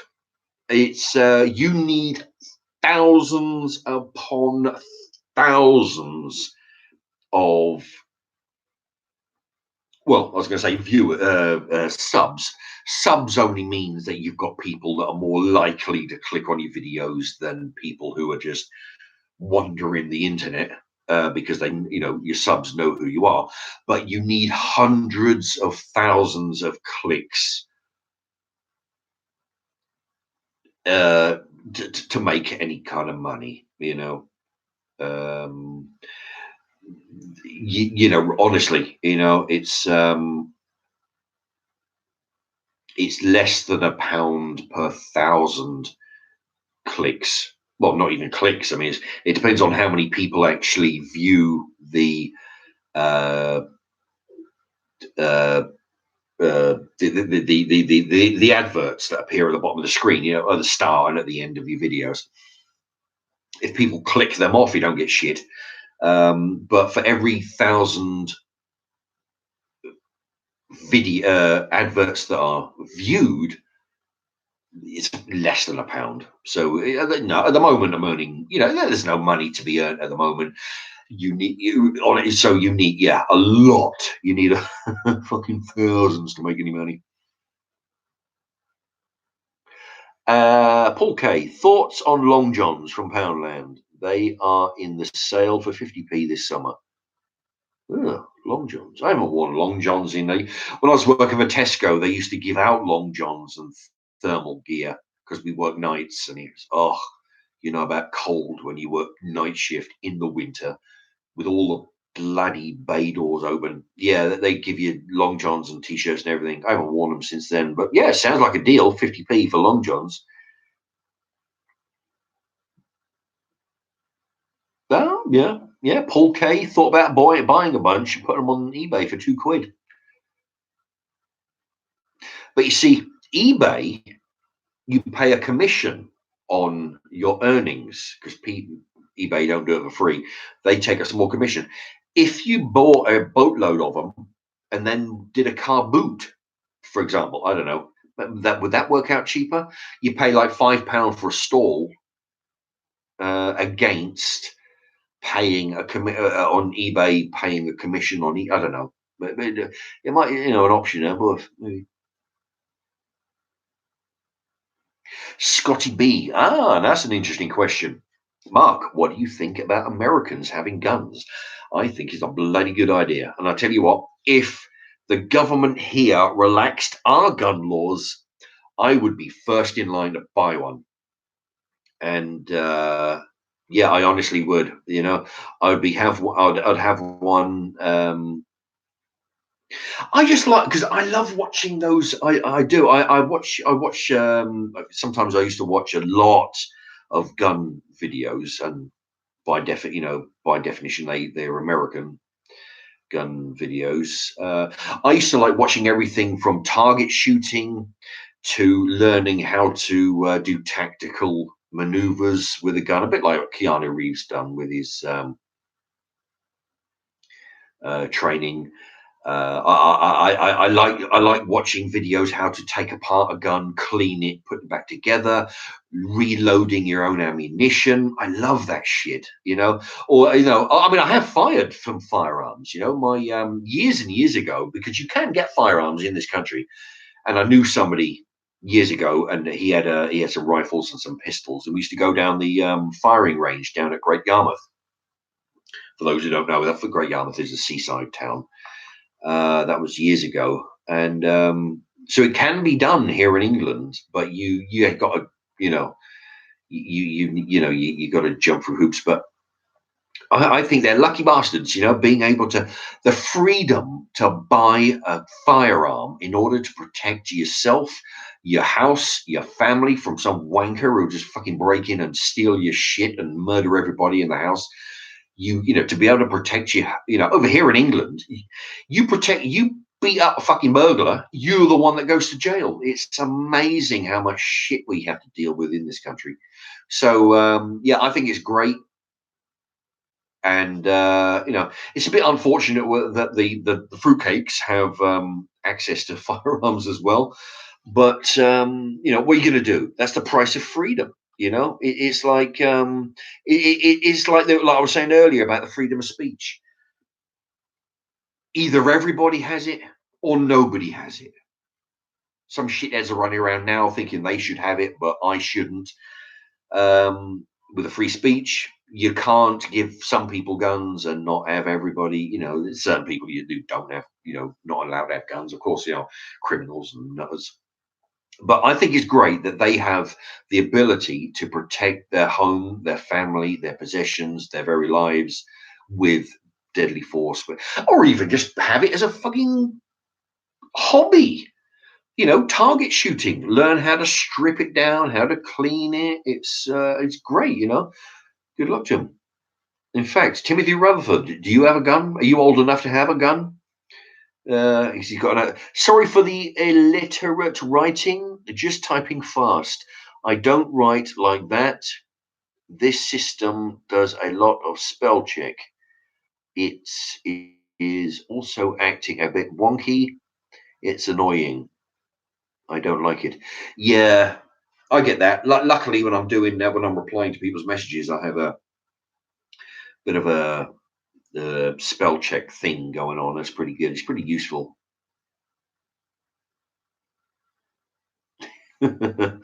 Paul Paul K. Car boot, is it? I just need a car.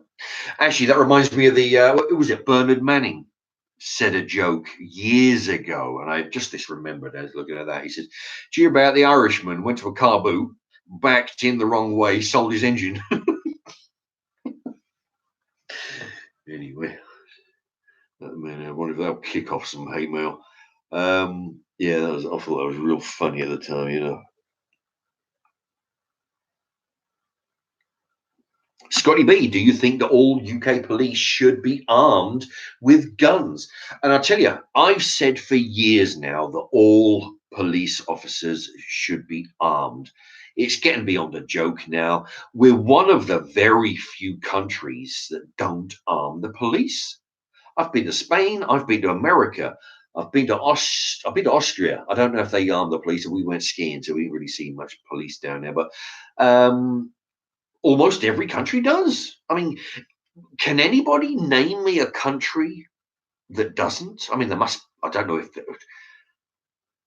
I'm guessing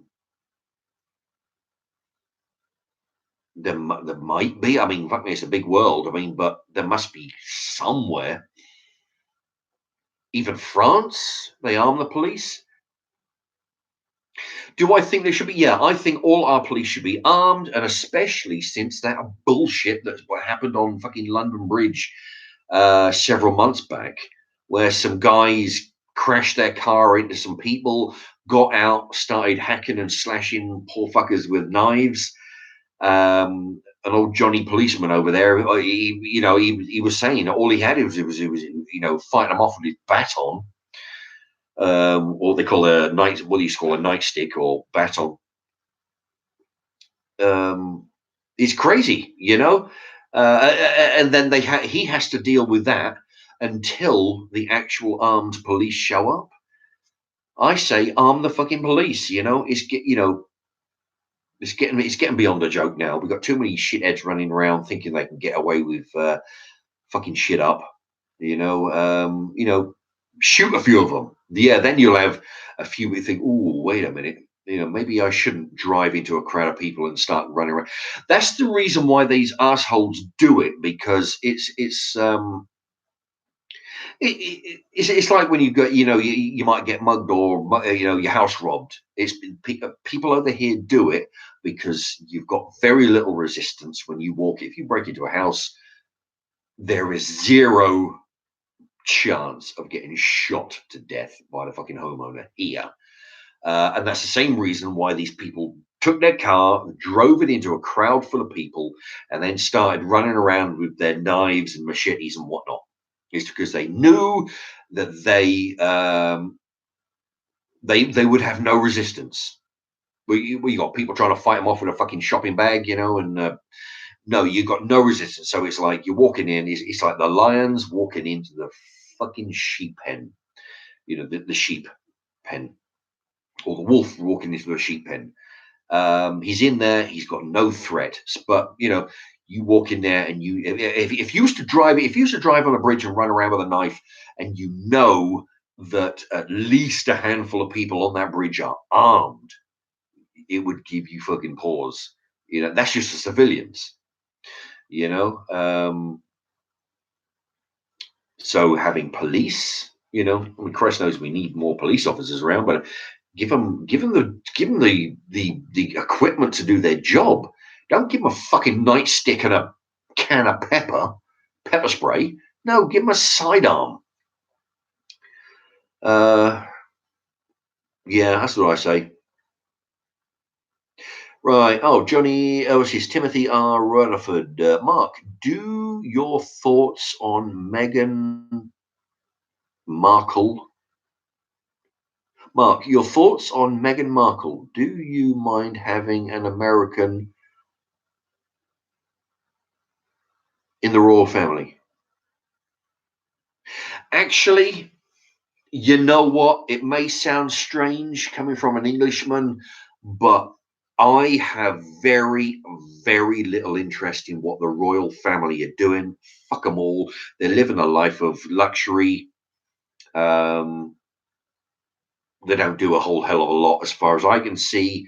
Meghan Markle, I'm not exactly certain Meghan. She's not that one that married that ginger royal, is she? Or I don't know. I'm not exactly sure. Meghan Markle. I don't know exactly who that is. It's not the one that married the ginger one. Tell you the truth, I know the Americans think the royal family are great. They love that shit. Personally, I haven't got the time of day for them. It's funny. Again, another memory just popped into my head from when I was a kid. I actually went to London with my brother.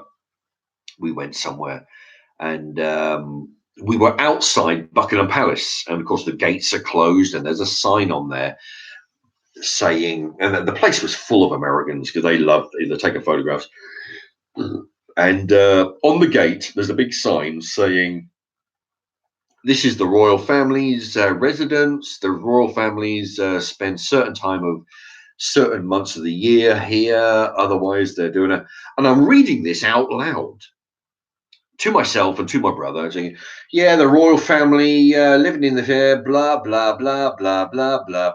And they thought some American tourists were next to me, and I wasn't doing it for them or anything, but they thought it was right funny.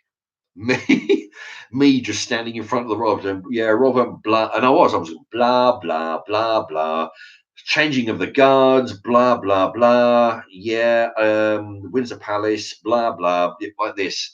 Yeah, that they thought that was hilarious. I don't know, an Englishman fucking making fun of the royal, you know.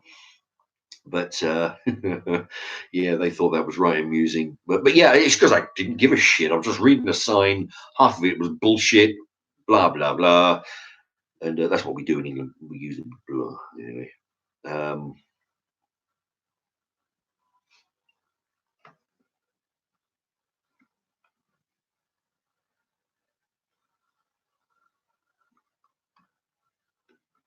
Chester, in Chester, it's illegal to shoot a Welsh person with a bow and arrow inside city walls after midnight. In Hereford, you may not shoot a Welsh person on Sunday with a crossbow in the cathedral close. Man, I used to have a bow and arrow. I used to take it up the field, shoot my targets. Oh, it's good fun. Let's see. Well, can I have Will Goodison? Can I have a shout out, Mark? Yes, you may. Hello to Will Goodison. Thank you for joining the channel. Don't forget, hit that thumbs up there, Will Goodison. Seems you've just joined us, I think.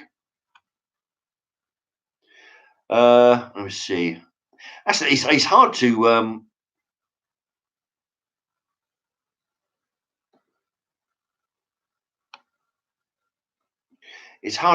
move this without skipping.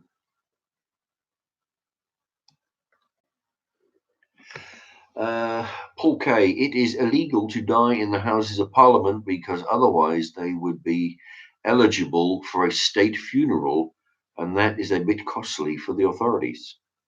Yeah, I wouldn't put it past them, you know.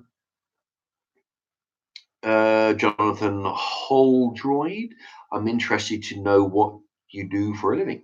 Well, I work in a warehouse, humping, like when people order stuff on the internet.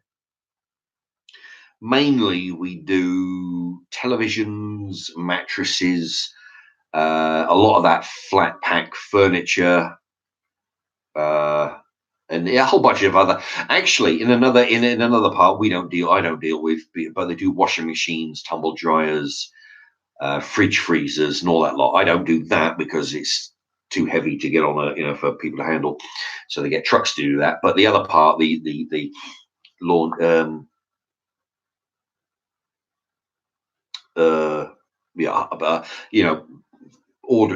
Picking orders of televisions, flat pack, and furniture and tellies and stuff. Timothy J. Rutherford. rolling the R's there. Rutherford. A bit tired. I couldn't do that properly. Right. It's funny. It's funny. I hear if you are curious about UK, you shouldn't go to London because it's not intended for tourists. I don't know. Well, I mean, I haven't been to London in a lot of years,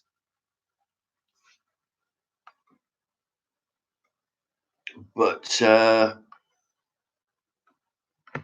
when I went, it was dedicated for the tourists because there's a lot of places that sell tourist crap. Basically anything with a Union Jack on it, or like tea towels with a picture of a London Bridge on it, tea towel, or anything with the Houses of Parliament on it. Big Ben printed on it. Any London buses, they're popular for stuff to have printed on them. But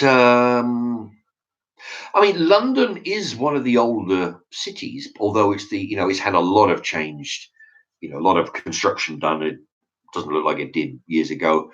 Lewis, I've lost your question now.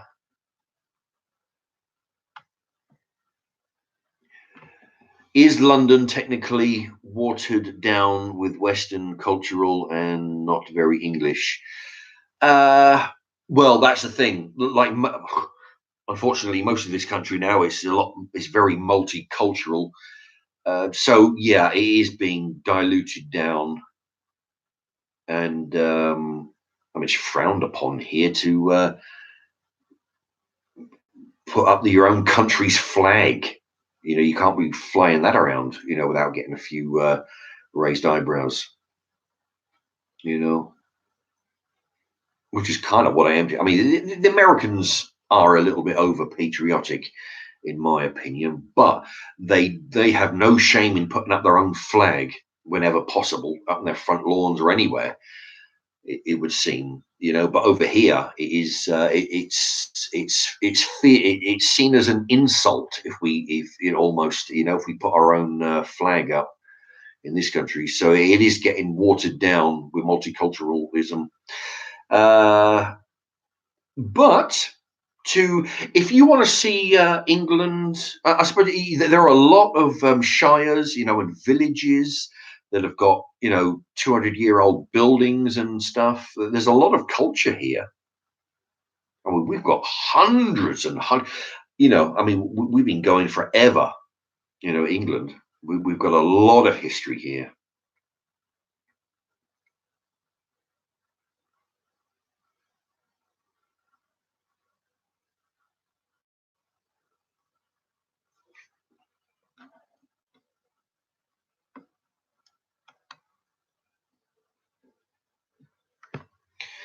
Yeah, Scotty B. Mark, what do you think about the UK farmer who shot the two robbers for breaking into his barn? He got arrested. What do you think about this? It happened to a couple. It happened. This happened a couple of years ago. Well, actually, I'm thinking it happened a lot. The one I'm thinking of was a lot of years ago. Whereas there was these two fucking shitheads who had the criminal record a mile long, right? They broke into this guy's house or barn or farm, right? And he shot them, or shot one of them, killed him, and he got arrested. Like the fucking wankers we've got running this country, they'll arrest the guy for trying to protect himself and his property. The trouble was, I mean, I've got no problem. I think he did the right thing by shooting. A burglar breaks it. How do you know that? See, the thing is, the people that break into your house, you don't know whether they're going to rob you or beat you to death. Who the fuck knows? So he took it upon himself to kill one of them.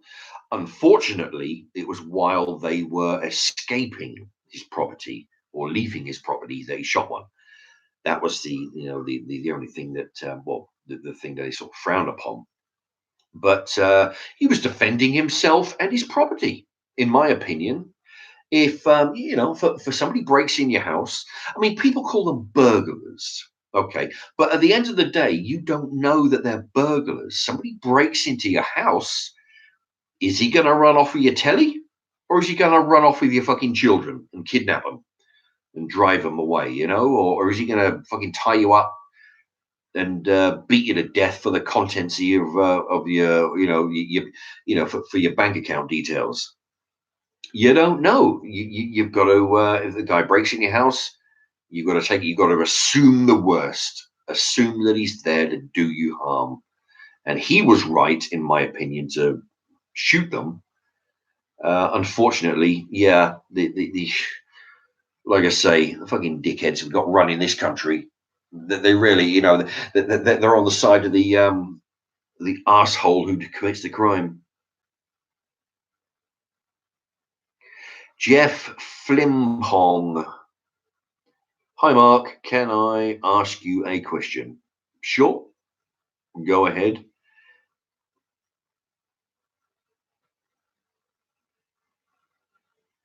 Paul K. Scotty B. Well, Paul K. Scotty B. I was talking to Scotty B. The murder rate in America is far higher than in the UK. Do the math. Or maths. I think it should be mathematics. Yeah, okay. Well, on the one hand, you could say yes, because the population is higher, so calculating the percentages, you could say. But on the other hand, yes, the murder rate would be higher in America. I think you're probably referring to the fact that they have access to firearms. But you see, statistics can be misleading. It depends on who's putting out the report. You see, the thing is, when they talk about gun murders, right? Well, you say the word murder there. When they say gun murders, depending on whose report you listen to, gun murders can be somebody walking into a shop or a business and killing 20 of his co-workers. They also figure into that number police officers who shoot and kill somebody. They also take into that number self-inflicted gunshot wounds, suicides. They also take into that number somebody breaks into your house and the house owner shoots and kills that intruder. So when they bring out the statistics for murder, you've got all these other things involved in it: self-inflicted, police officers, some madman going around town shooting up the place, accidental discharge of a firearm and they end up killing themselves or something. It's not just murder; it's every death. So when somebody wants to hype up the murder rate, they include all the policemen, all the murder, all the self-inflicted, all the suicides, all the accidents. They bump that up and say, "Oh, look at the murder rate; it's sky high." Well, yeah, it would look like that, but when you break it down, again, depending on who's giving out the statistics, because everybody who puts out a statistic is trying to make their own argument look good. If you were to take the police officers on their own, the number of police officer shootings, how many times they kill somebody in the year, would be a small percentage of that overall figure. If you only take in the fact that somebody walks into a bank and starts shooting people, that is a small number. If you take into account the suicides, that is a very small number of well, relatively speaking, a small number. If you look at the accidental, somebody's cleaning their gun, somebody's 5-year-old gets hold of the gun by mistake and starts doing a fucking cowboy and Indians around the house, accidentally shoots somebody. You take these individual shootings scenarios, they are relatively small. You combine them and then you get a very high, what they call murder rate, but it's just deaths by gun, in my opinion. So yeah, you break them down, they're actually relatively small, but you add them together and you've got you've got thousands and thousands of gun deaths. But when you look at the reasons for those gun deaths, if you got, a suicide, you wouldn't call that murdering somebody, or accidental, you wouldn't call that murdering somebody by accidentally shooting yourself while you're stupid enough to clean your gun while loaded. But they lump it all into one. It makes the murder rate look mad. But break it down into its individual components, they would be quite small, in my humble opinion.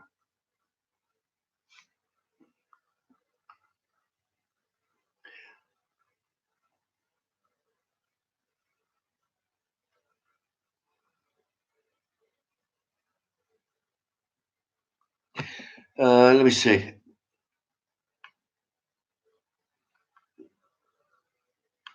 Yeah, got another one. Timothy.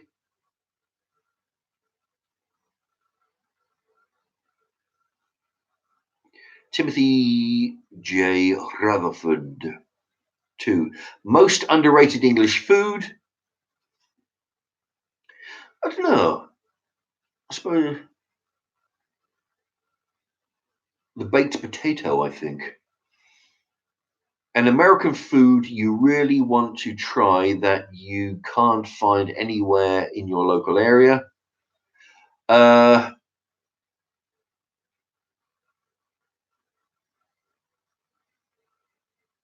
I don't know. Some of those, some of your McDonald's menu I've seen on there where they have they seem to have a wider variety of food in McDonald's. Things like that. So, like that's what I'd like to try. Our menus are shit. Uh, what is it that you would like me to send you to try when I get a chance? Okay, well, what the idea is something that, very small, very light, something you can pack a lot of them into an envelope. So, which is why I'm thinking, like those when you go into fast food places, McDonald's, Burger King, in your case, Taco Bell, Hooters, Wendy's, Jack in the Box, any of those places, they give away those little sachets of sauces that you can dink your chips or French fries in. Those little sachets of little flavored sauces. That's what that's what I'm looking at. They're very light. They're very easy to get hold. That's why I'm looking at those. They're very light, easy to get hold of. Then the vast majority of the places they would be free because they hand them out with their meals.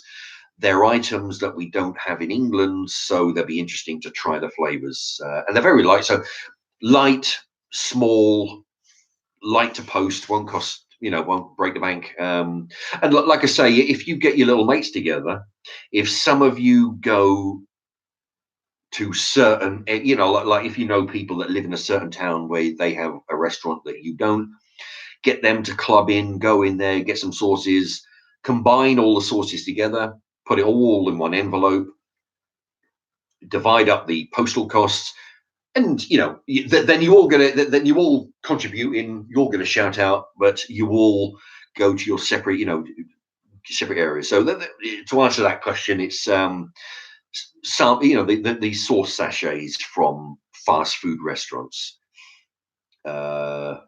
We have Domino's pizza here, but they only really give us the what's that shit that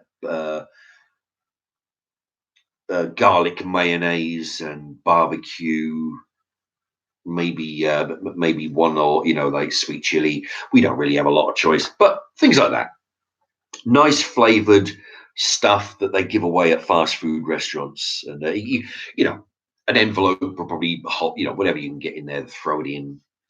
And anyway, that's the idea.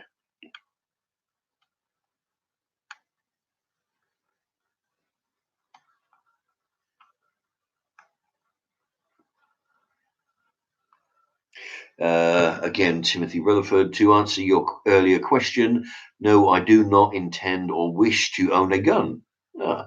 scared the fook out of those things.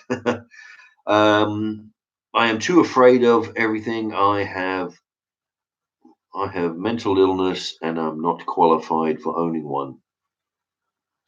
Yeah, that would I would imagine. Well, that's the thing. There's different degrees of mental illness, you know, which from what I've seen is a bit of a topic as well. Who should get the guns? Yeah, but I tell you, I would. Yeah.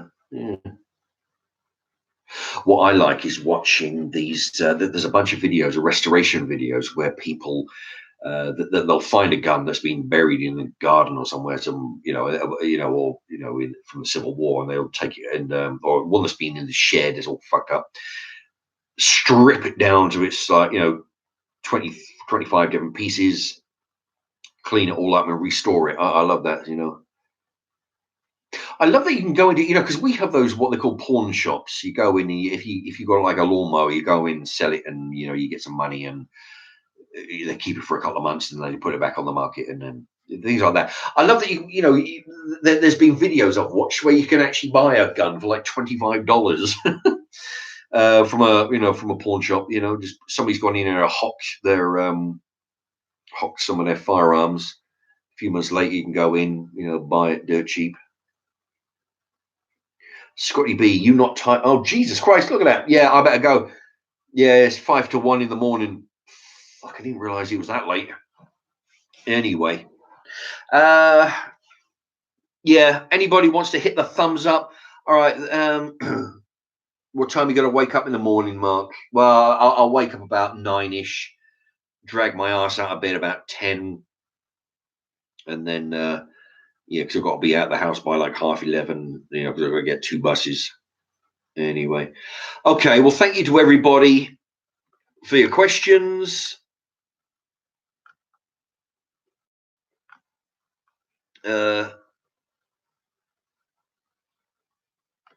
Okay, I'm gonna. Man, I was. Okay. Yeah. Anybody want to send stuff? By the way, if you send it right quick, I'm not talking to Mr. Rutherford there, but you've got a couple of months. But anybody else who wants who wants to get their thing shouted out on this weekend, get your envelopes, get your scrap bits of paper with a postcard on it. Send them right quick. I'm going to go Saturday morning down the place. I'm going to pick them up, do a shout out on the live stream on Saturday. Yeah, anybody else going abroad, get some sachets of sauces and bullshit like that. What else? Yeah, thank you to Peter B, Scott Morgan for their donations. I will use your money to buy some oh, I'm so tired. Dried mealworms are in your name. Anyway, so but yeah, they were only today. But if anybody wants to do it next time round to contribute, that's great. Or even send it by post, it'd be a bit more expensive. But no, you can just. But some people, if they donate there, it'll be cheaper. You get more mealworms for the money. Okay, yeah.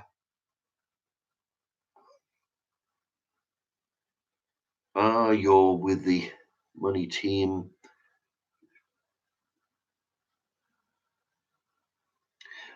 People. All right. People arguing amongst themselves again. Let me see. Forward to the next week. Yeah, it'll be. It should be this Saturday. So hopefully I'll have more people who give shout outs to. And let me see. Yeah, last chance to hit the thumbs up. Jesus Christ. 4 hours, 38 minutes. You see, that's the thing, because I've got to move the screen over. I have no idea what the clock is saying, but then I have to move it over to see all the comments. 4 hours, coming up to 4 hours and 39 minutes is coming up. Okay. Anyway, thanks everybody, and I'll see you next time.